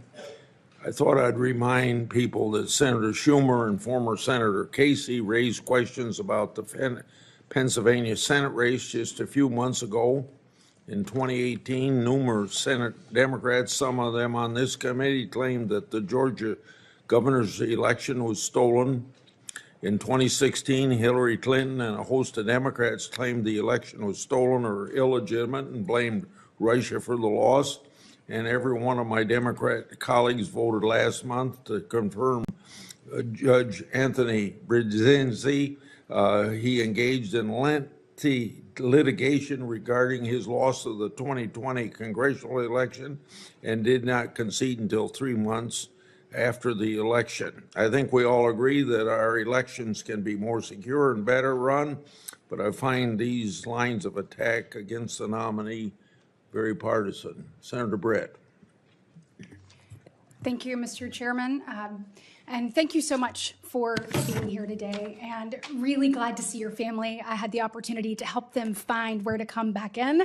Thank you, Senator. They are all so excited, and rightfully so, and so proud of who you are and the work that you've done. And speaking of, I think it is absolutely, completely ridiculous that anyone on the other side of the aisle would ever say that you are anything but immensely qualified for this job.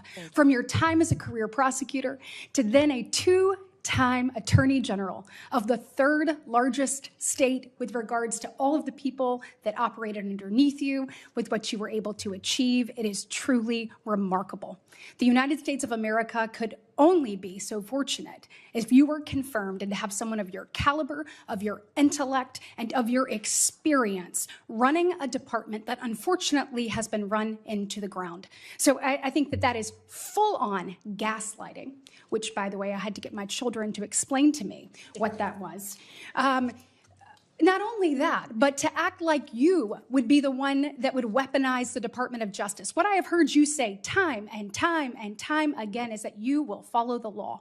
And this is coming from a side of the aisle that has allowed the Biden administration, by saying nothing, they've allowed them to go after parents, who are at school board meetings, who want nothing more than their children to be taught and not indoctrinated.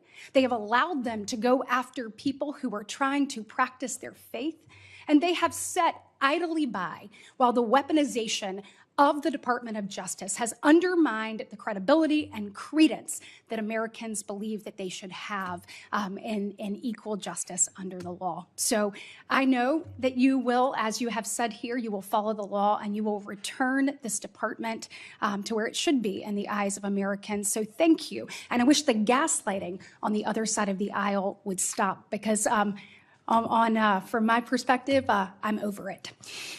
And I believe that's exactly what the American people have said too. And speaking of, my distinguished colleague, who I have a great deal of respect from on the other side of the aisle, just said, tried to make you answer a question about immigrants and, quote, poisoning the blood of America, when actually the previous question by our colleague from Hawaii was illegal immigration. We are a nation of immigrants, but we are also a nation of laws. And the lawlessness under the Biden-Harris administration has made every single state in this nation a border state. I am so thrilled about what you've done when it comes to opioid use and human trafficking, and I look forward to you instituting that at the Department of Justice. Your credentials speak for themselves. When opioid and fentanyl overdoses are the leading cause of death between the ages of 18 and 45 in this nation, we need someone who takes it serious. You not only take that serious, you have a track record of proving to the American people you've done it for the people of Florida, and I look forward to what that means to the families that I have met. You talked about the families you met across Florida that showed you pictures of their loved ones that they lost, their brother, their sister, their cousin, their friend, their mother.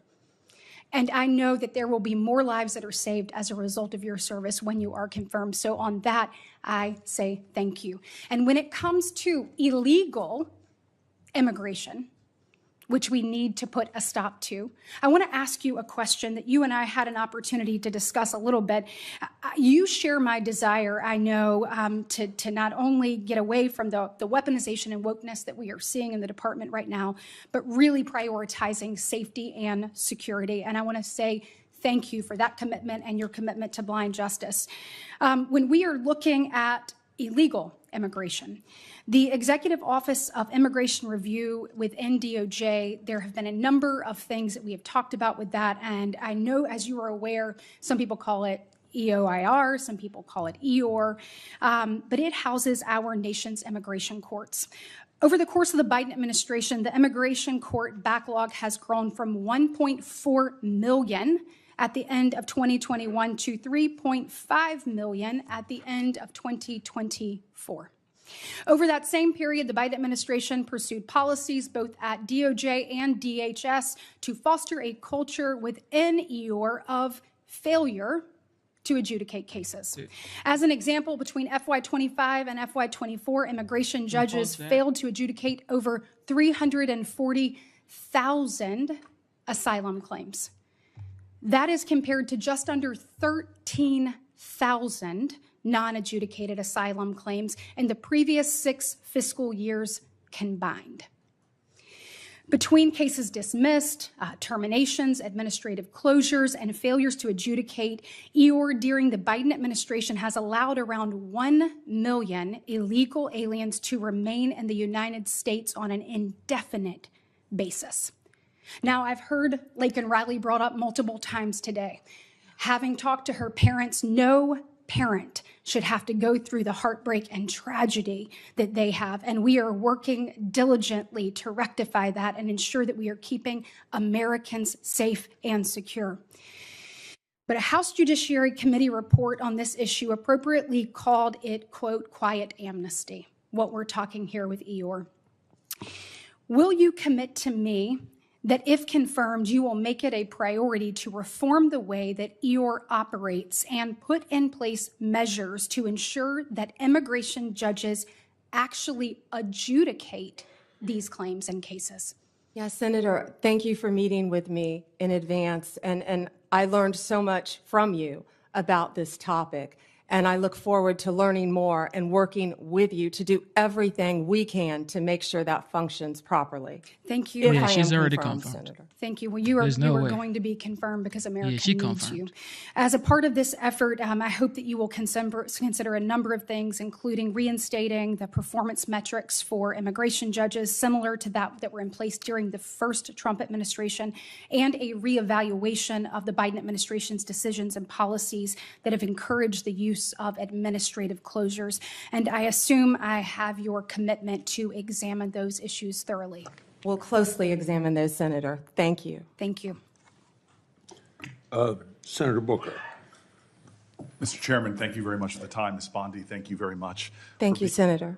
And thank you for being willing to meet with me in my office. I really value that time that we had together. If there's anything that's been demonstrated in this hearing thus far, is there is a serious crisis of faith in our judicial system in America.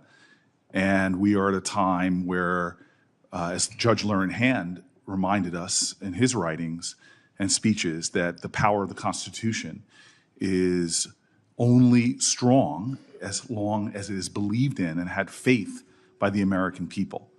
And that faith is shaken by so much of the political tumult.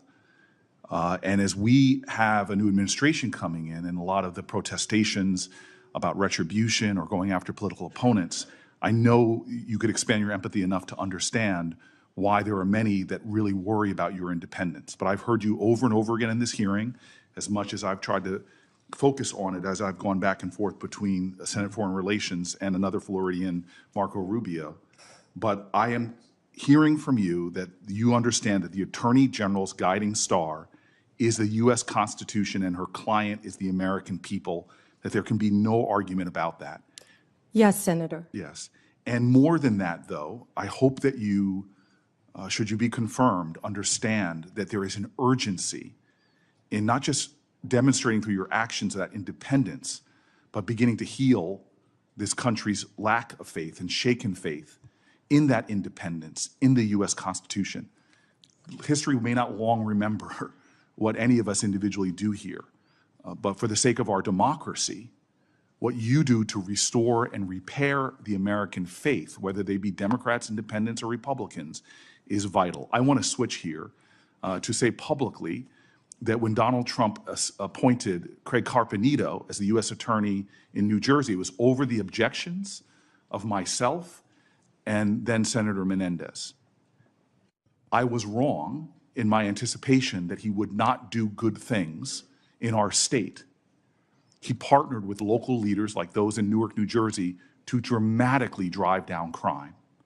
He was good for the safety of the city in which I live and the one that I led. Part of his strategy was to focus his resources on the most violent criminals. But that also meant that he used something that you know of called prosecutorial discretion. His strategies aligned with that of local leaders and was able to create historic drops in our murder rate. You know, through your experience, and you're intimately familiar, that enforcement decisions prosecutors must make every day, which charge to bring, which plea deal to offer, or what sentencing recommendation it makes, it's very important that local prosecutors understand that. Given this enormous discretion our legal system gives them, that they are best determined to make decisions about public safety. I'm very concerned that many people are starting to call for a time in our country where the Department of Justice should prosecute state and local prosecutors who exercise that prosecutorial discretion. As Attorney General, will you commit to respecting the autonomy of state and local prosecutors? Senator, we have to work together with state and local prosecutors. That's what I did my entire career.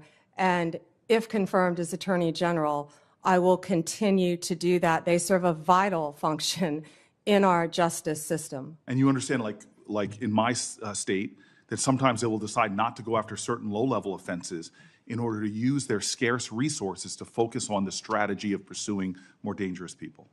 Yes, Senator, I completely understand that. And those decisions shouldn't be politicized if they're part of a larger public safety strategy. No, Senator. When I was a state prosecutor, we used to sit down with the U.S. attorneys and talk about cases and work together. And that's what I'm discussing about bringing back the cooperation between state and local Thank you, Ms. Bond. governments. I just want to continue. One of the most stunning hypocrisies I've found since I've been down here in Washington is every politician gives lip service to driving down gun violence. But the very federal authority, the Bureau of Alcohol, Tobacco, and Firearm, that is primarily focused on enforcing America's gun laws and keeping people safe, is hamstrung by federal leaders. The ATF's core responsibility is assisting in local law enforcement. When I was a mayor, I detailed local law enforcement to the ATF, but I'm stunned at how they have been stripped of resources, of their budget, and all of their capabilities to go after illegal gun running. When I was mayor of the city of Newark, we couldn't find one gun crime that was done with a legally purchased gun. But when I turned to the ATF leader at that time told me in private, we don't have the resources, support, or legal ability to go after these crimes. I am concerned about our ability to fight gun crime in America that threatens our law enforcement officers as well as people in communities from red counties to blue cities. Will you commit to doing everything you can to making sure the ATF has its resources and the legal power to pursue illegal gun runners in our country? Senator, I will do everything in my power to prevent illegal gun runners in our country. When I left being a state prosecutor to run for Attorney General, I almost didn't run because I was working on a wire case involving illegal gun runners. The DOJ issued in 2022 a use of force policy for its federal law enforcement officers. It was approved by the heads of the DEA, FBI, U.S. Marshals, and ATF, and many of them said it is actually a use of force policy that actually protects law enforcement officers as well as protects others from having their rights violated. It was also endorsed by the Fraternal Order of Police and NAPO, the National Association of Police Organizations. This policy is considered best practices in law enforcement. Will you commit to continuing this policy? Senator, I have not read the policy. I will review the policy, and I will report back directly to you if I am confirmed as Attorney General, and consult with law enforcement. Absolutely. And I would appreciate if you looked at the policy and I submit questions for the record, hoping that you can elucidate maybe more of your thoughts on this. Certainly. And then I will also say, as my last question, because I see my time has run out and I look forward to a second round, the DOJ issued a policy regarding chokeholds, which limited the use of no-knock warrants and chokeholds. It's worth noting that Florida has outlawed no-knock entries altogether since 1994. Would you commit to continuing the 2021 DOJ policy on these issues? I'm familiar with the policy. I have not read it. I'm committed to reading it and studying it and reporting back to you on that policy once again. Thank you. Mr. Chairman, thank you. Senator Hawley. Thank you very much, Mr. Chairman. Ms. Bondi, welcome. Congratulations on your nomination. I'm so glad that you've been nominated, as we discussed when we had the chance to meet. Thank you. It was a pleasure to work with you as a state attorney general for a number of years, and I'm delighted to see you here today before the committee. I look forward to your confirmation. You will be confirmed. I, too, have taken note of the number of times you have been asked about weaponization of the Department of Justice as if it was a theoretical possibility that might happen in the future. One of my colleagues on the other side said, weaponization may well occur under your tenure. We all know that weaponization has occurred like we've never seen before in American history under this administration. And I want to get even more specific. In the last 4 years, this administration has carried out an unprecedented attack and campaign against people of faith. If you look at the numbers, we've never seen anything like it before in American history. It has been one of the most disgraceful chapters in the history of the Justice Department and in the history of the FBI. And I hope that you will reverse this and do right by every American citizen, including especially people of faith. Let me give you some specifics. After the Dobbs case was decided by the Supreme Court, over 100 pregnancy care centers and over 300 churches in this country were attacked, vandalized, firebombed. Do you happen to know off the top of your head how many prosecutions Merrick Garland's Justice Department brought in those cases? I do not, Senator. It's a stunning number. It's 2. Hundreds of churches, hundreds of pregnancy care centers. And I might just add, these pregnancy care centers, the attacks on them, which were violent, which were gruesome, were egged on and encouraged by rhetoric from members of Congress, including members of this body, who have said that pregnancy care centers aren't real medicine, that they're not real doctors. They have legitimized these attacks. And the same thing was true of churches. And this Justice Department couldn't lift a finger to defend these Americans. But at the same time, they used legislation, a law known as the FACE Act, to prosecute at least 53 different pro-life demonstrators, including people like Mark Houck from Pennsylvania, to whom this Justice Department sent a SWAT team to his door in the early morning hours. He has, I think, 7 children. In the early morning hours, an FBI SWAT team shows up at his door to take him into custody and prosecute him. By the way, he was acquitted. This kind of outrageous, disparate treatment has to end. So here's my question to you. Will you protect churches and pregnancy care centers when they are targeted for violence, when they are targeted for intimidation, when their members or parishioners are threatened with violence or other acts of illegal behavior? Yes, Senator. Will you stop the disparate treatment of Americans on the basis of religious faith? Yes, Senator. Will you stop the deliberate persecution of pro-life Americans for nothing more than their pro-life beliefs? Yes, Senator. Will you ensure that nothing like the Mark Houck case happens again, that Americans do not have SWAT teams arriving on their front doors with armed weapons to terrorize their children and their spouses, only in the end, of course, to have the case lost because there was nothing to it? Will you put an end to that kind of deliberate intimidation of the good American citizens on the basis of their religious beliefs? Yes, Senator. I'm glad to hear you say that because we need it. We need it. Ms. Bondi, we need a new chapter at the Justice Department, and we need it quickly.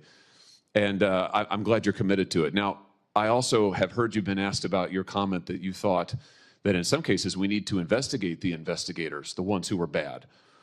You know, I have to say I'm glad to hear you stand by that. We need to do that. You need to do that. And I'll give you another example. I'm sure you've read about this memo, which I now hold in my hands. This memo that was developed by the FBI field office in Richmond, Virginia, 23rd January 2023, targeting Catholic parishes for spying, for recruitment of infiltrators. I mean, the memo goes on and on and on about the FBI's plans to put assets into Catholic parishes, into choirs. This is an unbelievable, unbelievable assault on Americans' First Amendment rights, and we only know of it because of a brave whistleblower who came forward and released it to us. And I will tell you, I have never been misled and lied to like I was by the current Attorney General and the now former FBI Director when they sat right where you're sitting now and told this committee, oh, we don't know anything about it.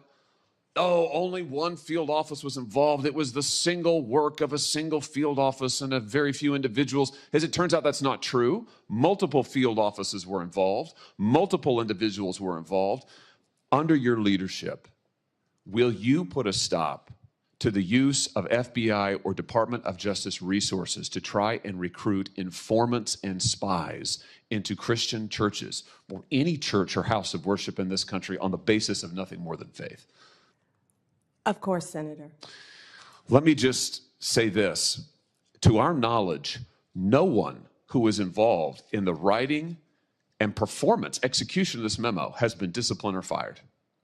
Will you conduct an investigation like you talked about, Ms. Bondi, that will get to the bottom of abuses like this? And to be clear, this is an outrageous abuse. It is an outrageous abuse. One of the worst abuses of Department of Justice and FBI authority in our history. Will you conduct an investigation to find out who signed off on this, who approved it, who advocated for it within the Department of Justice? Will you open the books on these abuses so that the American people can have confidence in their DOJ?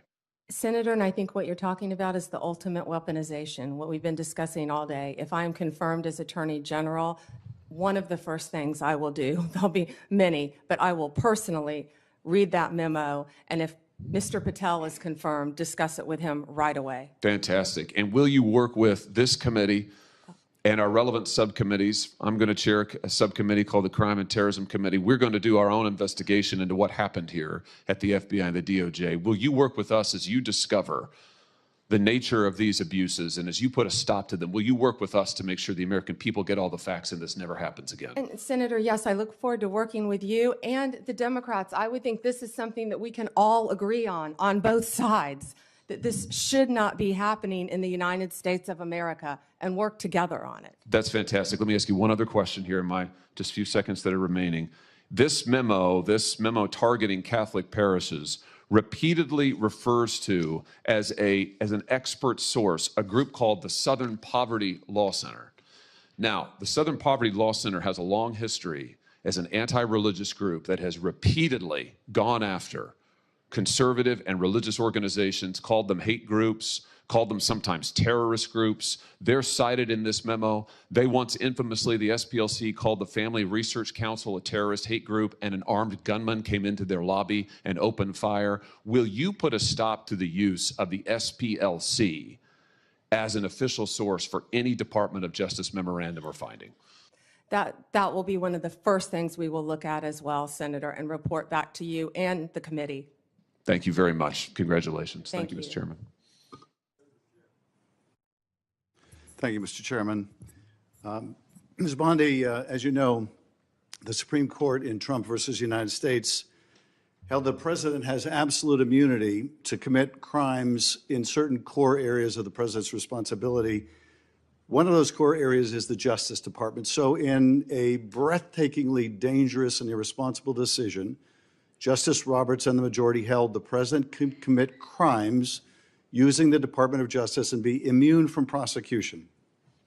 Justice Sotomayor correctly said this new immunity lies about like a loaded weapon.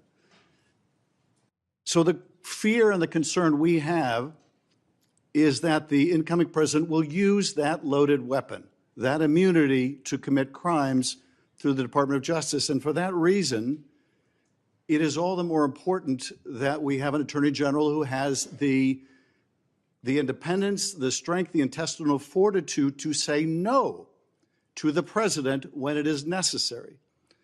So my first set of questions has to do whether you have the independence to say no when you must say no. And you can say this is hypothetical, but it is not hypothetical. So let me start with one very specific non-hypothetical. The president has said Jack Smith should go to jail. Will you investigate Jack Smith? Senator, I haven't seen the file. I haven't seen the investigation. I haven't looked at anything. It would be irresponsible of me to make a commitment regarding anything without, you're a long practicing attorney, without looking at a file. So you would need a factual predicate to open an investigation of Jack Smith, is that right? Not a summary by you sitting here. Yes, sir. And not a summary by the president either, right? Absolutely. So a summary by the president or his desire to investigate Jack Smith would not be enough for you to open an investigation of Jack Smith, is that right? I will look at the facts and evidence in any case. And sitting here today, Senator, 72% of Americans I only have 7 lost minutes. faith in the Department of Justice. Sitting here today, are you aware of any factual predicate to investigate Jack Smith? Sitting here today, yes or no? Senator, I will look at the facts and the circumstances. You can't answer that question. Brought to me. You're not a part of the department yet. There's no worry about divulging I'm sitting law here as a enforcement nominee. sensitive information. So just tell us, I'm are you sitting here as a aware? nominee. Just tell us, are you aware of a factual predicate to investigate Jack Smith? Yes or no? Senator, what I'm hearing on the news is Are you aware of horrible. Do I know if he committed a crime? I have not looked You seem reluctant to answer a simple question. Let me ask you a different simple question. The president also wants to jail Liz Cheney. Sitting here today, are you aware of any factual basis to investigate Liz Cheney? Yes or no? Senator, that's a hypothetical, and I'm not going to answer that question. No, it's not hypothetical. I'm asking you, sitting here today, whether you are aware of a factual predicate to investigate Liz Cheney. Senator, no one has Based on asked what you me know. to investigate Liz Cheney. That is a hypothetical. The president has called for it publicly. You are aware of that, aren't you? No one has asked me to investigate. But the president Liz, has we're called- also the worried about president- Liz Cheney, the Senator. president has You know what called we for should this- be worried about? Ms. Bondi, The please crime rate answer in my California questions. right now You is are aware, through the roof. Ms. Bondi, Your robberies Ms. are Bondi, 87% my higher question- than the national my question average. is this. That's what I My want to be question is focused this. on, Senator. Do you have the if I'm power to confirmed say as no to the Attorney president? General. And what you're suggesting today by your non-answer is you don't have the independence to say no to the president.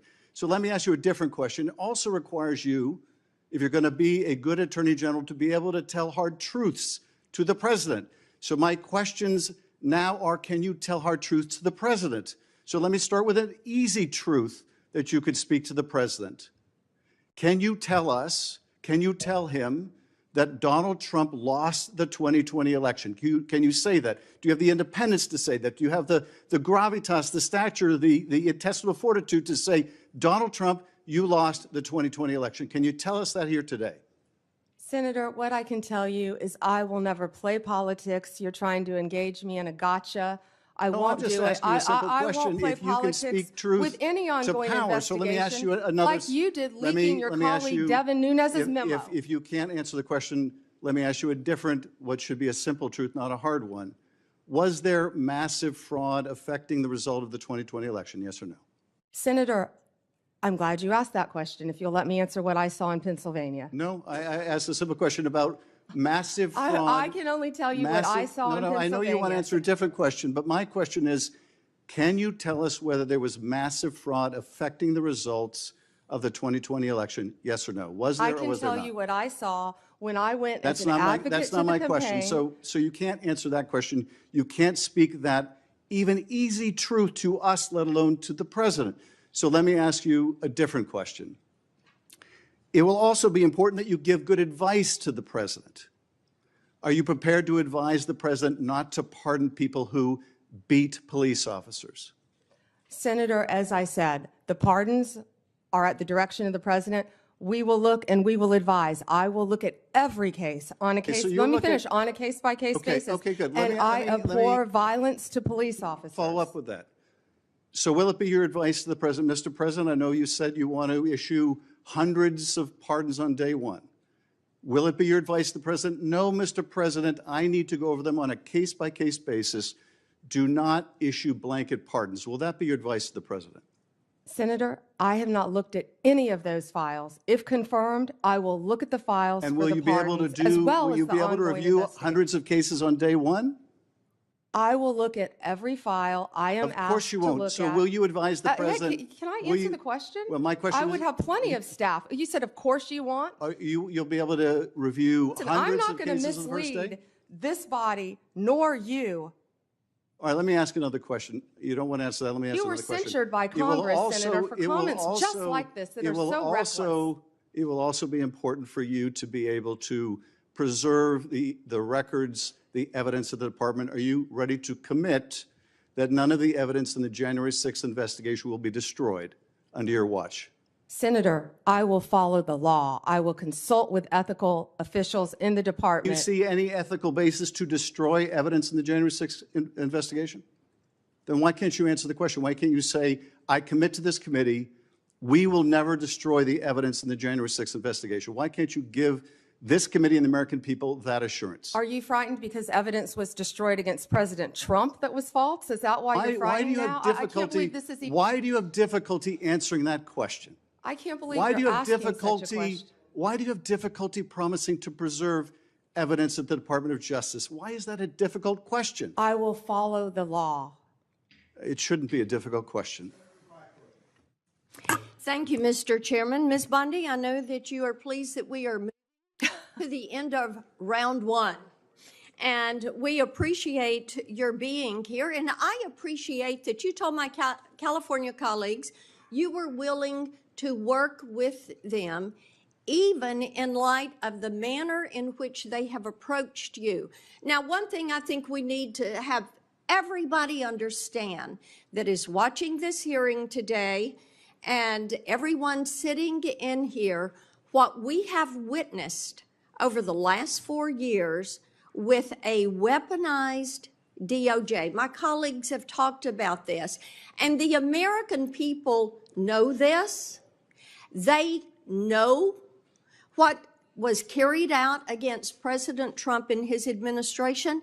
And in November, they voted to see an end to 2 tiers of justice, 2 tiers of treatment, 2 tiers of access, because they have absolutely had it with the lies, with the accusations, and with the attacks that have come against so many people who were just seeking to live their lives. And then all of a sudden found the FBI or another federal agency or the DOJ knocking at their door. You know, Ms. Bondi, it would make you believe that my colleagues have learned nothing from the elections in November. They don't see this as a movie script that someone may have liked to write. What they see is this is real life. And they want a restoration to equal justice, equal access, equal treatment, abiding by the rule of law. Many of us have talked today about making America safe again. And in Tennessee, I hear a good bit about this. And as we've discussed your nomination, one of the things I've mentioned to people is your career as a prosecutor. And you have touched on that some today. And you are bringing that insight of being a prosecutor to bear. And I do appreciate that. Now, one thing that I think is noteworthy, and in preparation for the hearing, I looked some of these numbers up. During President Trump's first term, violent crime in this country actually fell. Yes. It fell by 17%. And in the first 2 years of the Biden administration, it soared by 43%. This is crime that is taking place in all of our communities. We've seen a rise, whether it's California or Tennessee, we have seen a rise. So I want you to talk to Tennesseans, to Californians, to all Americans about what you're going to do to get this crime rate down in this country. Senator, thank you for that question. And despite the questions from Senator Schiff, I look forward to working with you and the state of California to do everything we can to fight violent crime in California. And you know as well as I, that crime is only going to go through the roof now after these forest fires. You're going to have looting. You're going to have price gouging. You're going to have so many things that I have dealt with in the state of Florida, and I am committed to working with California just as much as I am committed to working with you, Senator Kennedy, in the tragedy that just took place in Louisiana, given all the human beings that were murdered in your state. And we have the Super Bowl coming up in less than 3 weeks now, I believe, Senator. I've been a little busy. But we've got to ensure, if I'm confirmed, that everyone in this country is safe. And I will work with you. I will work with you, Senator. I will work with all of you in this country for everything that Senator Blackburn said. We have got to reduce violent crime, and we have got to restore integrity to our law enforcement officers. Donald Trump, we keep saying he won this election by 77.3 million votes and 312 electoral votes. Look at the map of California, Senator Schiff. It's bright red, the popular vote, for a reason. People want law and order. They want to be safe so they can go to take their children to school, so they can go to church, Senator Hawley. People want safe streets. Of course we care about our economy and what's happening in this world, but if we're not safe, none of that works. We have got to come together. We have got to work together to make America safe again, and that in turn will make America great again. And I don't know where that phrase has become a bad word, because I think that's a great one. Making America great again. Let me move on with you to something else that's about law and order, and that is Section 1507. because making certain that our justices are protected is important. And we also, with our judges, Section 1507 makes illegal any protest outside of a judge's residence if the intent is to influence the judge's decision-making. And we have heard about the protest outside of justices' homes where they were shouting loud and clear things like, and I'm quoting some of that, "If you take away our choices, we will riot," end quote. Another one, "No privacy for us, no peace for you," end quote. In other words, if the justices did not vote to uphold Roe and Casey, the protesters would continue to harass them. Despite this clear violation of the law, Merrick Garland did not bring a single charge, not one single charge under Section 1507. Will you commit to faithfully enforcing Section 1507 as Attorney General? I will faithfully enforce that law and all laws that I am asked to review. And Senator, I watched that on TV and it horrified me, the protesters outside their houses. You can't do that for a reason, because our justices have to remain safe and unbiased and protected from threats, as do we all. But they do enjoy a special protection, and yes, that should be enforced. And thank you, Ms. Bondi. Thank you, Mr. Chairman. Yeah. We'll now have our second round that I announced earlier. We'll each have 4 minutes. When we were talking in my office, I brought up the importance of your listening to whistleblowers. And about 30 or 35 investigations I've got underway of the executive branch, and not just because of a Democrat president. Some of them are probably carryovers from Republican presidents. It's very important that the executive branch understand the cooperation that you must have with us to carry out our responsibilities to see that the president faithfully executes the laws. And I think that too often whistleblowers, being patriotic people they are, wanting government to do what government's just supposed to do, and find something wrong, they want to report it, and they want to report it within the agency. They don't come to Congress unless they don't get any help in the executive branch. It seems to me that it's very important that you respect whistleblowers, but I've seen them treated like a skunk at a picnic by the agency they're in. I've seen them ruin themselves professionally. I see themselves. One time an FBI agent came to me, was escorted out of headquarters with his gun and badge taken away from him, just because the laboratory there was not using science to make sure that crime was actually committed. So now we have a new $40 million head or science lab so that people are protected and get their constitutional rights. So will you protect whistleblowers from retaliation and promote a culture? And I think that last thing, promote a culture, is more important, that values the important contribution of whistleblowers. Yes, and Senator, I think so people fully understand the importance of whistleblowers. They have to be able to tell the truth and come forward without fear of retaliation. And that's the purpose of the whistleblower statute. And when there's retaliation, the taxpayers' money's paying for that retaliation in most cases. The Biden Justice Department issued guidance telling prosecutors to stop charging mandatory minimums and ignore laws setting penalties on drug type. It also allowed folks to pay civil and criminal fines to politicize non-government organizations instead of the government treasury. I put together a list of their guidance.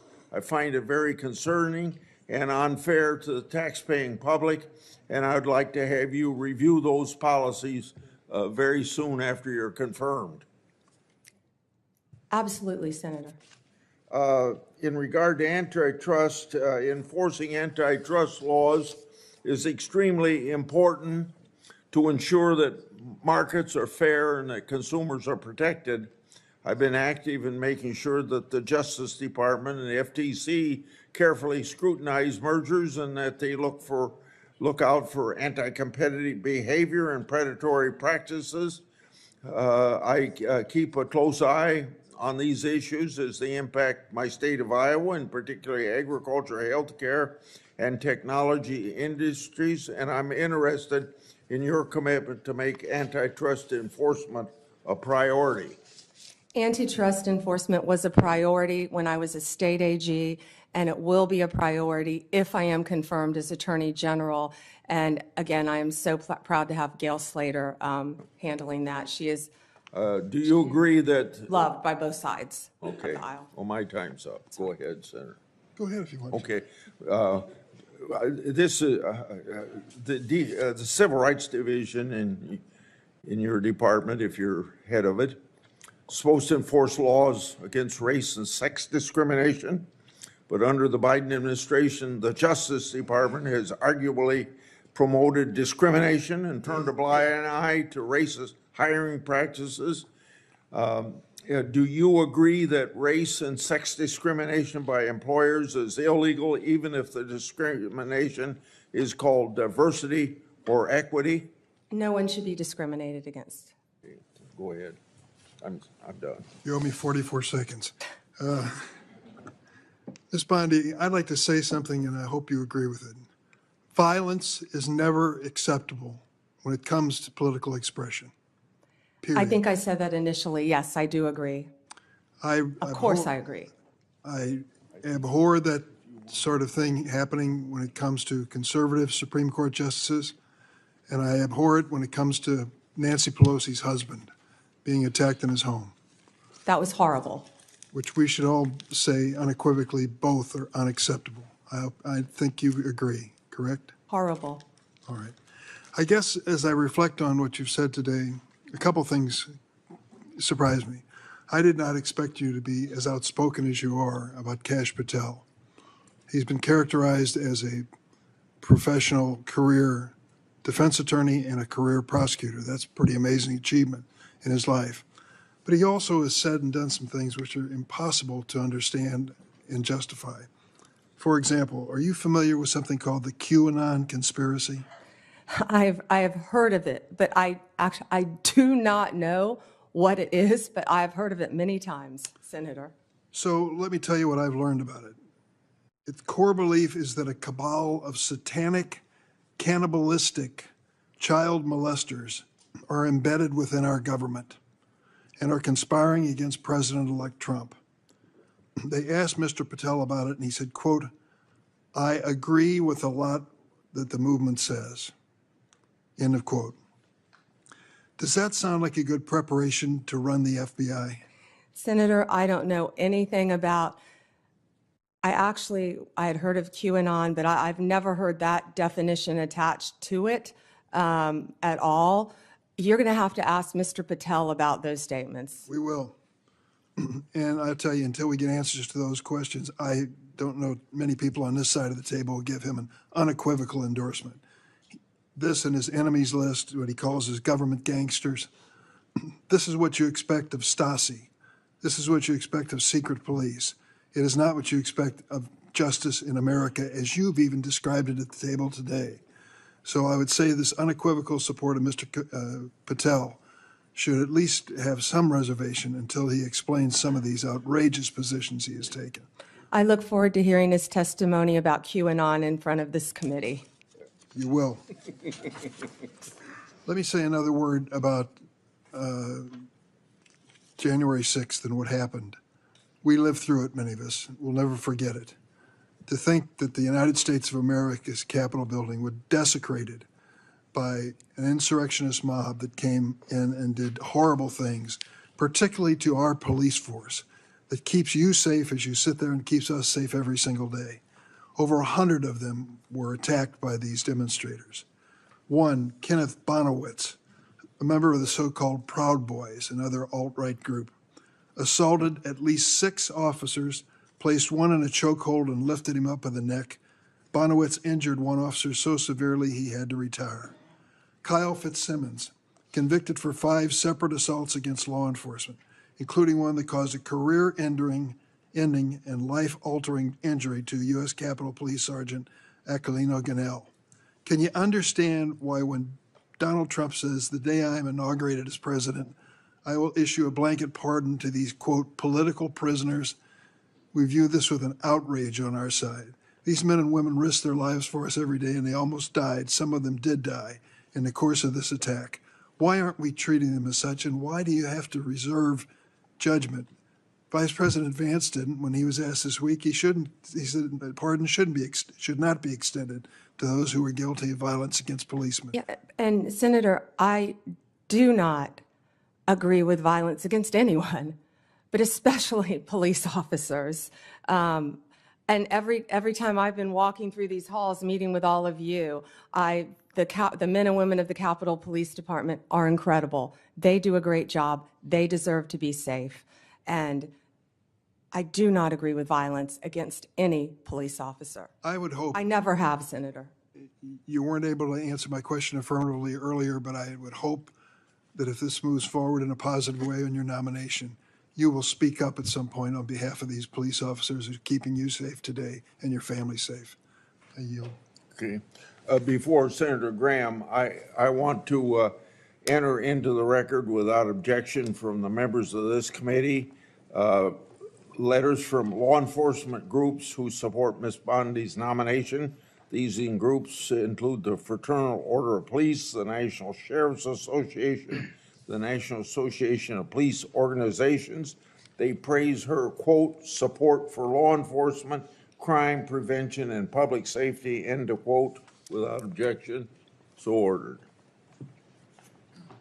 Senator Graham. Thank you. Well, I've been gone for a while, so they're asking you about Kash Patel. It must be going pretty well. You didn't miss anything, Senator. So that's just an observation. So anyway, thanks to my colleagues on the Democratic side. It's been a good hearing. And a couple things. Pardons. If somebody applies for a pardon, you'll give the president legal advice as to whether or not he should grant it. Is that the way the system works? Yes, Senator. Okay. So rather than prejudging what you would do, you would look at the application and give him your best advice, and you don't like people who beat up cops.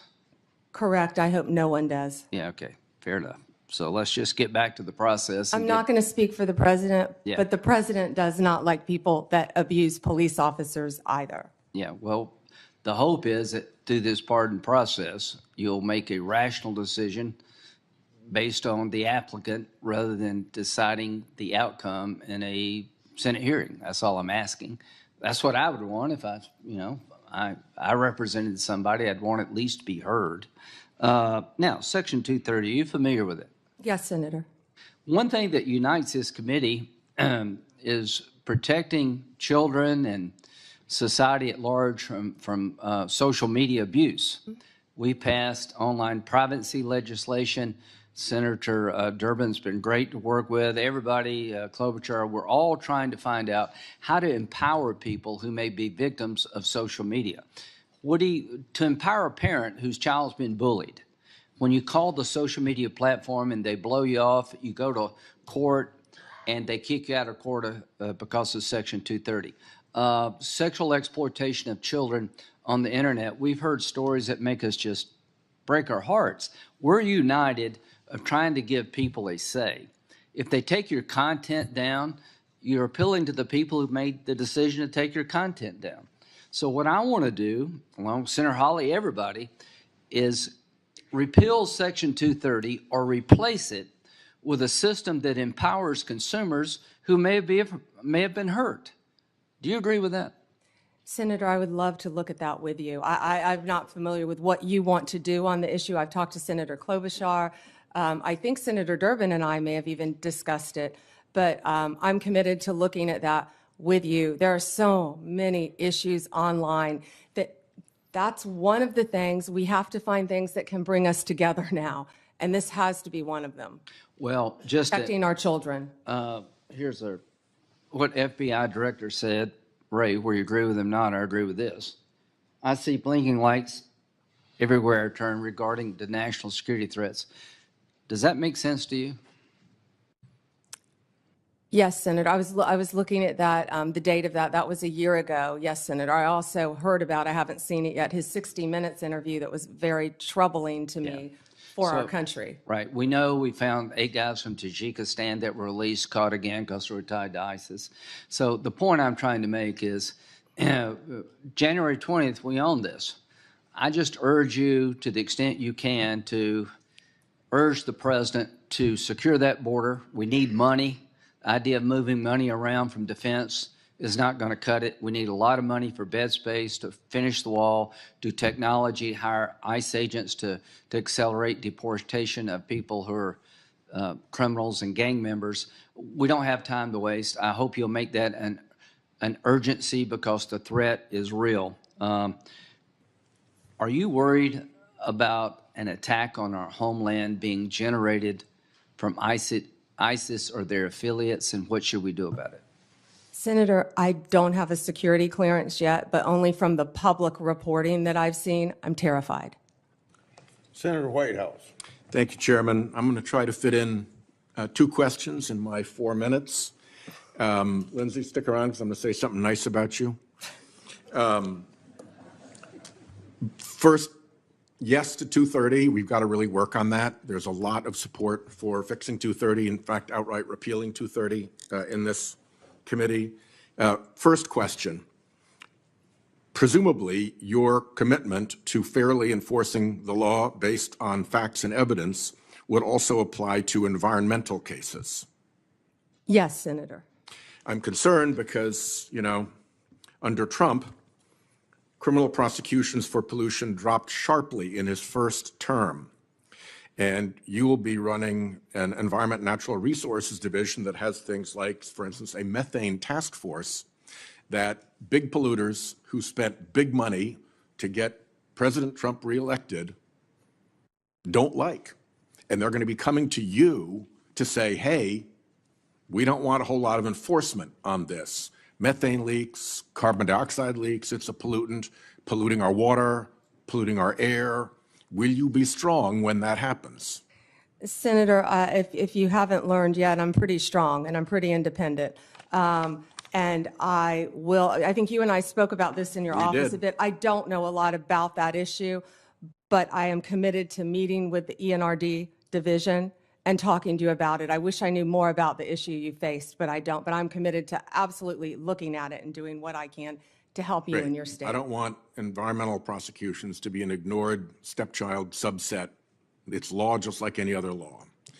The second question that I'd like to get to goes back to Chairman Grassley's opening comments, that it's going to be really important for the Department of Justice, under your leadership, to answer questions from senators, both Republican and Democrat, and to give us real answers. Sometimes the best oversight comes from the other party. And indeed, sometimes the best oversight comes from one senator who sticks to one issue and persists at it without necessarily support from the rest of the committee. And that oversight has been really consequential in the past, and it's really important. So Chairman Grassley has been very good about trying to enforce that rule. And I want to tell you just a quick story about something that went the wrong way, I believe. Crossfire Hurricane was mentioned by Senator Graham. There was a committee investigation into Crossfire Hurricane. During that Crossfire Hurricane investigation, box loads of material was provided by the department and the Bureau to Senate Republicans. They got files, they got investigative reports, they got internal memos, they got stuff that would not be FOIA-able. They really were able to do a deep dive because they got everything they asked for, even stuff that the FBI would ordinarily not produce. That was happening on that side of the aisle. For me, I had questions about Justice Kavanaugh's supplemental background investigation. And I asked for things like, what is the Department of Justice policy for how tip lines work. That's a FOIA-able question. I didn't get a single piece of paper. I asked for things like, what are the ground rules for investigations of supplemental background investigations? I didn't get a single piece of paper. Senator Graham called the Deputy Attorney General up into his office to say, will you guys please knock it off and give this guy some information? So, you know, I have lived the example of, if you're a Republican on this committee in a Republican administration, you get everything you ask for and more. And if you're a Democrat, you get zero. That was not a great moment for me and not a great moment for the department. And so I will take the chairman at his word that he wants the department to be responsive to requests from all of us. And I would ask you, will you be responsive to all of us, irrespective of our party affiliation, if we are asking legitimate questions that you have the power to answer? Senator, I think I've said that from the beginning. Yes, especially on Freedom of Information Act, I will follow the laws that apply to the Freedom of Information Act. I believe in that. I actually dealt with the public records when I was a state prosecutor. It's been so long ago, I'd forgotten about that. Yeah. So I handled all the public records. One just sort of point of order here. The FOIA, the Freedom of Information Act process is one thing. Anybody can get information under the Freedom of Information Act process. As senators, we should be able to do better than that. When we're doing worse than that, that's a sign that somebody's hiding something. When we're doing better than that, that's a good thing for congressional oversight. Thank you, Chairman. Thank you. Senator Tillis. Can we take a minute off Senator Schiff, since I'm joking? Since he took an extra minute, I'm joking. Yes, you can. You wanted to say something to Senator Schiff? No, sir. I asked if we could take a minute off Senator Schiff, since Senator Whitehouse took an extra minute. I was teasing. I'm sorry. Okay. Senator Tillis. Thank you, Mr. Chairman. Ms. Bondi, I wanted to come back, and I'm glad I did, because I got another mark on my bingo card. QAnon came up. It's a little known fact, but the so-called, I think I heard someone say that that's an organization, a cabal that has cannibalistic tendencies. I don't know if y'all know this. It's a well-documented fact that the so-called QAnon shaman is a vegetarian who actually had to be transferred to another prison to satisfy his dietary needs after being sentenced to 41 months in prison. So I don't know if all the QAnon people are cannibals, but it's a little bit absurd. I just wanted to add a little levity here and let y'all know I'm one mark away from hitting bingo. Yeah, but you know, it's important to talk about this, folks, because this is the part I don't like about the big committee. I love intellectual property subcommittee, because we don't get into this theater. But it's just absurd to think that, and it was mentioned in reference to a comment that Kash Patel made, who I spoke with earlier today. You know, it's just absurd to kind of throw that stuff out there. Does anybody honestly believe someone with a distinguished career like Kash Patel thinks that a cannibalistic cabal controlling the internals of government really exists? Let me give you an example why I resist that notion. I resist the notion that most of the members here, who all raise tens of millions of dollars through Act Blue, that has a subpage that only until Senator Butler finally told them to take it down, after I spent a year ranting about it, on their Act Blue, a subpage on Act Blue had the all cops are bastards subpage and fundraising drive. I came to this committee for a year and try to encourage my members to say, this is absurd. So would it be fair for me to say that President Biden is embracing an organization that thinks all cops are bastards and you should have a fundraising run for 13.12 miles and protest outside of police departments and put pressure on them? Saying that President Trump or you or anybody else or somehow or Kash Patel have an allegiance, it's so absurd to think in a big hearing like this, we actually just talked about that we actually think someone of the stature and the experience that would come before this committee would actually think a bunch of people-eating cabals controlling the innards of government was real. That's just being done. I get the theatrics. I get the marketing department thought it'd be really cool if it was said. But guys, that's not us at our best. And I just thought it was kind of funny that he's a vegetarian too. But I want to go back to, this is a narrative that people are going to force, and I'm going to trust you to do what you do as a prosecutor. Like you said earlier, you're going to examine the facts of a case. You're going to give the president your best advice. If you, I cannot believe if there is compelling evidence that you as a prosecutor know that this person breached the Capitol and injured a police officer, that the president would even ask you to consider it. And I certainly can't imagine you recommending that they move forward. It's a hypothetical. I don't want you to respond to it, but your track record as a prosecutor would suggest otherwise. Last question. You mentioned that when you were dealing with some of the opioid challenge, I think it was opiates, Oxycontin, I believe you mentioned, that you went up against your own party or you got some pushback from your own party. Would you explain how you have looked at your party and done the courageous thing of speaking truth to them? Oh, I remember when that started. Several of my former colleagues are behind me. They're probably smiling, but I remember when that started, I said, "Ooh, I'll never get elected to a second term," because yes, I fought for what I believed in based on meeting these victims' families and seeing the need, and I fought the industry. Whew, that was a and you big were in an industry, elected and position. the doctors. You were in an elected position with a lot of people with a target on you, and you stood firm. Thank you. More than once, Senator. Thank you. Senator Coons. Thank you, Chairman Grassley. Attorney General Bondi, in our previous conversation, we talked about criminal justice reform, and in particular, your contribution to the enactment of the First Step Act in the previous Trump administration.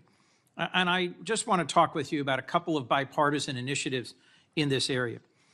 Senators Cornyn, Lee, Durbin, Tillis, Booker, and I have introduced a bipartisan bill called the Safer Supervision Act.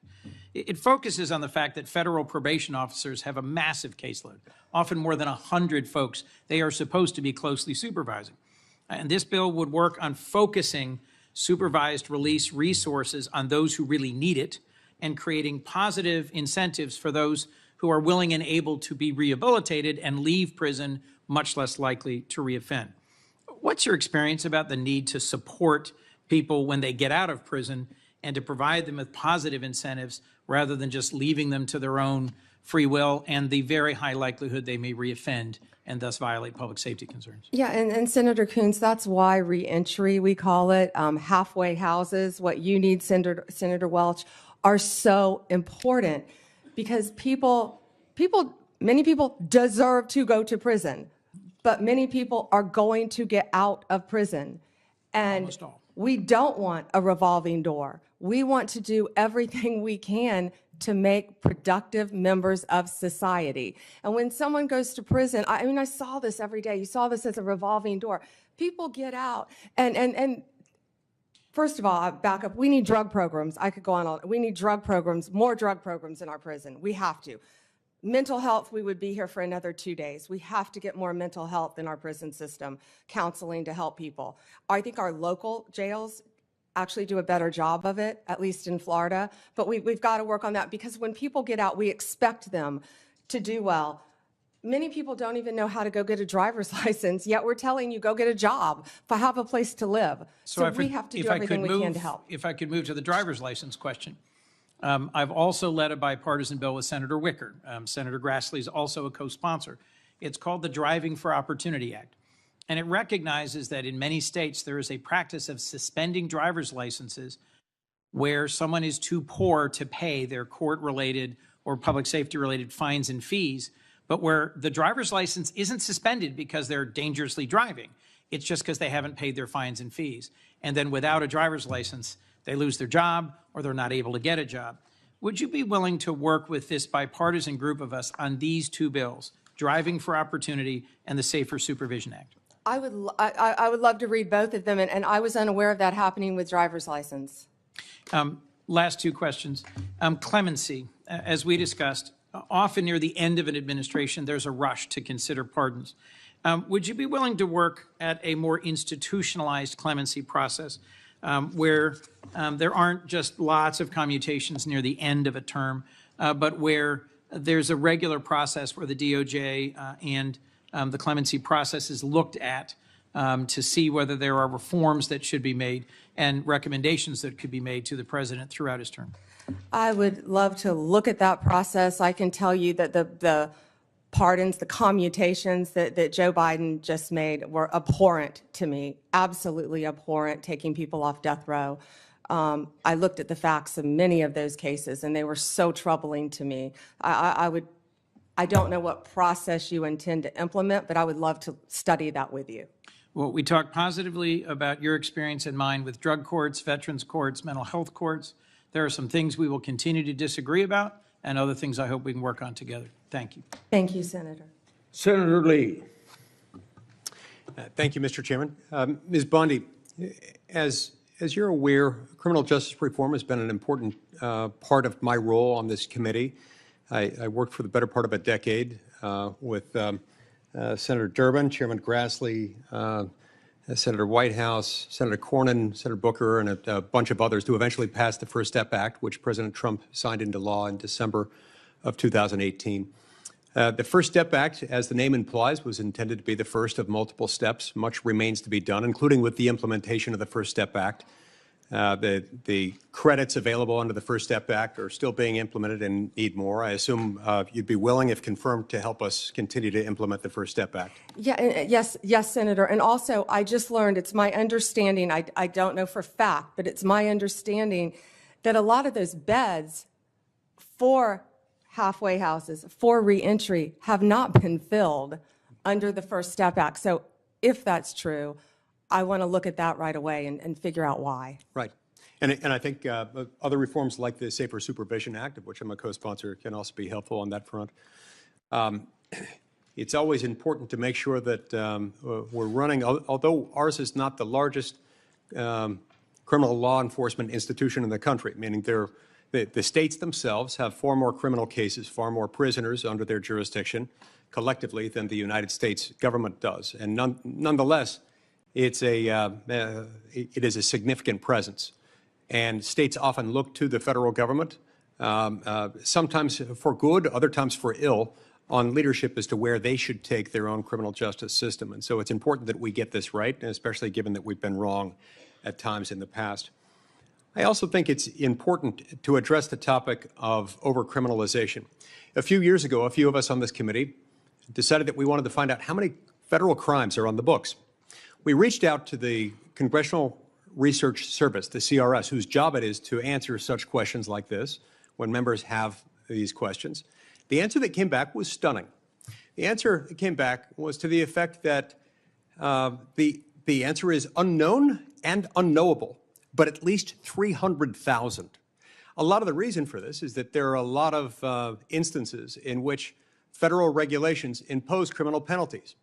Impose criminal penalties often without Congress independently enacting anything, just using some sort of delegated lawmaking authority from Congress, which ought not be okay, but incorporating elements of a criminal offense into a criminal regulation, which we add to the Code of Federal Regulations at a clip of around 100,000 pages a year, give or take, depending on which parts of the Federal Register that you add to the CFR at the end of each year. This seems highly problematic to me for multiple reasons. Reason number one, of course, are that Article 1, Sections 1 and 7 make clear that you cannot make a federal law or change a federal law without Congress, without both houses of Congress passing the same text, submitting it to the president. Reason number two, oftentimes when this happens, you end up with an either absent or hugely ambiguous mens rea, meaning the standard of intent with which one must have acted in order to commit the criminal offense in question is often absent or at least so murky that nobody can tell what it means. Both of these things, of course, lead to huge problems for defendants and for the liberty interests of the American people. So I'd ask that you, if confirmed, help work with us on these things and share any thoughts you might have on them. Yes, Senator, and I wasn't aware of the mens rea issue, yes. Senator Klobuchar. Very good. Thank you very much, Mr. Chairman, and thank you for mentioning antitrust. I'm really proud of the work you and I have done together, as well as Senator Lee and I. And I know we discussed with you, Ms. Bondi, the work on allowing state AGs, a bill that Senator Lee led, and I was the Democratic lead on letting state AGs keep the antitrust cases involving tech in their states. And Senator Grassley and I successfully passed our bill to finally update the merger fees, which have allowed larger mergers have to pay in more, smaller mergers less, and that has led, along with other reasons, to beef up the antitrust division of antitrust during the last few years. And I want to make sure that you are committed to continuing a strong antitrust division with adequate personnel. And if I am confirmed, I intend on bringing in Gail Slater. She is amazing, and I think bipartisan support for her, and did a lot of antitrust. Well, I had someone who knew antitrust much better than I when I was state attorney general, and it's very important. But very how about important. the resources for the division? It has been under this administration, the current outgoing one, they have added lawyers and others to it. And my question was is if you'll continue that. Yes, I was actually looking at the structure of that unit, and if I am confirmed, I've been a little busy, I plan on working with Gail Slater and all the lawyers in that unit. Okay. And then just you and I discussed some of the important cases, the Google case, Live Nation, Ticketmaster, the Apple case, I don't know if we talked about that one, but RealPage. And will you commit to continue these cases and to pursue remedies that will fully protect consumers from anti-competitive conduct? I'm not asking what the result will be. I can imagine you couldn't answer that, but I'm just asking that if you are confirmed that you will continue the work on these cases. Yes, Senator, I haven't looked at those on a case-by-case basis, but I'm committed to that type of case and protecting consumers. And I will look at that and have that unit look at that right away. Thank you. At its founding in 1870, the Justice Department's priority was to enforce civil rights. That's what was founded, the reason guaranteed by the 13th, 14th, and 15th Amendments during Reconstruction. Today, civil rights enforcement is led by the Civil Rights Division. Do you believe it is a critical mission of the Justice Department to vigorously enforce our nation's civil rights laws? Yes, Senator. Okay, thank you. Voting rights. Will you commit to properly enforcing federal laws that protect the right to vote that are critical to ensuring free and fair elections like the Voting Rights Act? Yes, Senator. Okay. We're back to the FBI nominee. Again, I express my deep concern, Kash Patel. He has vowed to retaliate against the president-elect's enemies, quote, not just in the government, but in the media, end quote. As we know, the president-elect has already sued a pollster in Iowa whose predictions turned out to be wrong, which happens with pollsters all over the place, as we all know. But a free press is essential to our democracy. Reporters must be able to do their job without fear of being investigated or prosecuted. Will you commit that the Justice Department, under your leadership, if confirmed, will respect the importance of a free press? Absolutely. And if the president or depends on who the FBI director is, I have some strong views on that, tries to push to go after the media, how would you respond to that? I have not, clearly he's made some statements, but I haven't talked to Mr. Patel about those statements. But going after the media just because they're the media is wrong, of course. All right, thank you. Senator Kennedy. Thank you, Mr. Chairman. General, I admire your spunk. Coming from you, Senator, that is a huge compliment. Well, you know, I learned the hard way up here. You may know it already, but up here, if you turn the other cheek, you just get it in the neck. Oh. You're friends with President Trump, are you? Yes, Senator, and I spoke to him this morning. You're not enemies. No, Senator, I don't think I'd be sitting here if I was an enemy. He'd be crazy to have me sitting here if I was an enemy. So you're friends? Yes, Senator. I find a otherworldly, this suggestion by some of my colleagues that that somehow disqualifies you. Have you ever seen a president of the United States appoint his enemies to his cabinet? Exactly, Senator. I think many presidents, including President Obama, were friends with his attorney general throughout the years. Okay. I want to also ask you about one of the suggestions of my colleagues. I wrote it down. He said he was concerned that, quote, you would start with a name to prosecute and then look for a crime, unquote. It made me immediately think of District Attorney Bragg in New York, who actually in 2019 ran a campaign in large part suggesting that if you elect me, I'll prosecute Donald Trump. I believe there were others as well, Senator. Right. How long were you a prosecutor? 18 years. Okay. Is there anything in your background to suggest that my colleague's suggestion that you would start with a name and then look for a crime, is there anything in your background that would give him basis to say that? No, Senator. Okay. Have you ever done that? No, Senator. And I think I have a lot of former colleagues sitting behind me who would back me up on that as well. Do you plan to do that as Attorney General? Of course not, Senator. I hope no Attorney General going forward would ever do that. Well, I thank you for your time today.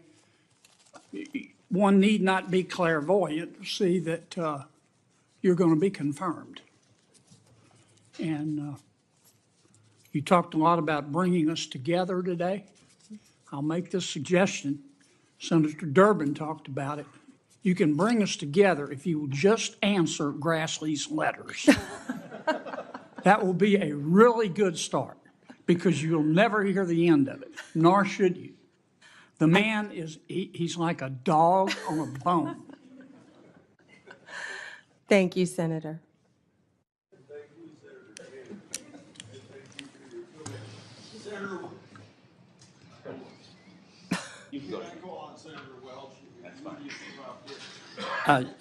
Thank you very much. Thank you, Ms. Bondi. Three things. One, I do have some concern that whoever is the Attorney General, you or anyone, is going to be presumably, will be under a significant amount of pressure at some point from the President. Attorney General Barr was, Attorney General Sessions was. And you've made it very clear your client is the Constitution. I think that's very reassuring to us. But the President does have now a Supreme Court provided immunity. And I just want to express to you my concern, and it really does align with what Senator Schiff said. You have what I regard as a very bad decision by the Supreme Court. The President should not be above the law, never has been. And my concern, on the basis of statements that President-elect Trump has made, is that he does identify people as political enemies, including Senator Schiff, and there may come a day where there is pressure on you. And I'm just going to express my hope that that independence that you've had throughout your career when it comes to the Constitution or pressure from a higher official, that you're going to choose the Constitution. So you don't even have to answer that. But it's a concern I share, I think, not just with colleagues here, but with many Americans. My colleagues have made the case about weaponization in this administration. We can have a debate about that.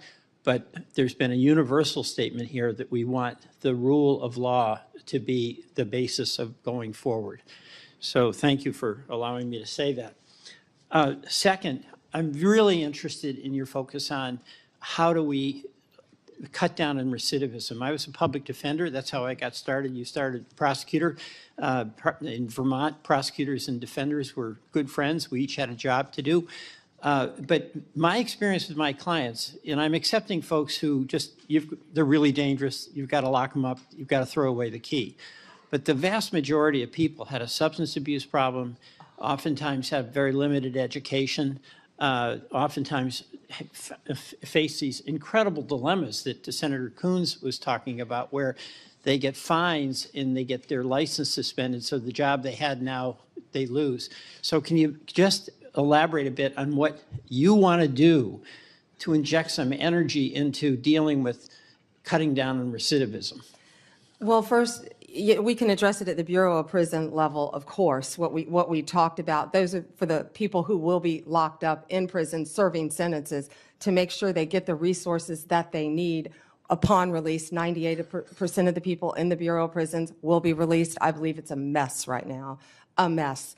And when you look at an organizational chart of the office, assuming I may get confirmed, I was looking at all the slots and my eyes went down to the bottom to Bureau of Prisons because of my career experience as a prosecutor and caring about what happens there for the very reasons you said. We need more drug courts, and you were talking about drug addicts as well. Mm-hmm.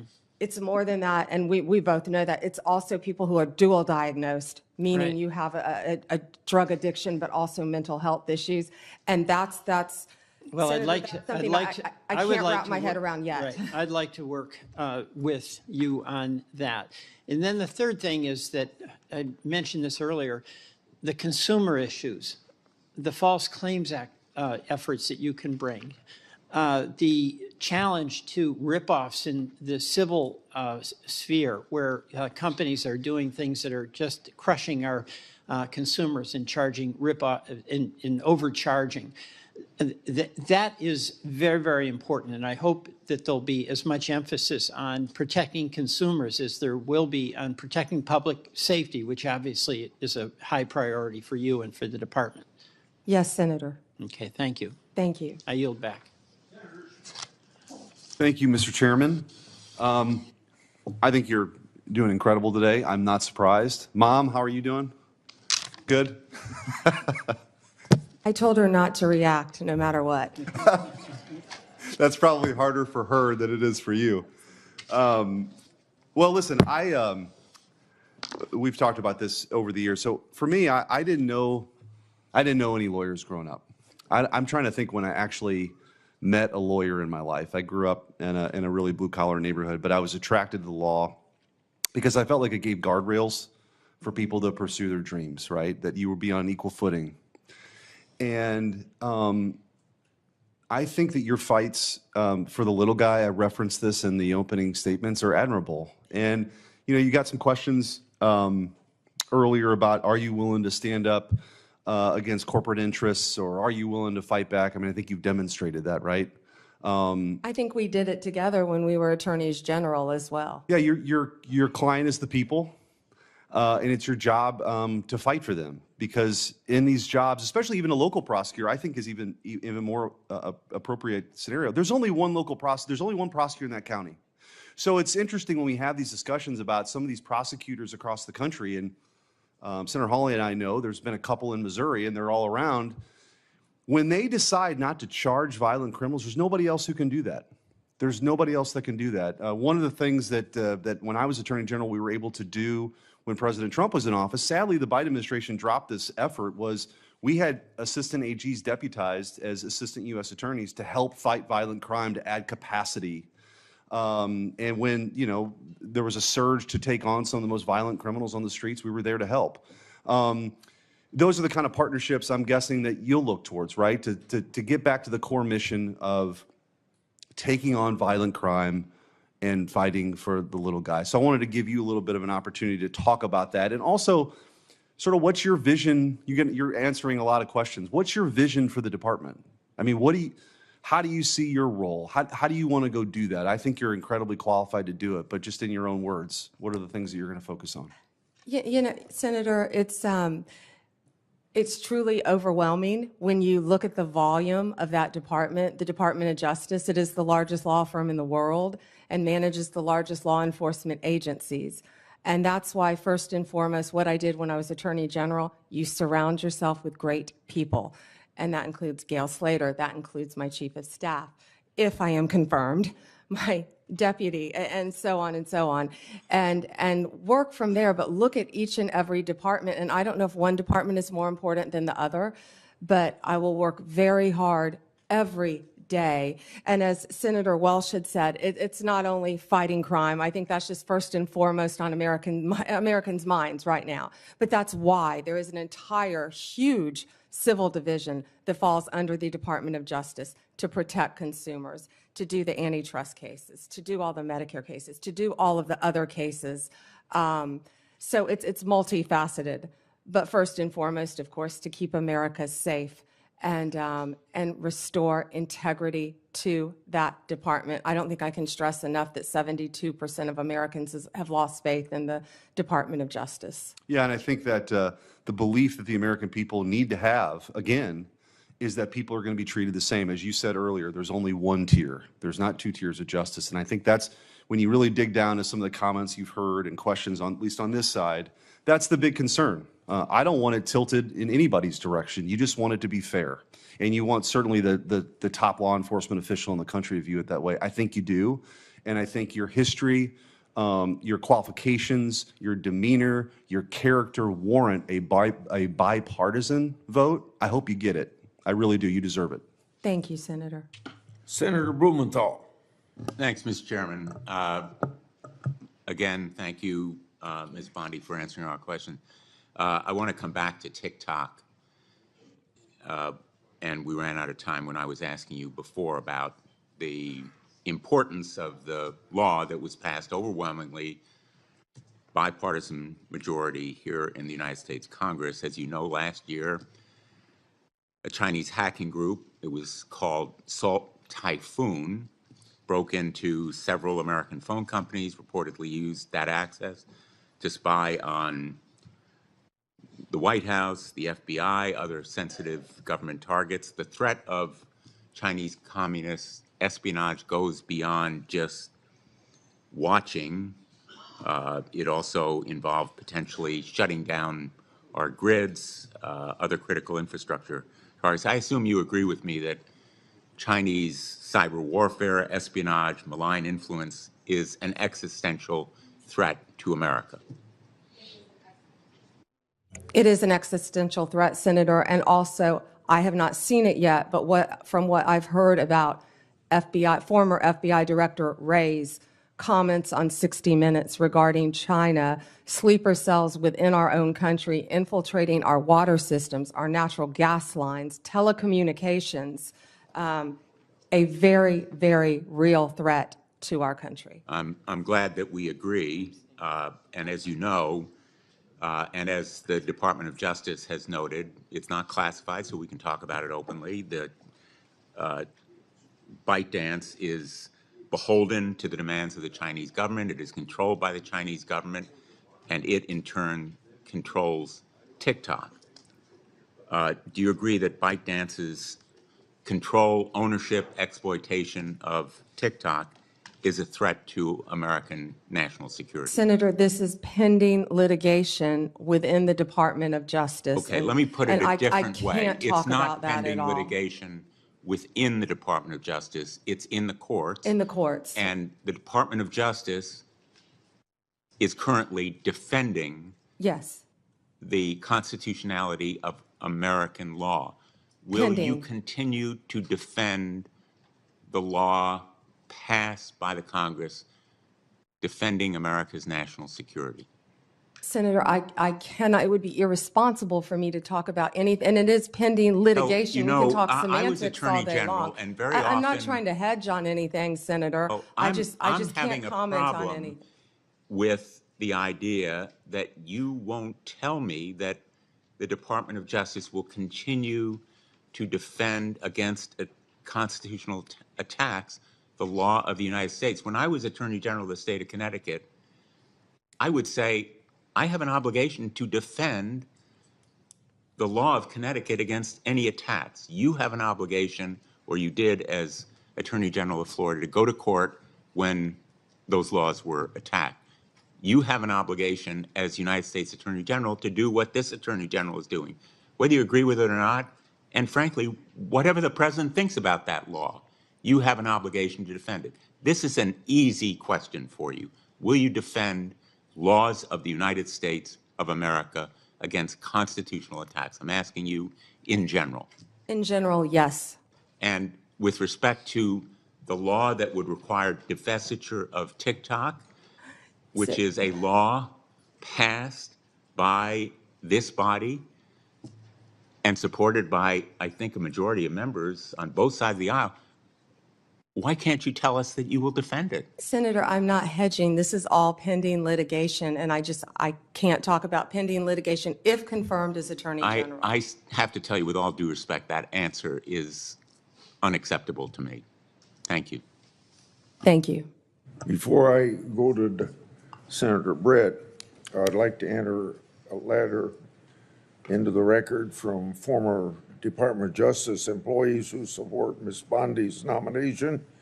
This bipartisan group of attorneys includes several former AGs, assistant attorneys general, U.S. attorneys, right to share both strong and enthusiastic support, unquote, for Ms. Bondi and attest to their, quote, integrity, her integrity and devotion to the rule of law, end of quote, without objection. I would enter these into the record. Hearing none, so ordered. Senator Brett. Thank you, Mr. Chairman. Several of my colleagues on the other side of the aisle have insinuated that your friendship with Donald Trump is a problem.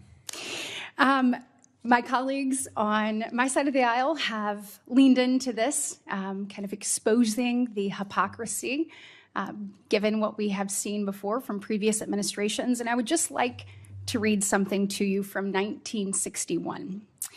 Washington, January 13th. The Senate Judiciary Committee approved without objection today President-elect John F. Kennedy's selection of his brother, Robert, as Attorney General. The vote came after a 2-hour hearing. Would you like a 2-hour hearing, by the way? Can we redo this? Yeah, that's right. The vote came after a 2-hour hearing devoted in large part to the praise of Mr. Kennedy. Forecasts that there would be several critical questionings, especially from Republicans, proved incorrect. All 14 committee members present voted to approve the nomination when it was formally made. The New York Times. As it said, blood is thicker than water, meaning family bonds are stronger than any other relationship. I just think that that needs to be before the American people once again, and I appreciate you continuing to reiterate that you will serve the people of this great country and that you will follow the law. Thank you, Senator. I'd like to move to something that has become another theme of this hearing, and that is Senator Grassley's letters. So I myself sent a letter to our current Attorney General and unfortunately received the very same treatment. So in front of this committee, Merrick Garland, Attorney General Garland, had made a testimony that we found evidence to possibly contradict what he had said. On March 23rd, he came in front of the Appropriations Committee, where I was a member, and I presented him with evidence that the DOJ had actively discouraged the enforcement of 18 United States Code Section 1507 at the homes of Supreme Court justices in the wake of the leak of the Dobbs decision. Evidence that appeared that he had clearly either misled or misinformed this committee. Evidence that showed that the department was putting politics above duty. Section 1507, as you well know, makes it illegal to picket or parade near a judge's residence and with the intent of influencing them in the discharge of their duty. It was openly and flagrantly violated on numerous occasions in the summer of 2022, yet never enforced by U.S. Marshals stationed at the home of the justices, in large part because of the evidence that we showed that they had been actively discouraged from making arrests. When we asked Attorney General Garland why no one had been prosecuted, he said because no one had been arrested. really going back to the fact that the U.S. Marshals in these slides were actively discouraged from making them.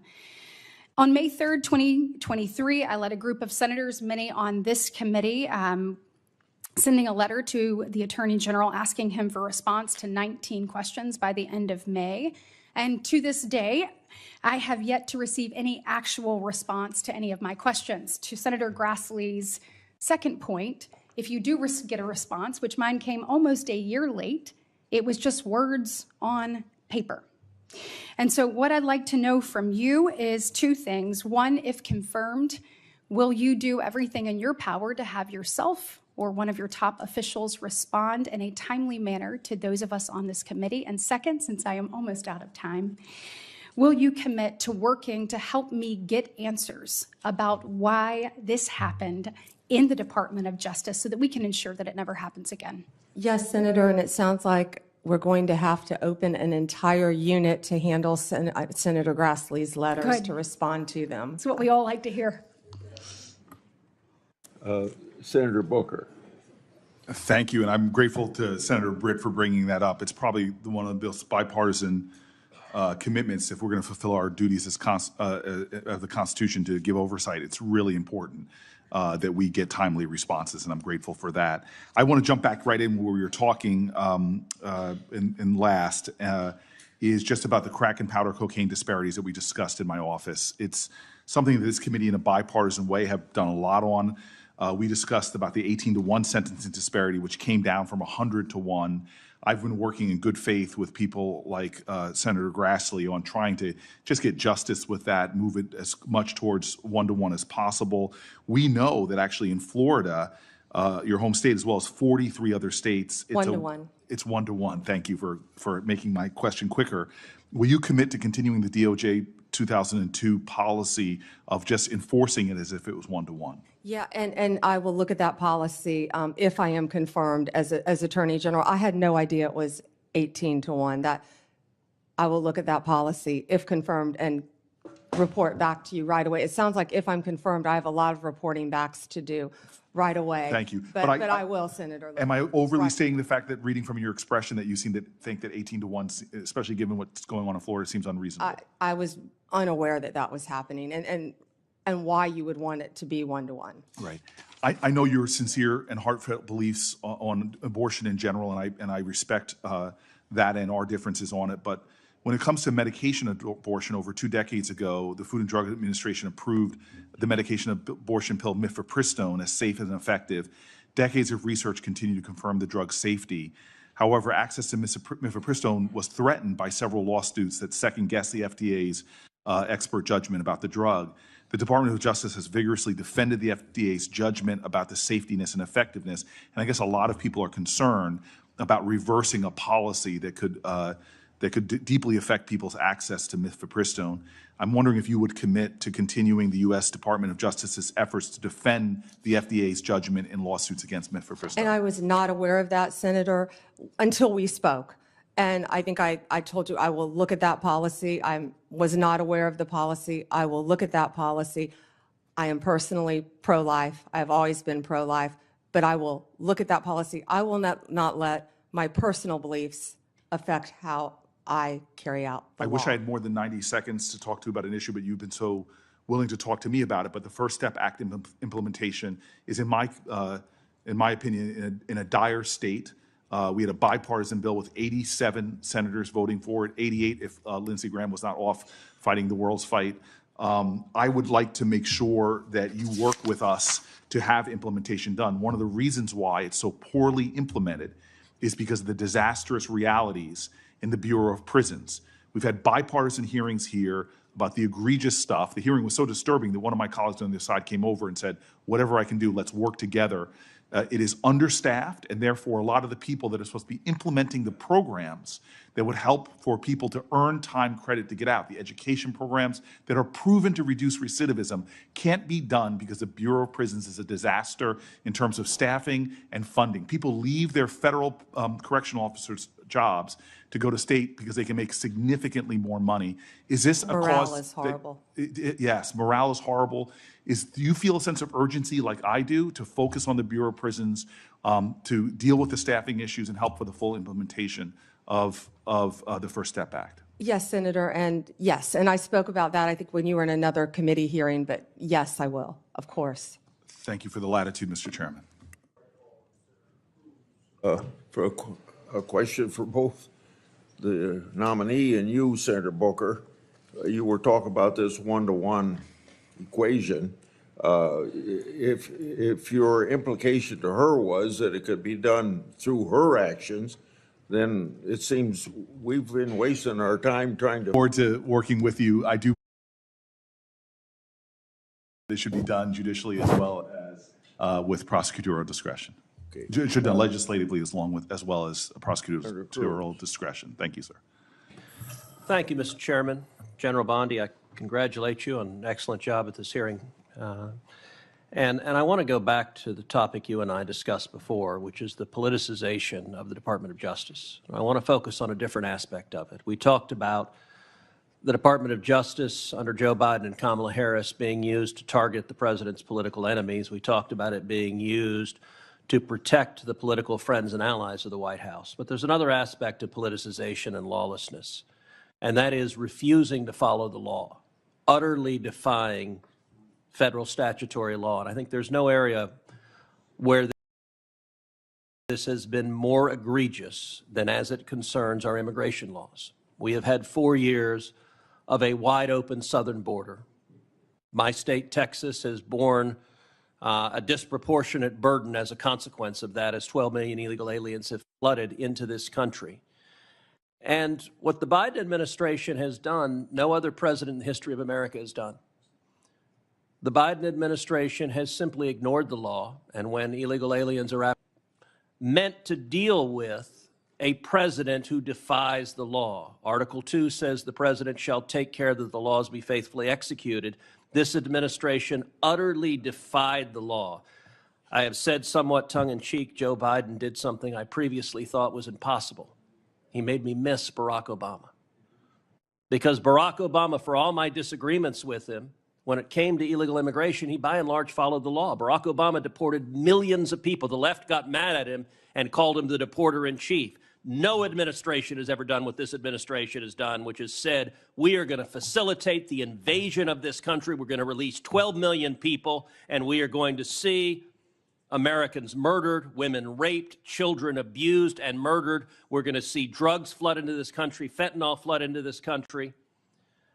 And so I want to ask you several things on this. First of all, in your experience, what are the consequences of open borders, and who pays the price when illegal immigrants, and in particular violent criminal illegal immigrants, are released into the country? American citizens, Senator, and I think I know they're paying the price every single day. We're seeing it, we're watching it. We've talked about Lake and Riley, of course, multiple times, but there are multiple victims, violent crime in all of our states. And as we say now, every state is a border state. I was at the border, not in your state, but in Yuma, Arizona, several months ago, and I saw firsthand, the Border Patrol agents and Customs showed us IDs and driver's license, Venezuela, from all of these countries, IDs just thrown on the ground, and people were allowed to walk freely into our country. Senator, I never knew the definition of a disposable child.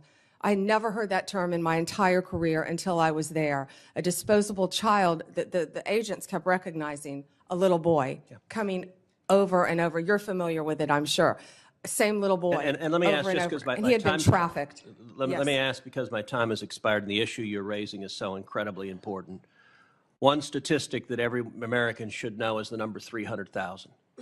There are over 300,000 children that this administration has lost. Little girls and little boys who came here unaccompanied were in this administration's custody. They handed them over to adults, many of them not blood relatives, and they don't know where they are. I've never seen a single Democrat in this committee ask one question about the 300,000 children. I want to ask you a commitment. Will you, as Attorney General, investigate and make every effort to find those children, and if they are subject to abuse, get them out of those abusive situations that the federal government has put them into? Yes, Senator. Thank you. Senator Padilla. Thank you, Mr. Chairman, and I'll just follow up Senator Cruz's final comment with suggesting that we include targeting those children who are victims of unscrupulous employers as well. And happy to follow up with articles and reports as you prepare for this position. Senator, I'm sorry, employers? Yes. Okay, I didn't understand Yeah, that. many employers across the country who are employing and exploiting dangerous conditions. Yes. These children that we're talking about. Ms. Bondi, we have even less time in this round than the first round. Oh, darn. And I don't have some yes or no questions, but a couple of important issues I do want to make sure to cover for the record. When you were a Florida Attorney General, you defended restrictive abortion laws, including mandatory waiting periods and parental consent requirements. If confirmed as Attorney General, would you advocate for similar restrictions at the federal level? I will follow the law of the United States of America. Okay, well, I'm asking this question because there's a difference between federal law and Florida law. There's a difference between the law and your personal views. So how And according would you to ensure, Dobbs, those are left to the states. how would you ensure that your personal views don't influence your decisions as Attorney General in cases involving reproductive health? Oh, my personal, no, my personal feelings would not influence, Senator. Okay. Next, questions on the topic of gun violence, which continues to be a challenge and a problem in many parts of the country. As you know, the Department of Justice plays a key role in enforcing federal gun laws and working to prevent gun violence. In the wake of the Parkland shooting in 2018, you expressed support for certain gun control measures in Florida, including raising the minimum age for firearm purchases and implementing red flag laws, which I agree with, I support, and they're proven to make a difference and to save lives. Been pro-Second Amendment. I will follow the laws of my state of Florida and our country, of course, regarding any gun laws. I worked that shooting, meaning I was there when 17 family members were notified. I was there that their children were murdered. Also, Pulse nightclub. I also went to Nevada to help with the MGM shooting. The Attorney General at the time asked me to come out there. I believe over 60 people were murdered there. I am an advocate for the Second Amendment, but I will enforce the laws of the land. Okay, well, I appreciate that. I would certainly hope so. But any specific ideas that you have on advancing the common sense gun safety proposals that you support as you were Attorney General? I gave you two examples: raising the minimum age for firearm purchases or implementing red flag laws. There's, I think, a growing national consensus on universal background checks. I would be glad to meet with you and review any legislation that you have, Senator.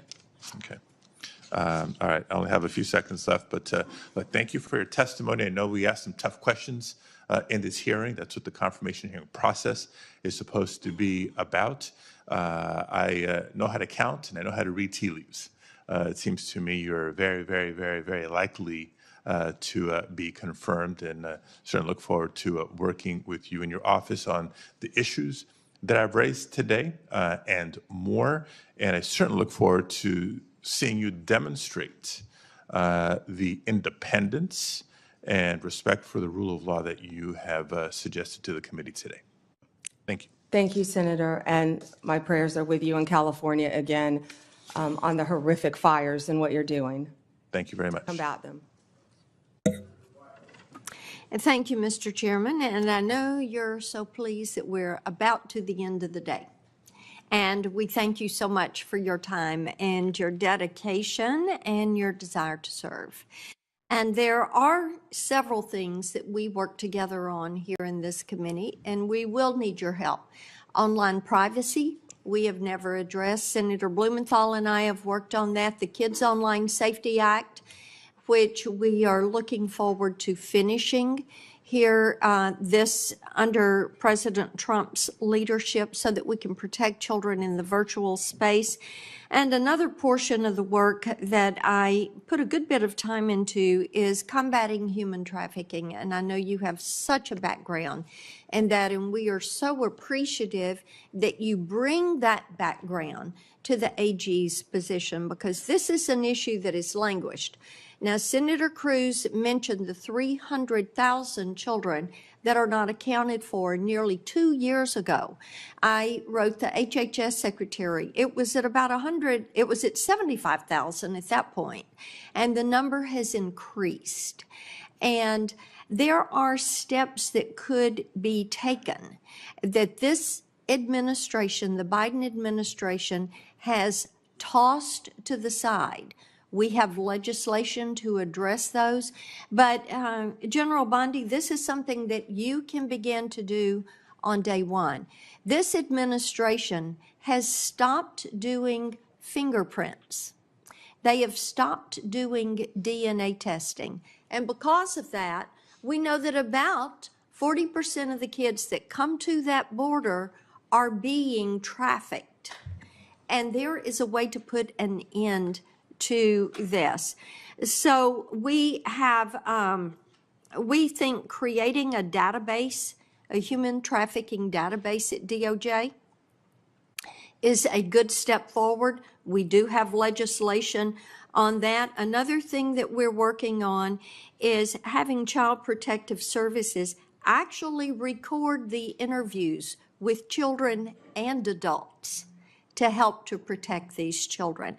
But I would really like to get your commitment on the record for your help and a statement about the work that you have done in human trafficking and your commitment to ending that in our country. Thank you, Senator. And I have not yet reviewed your legislation, but I would love to review that legislation. Yeah, I learned about the fingerprinting and the DNA when I was at the border a few months ago, and I really couldn't believe that. And while I was there, I went to a rape crisis center, and what I saw and learned at that border, there is nothing humane happening at that border. No. And so many women and children are being trafficked coming into this country. And when I was Attorney General for the state of Florida, I went to Mexico and I went to a safe house and I met victims of human trafficking, women and children. I held babies who had been trafficked. Mm-hmm. And what gets young drug addicted, because they addict all these women to drugs when they're trafficked, young drug addicted mother to break free from her captor, they were sending her to New York. And when they were going to do that, what did? They were going to kill her baby. And that's what got her to break away and get to a safe house. So I am committed to fighting human trafficking alongside you, and I have not yet read your legislation. I appreciate that. We appreciate so much your commitment to that. There is nothing compassionate about what is going on at that southern border, and we will need your attention to fix those issues. Thank you. Thank you, Mr. Chairman. On behalf of the chair, Senator Schiff. Thank you, Mr. Chair. It's been suggested, Ms. Bondi, by a number of my colleagues that the concern Democrats have is that you are friends with the president. That's not our concern. It's not our concern that you're loyal to the former president. The president has a right to choose people who he believes will be loyal to him.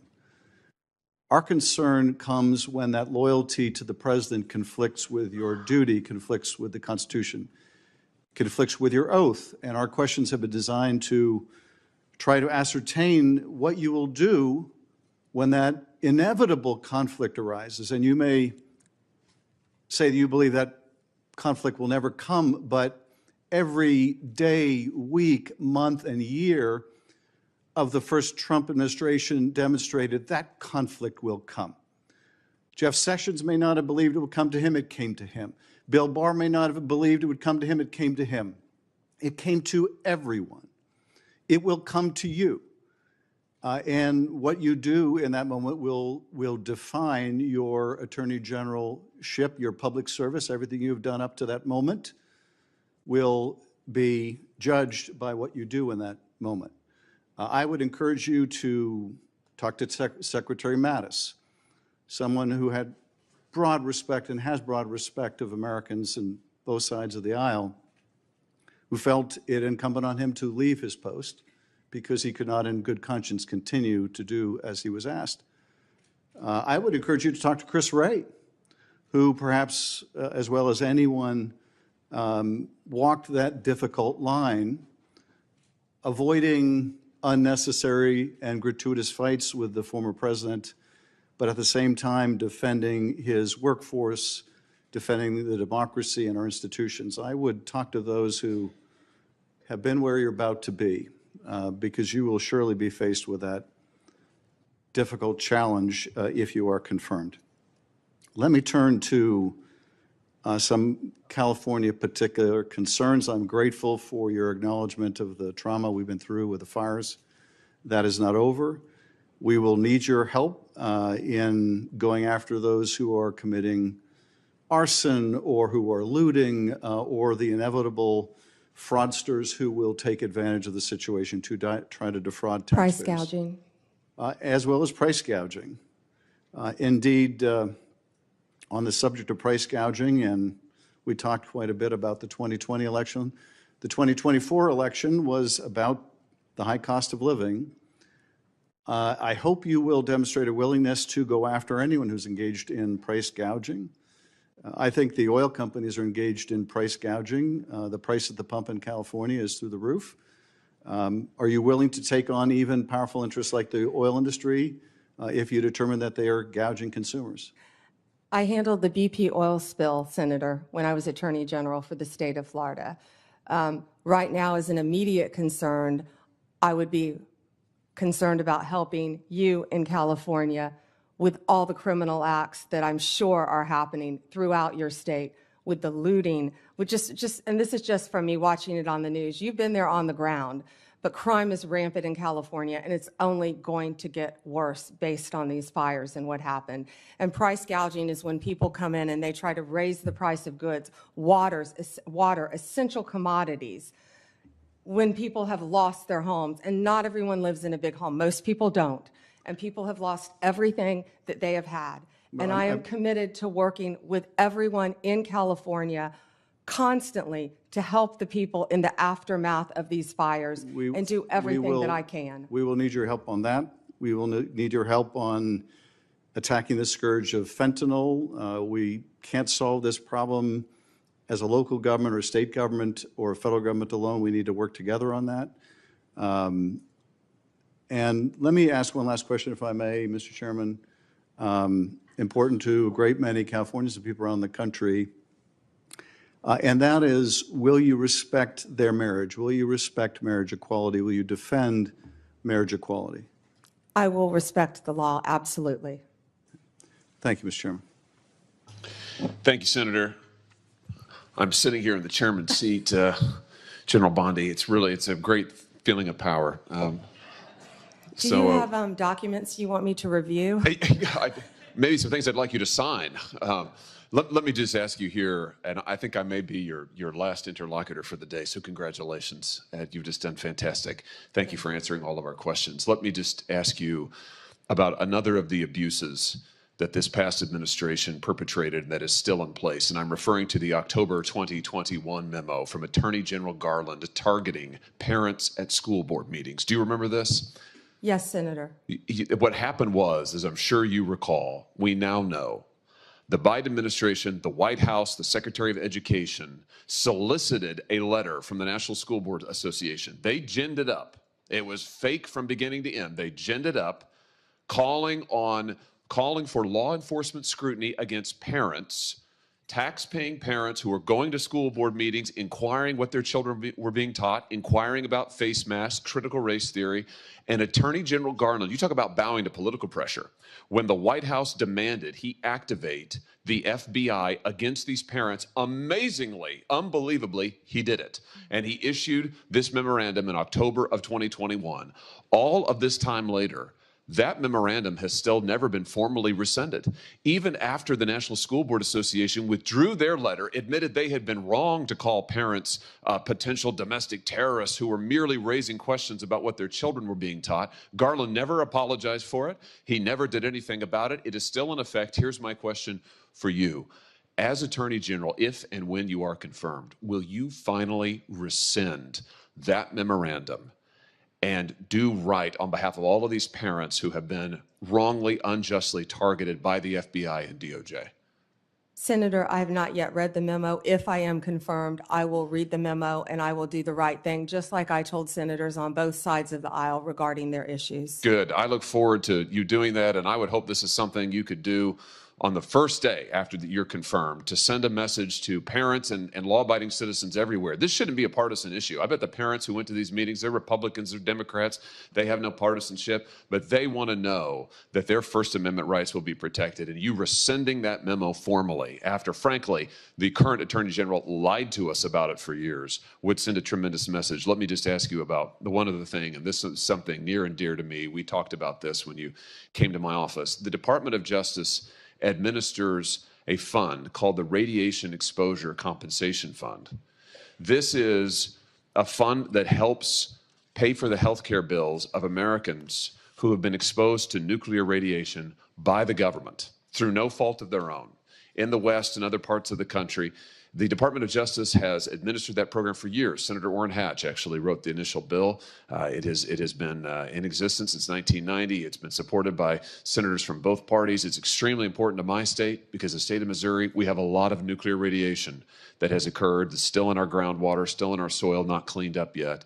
My question for you is, since you'll be in charge of administering it, will you administer that program fairly and equitably? Will you defend it? Will you make sure that radiation victims who are under the statute entitled to compensation from their government get what they deserve? Senator, I was speaking about that with someone yesterday because I did not know, again, there's going to be a lot, if I am confirmed, that I don't know.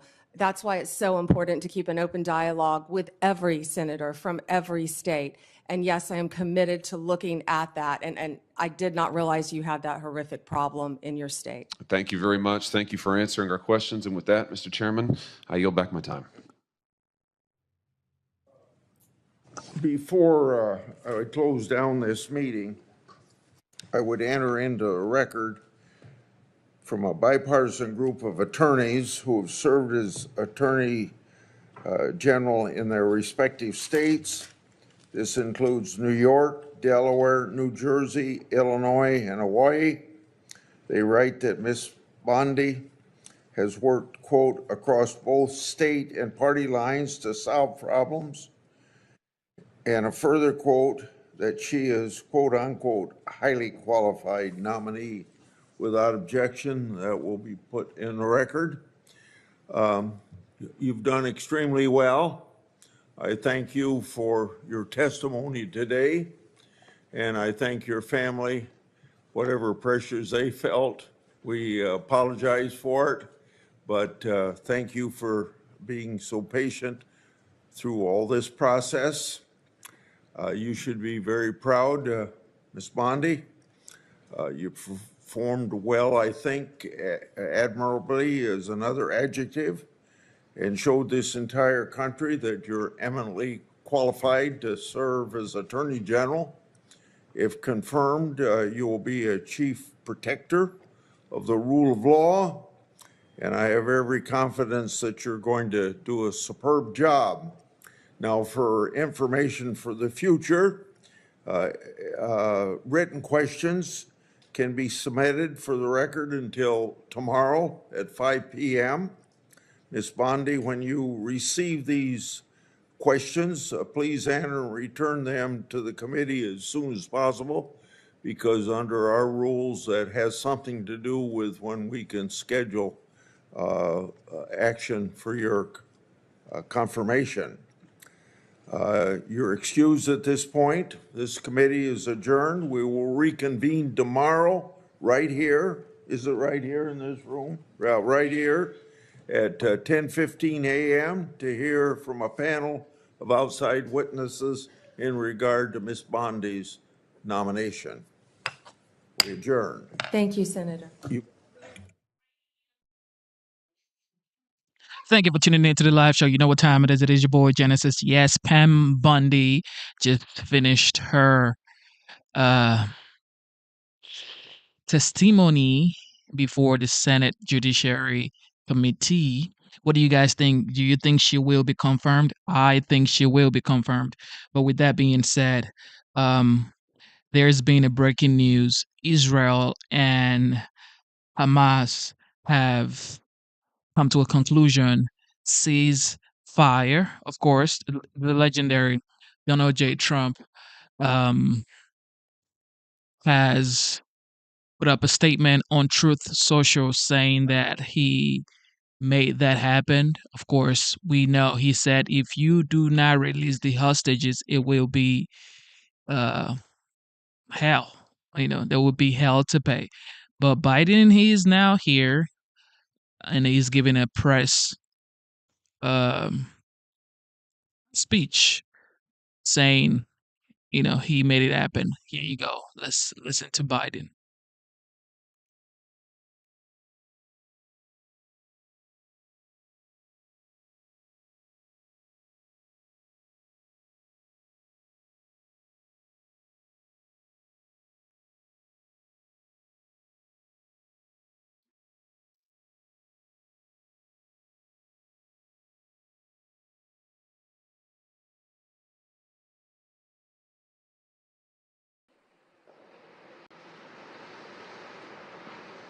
Good afternoon. It's a very good afternoon because at long last I can announce a ceasefire and a hostage deal has been reached between Israel and Hamas. For more than 15 months of conflict that began with Hezbollah's brutal massacre on October the 7th, more than 15 months of terror for the hostages, their families, the Israeli people, more than 15 months of suffering by the innocent people of Gaza. Fighting in Gaza will stop, and soon the hostages will return home to their families. The elements of this deal were what I laid out in detail this past May, which was embraced by countries around the world and endorsed overwhelmingly by the UN Security Council. The deal is structured in 3 phases. Phase 1 will last 6 weeks. It includes a full and complete ceasefire, withdrawal of Israeli forces from all the populated areas of Gaza, and the release of a number of hostages held by Hamas, including women and elderly and the wounded. And I'm proud to say Americans will be part of that hostage release in Phase 1 as well. And the Vice President and I cannot wait to welcome them home. In exchange, Israel released hundreds of Palestinian prisoners. And during Phase 1, the Palestinians can also return to their neighborhoods in all the areas of Gaza. And the surge of humanitarian assistance into Gaza will begin. And the innocent people can have a greater access to these vital supplies. You know, during the next 6 weeks, Israel will negotiate the necessary arrangements to get Phase 2, which is a permanent end of the war. Let me say it again, a permanent end of the war. There are a number of details to negotiate to move from Phase 1 to Phase 2, but the plan says if negotiations take longer than 6 weeks, the ceasefire will continue as long as the negotiations continue. I've spoken to the Emir of Kuwait and the President of Egypt, and we have pledged to make sure the negotiations will keep moving forward for as long as it takes. Then, when Phase 2 begins, there will be an exchange for release of the remaining living hostages, including male soldiers, and all remaining Israeli forces will be withdrawn from Gaza, and the temporary ceasefire will become permanent. And finally, Phase 3, Any final remains of hostages who have been killed will be returned to their families, and a major reconstruction plan for Gaza will begin. This is the ceasefire agreement I introduced last spring. Today, Hamas and Israel have agreed to that ceasefire agreement and the whole ending the war. You know, those of you who have followed the negotiations can attest, the road to this deal has not been easy. I've worked in foreign policy for decades. This is one of the toughest negotiations I've ever experienced. And we reached this point because of the pressure that Israel built on Hamas, backed by the United States.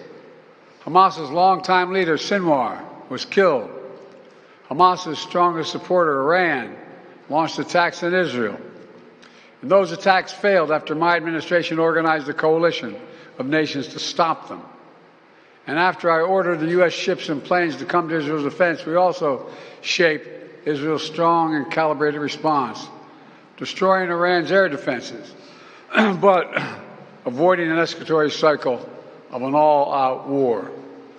The United States also organized a coalition of 20 countries to stand up to attacks by the Houthis, including their missile attacks in Israel. Then, Hezbollah, another of Hamas's strongest backers, was significantly weakened on the battlefield, and its leadership was destroyed. With our support, Israel negotiated a ceasefire with them, and after that, Lebanon finally elected a new president who's not beholden to Hezbollah, and he can begin a new chapter for the Lebanese people. All told, these developments in the region, which the United States helped to shape, changed the equation. And so now, the terror network that once protected and sustained Hamas is far weaker. Iran is weaker. Iran is weaker than it's been in decades. Hezbollah is badly degraded. And after more than 15 months of war, Hamas's senior leaders are dead. Thousands of Hamas fighters are dead. And the military formations have been destroyed. With nowhere to turn, Hamas finally agreed to releasing hostages. You know, there was no other way for this war to end than with a hostage deal.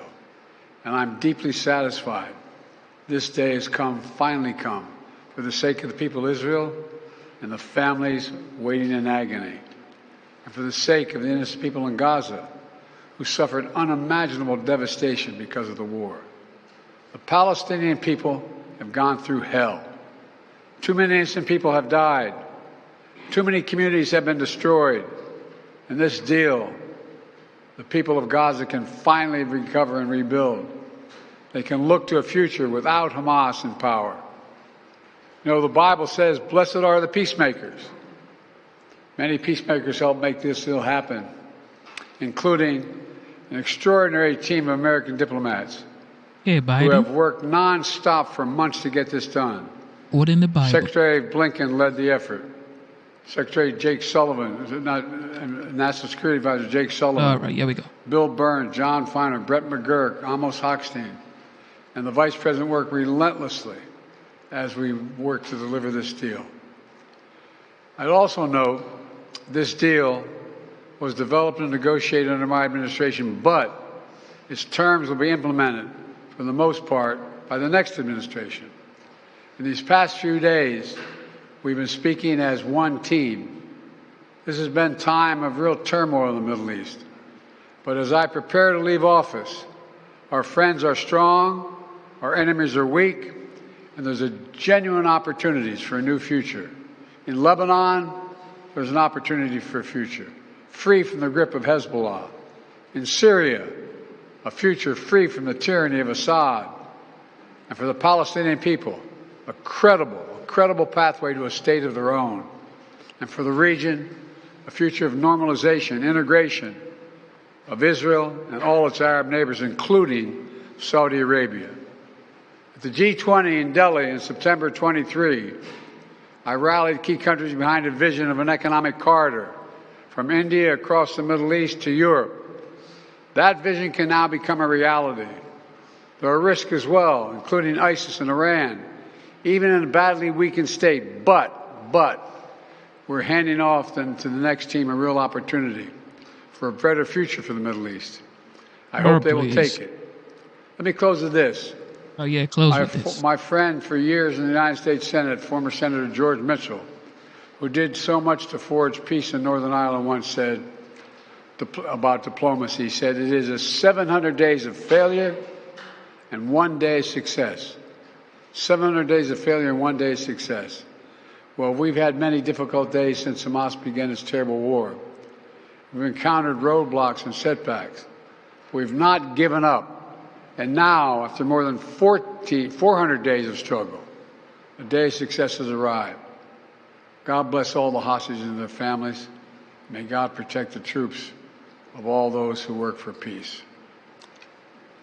Mr. President, how do you see the future of Gaza now? As you were saying, the implementation of this deal will be in the hands of the next administration. And basically, Trump made it happen. So What are you saying? The next this future, and also administration. how much credit do you give to He the made Trump it happen, team y'all. for this deal? Trump is already taking credit for it. Well, you He know, made it happen. this is the exact framework of the deal I proposed back in May. Exact.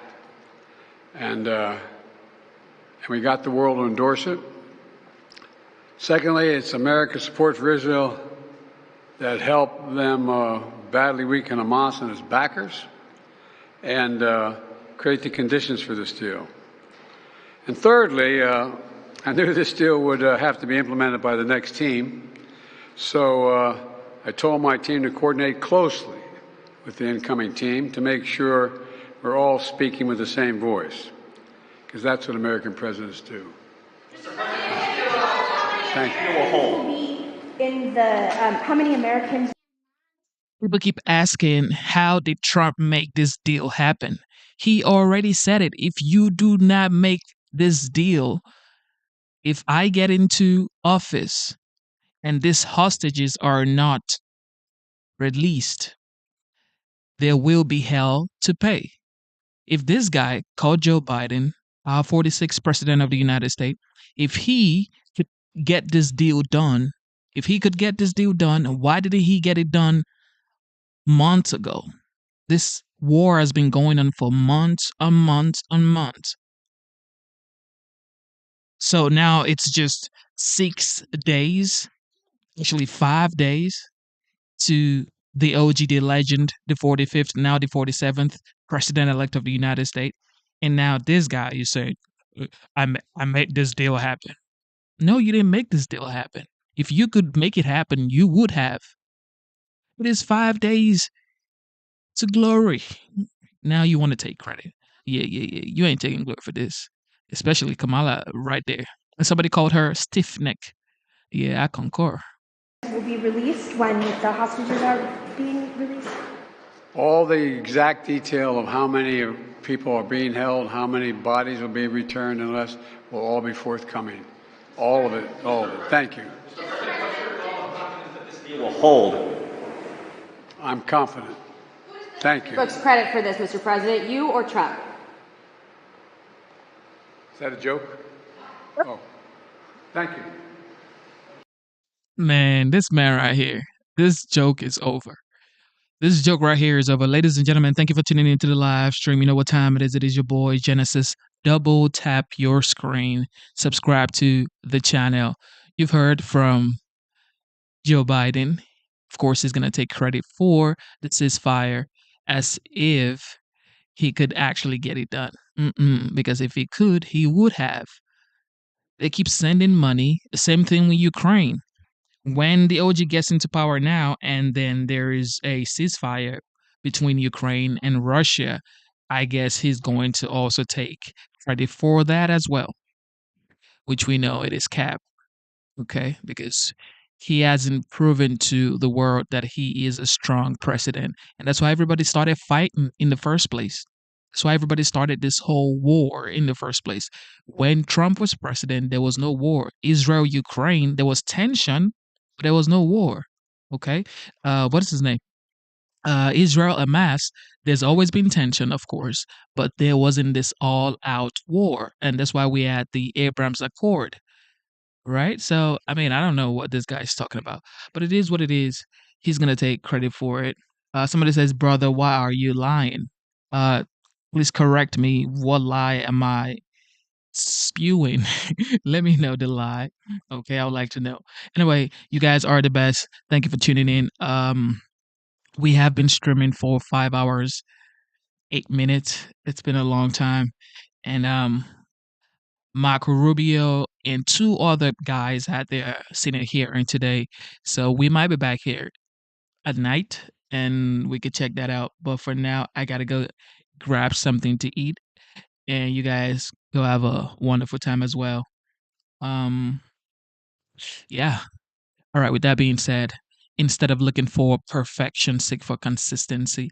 Never give up on yourself. Never give up on your dreams. Never give up on God. Believe in yourself. Believe in your dreams, and believe in God. You know what time it is. God is great. God is great.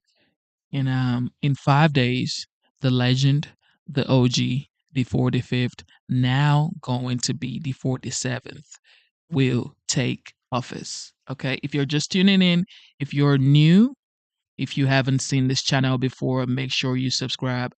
Daisy says, "Thank you, I appreciate it. I subscribe too." Okay, Jamal, time for you to go.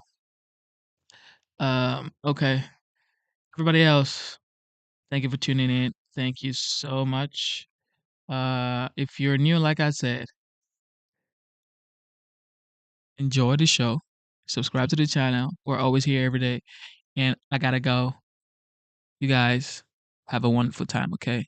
I might be back here today. I'm not sure, but if I am, you're gonna get the notification. Also, turn turn on the notification bell so when I go live, you can know. Okay, turn on the notification bell. As you see here, it is free and fair conversation. We do not block you. We don't block anybody except you're like, over the top. Okay. We rarely block anybody. It's a forum where you can share your ideas, you can share your whatever preconception you've had in your heart and you don't have any outlet to, put it out there. You can put it out here. And it is free speech out here, okay? So be yourself and let's have a good time. All right. It is your boy Genesis, and I am signing out. All right. I love you guys. Stay strong. Never quit. Keep fighting. See you soon.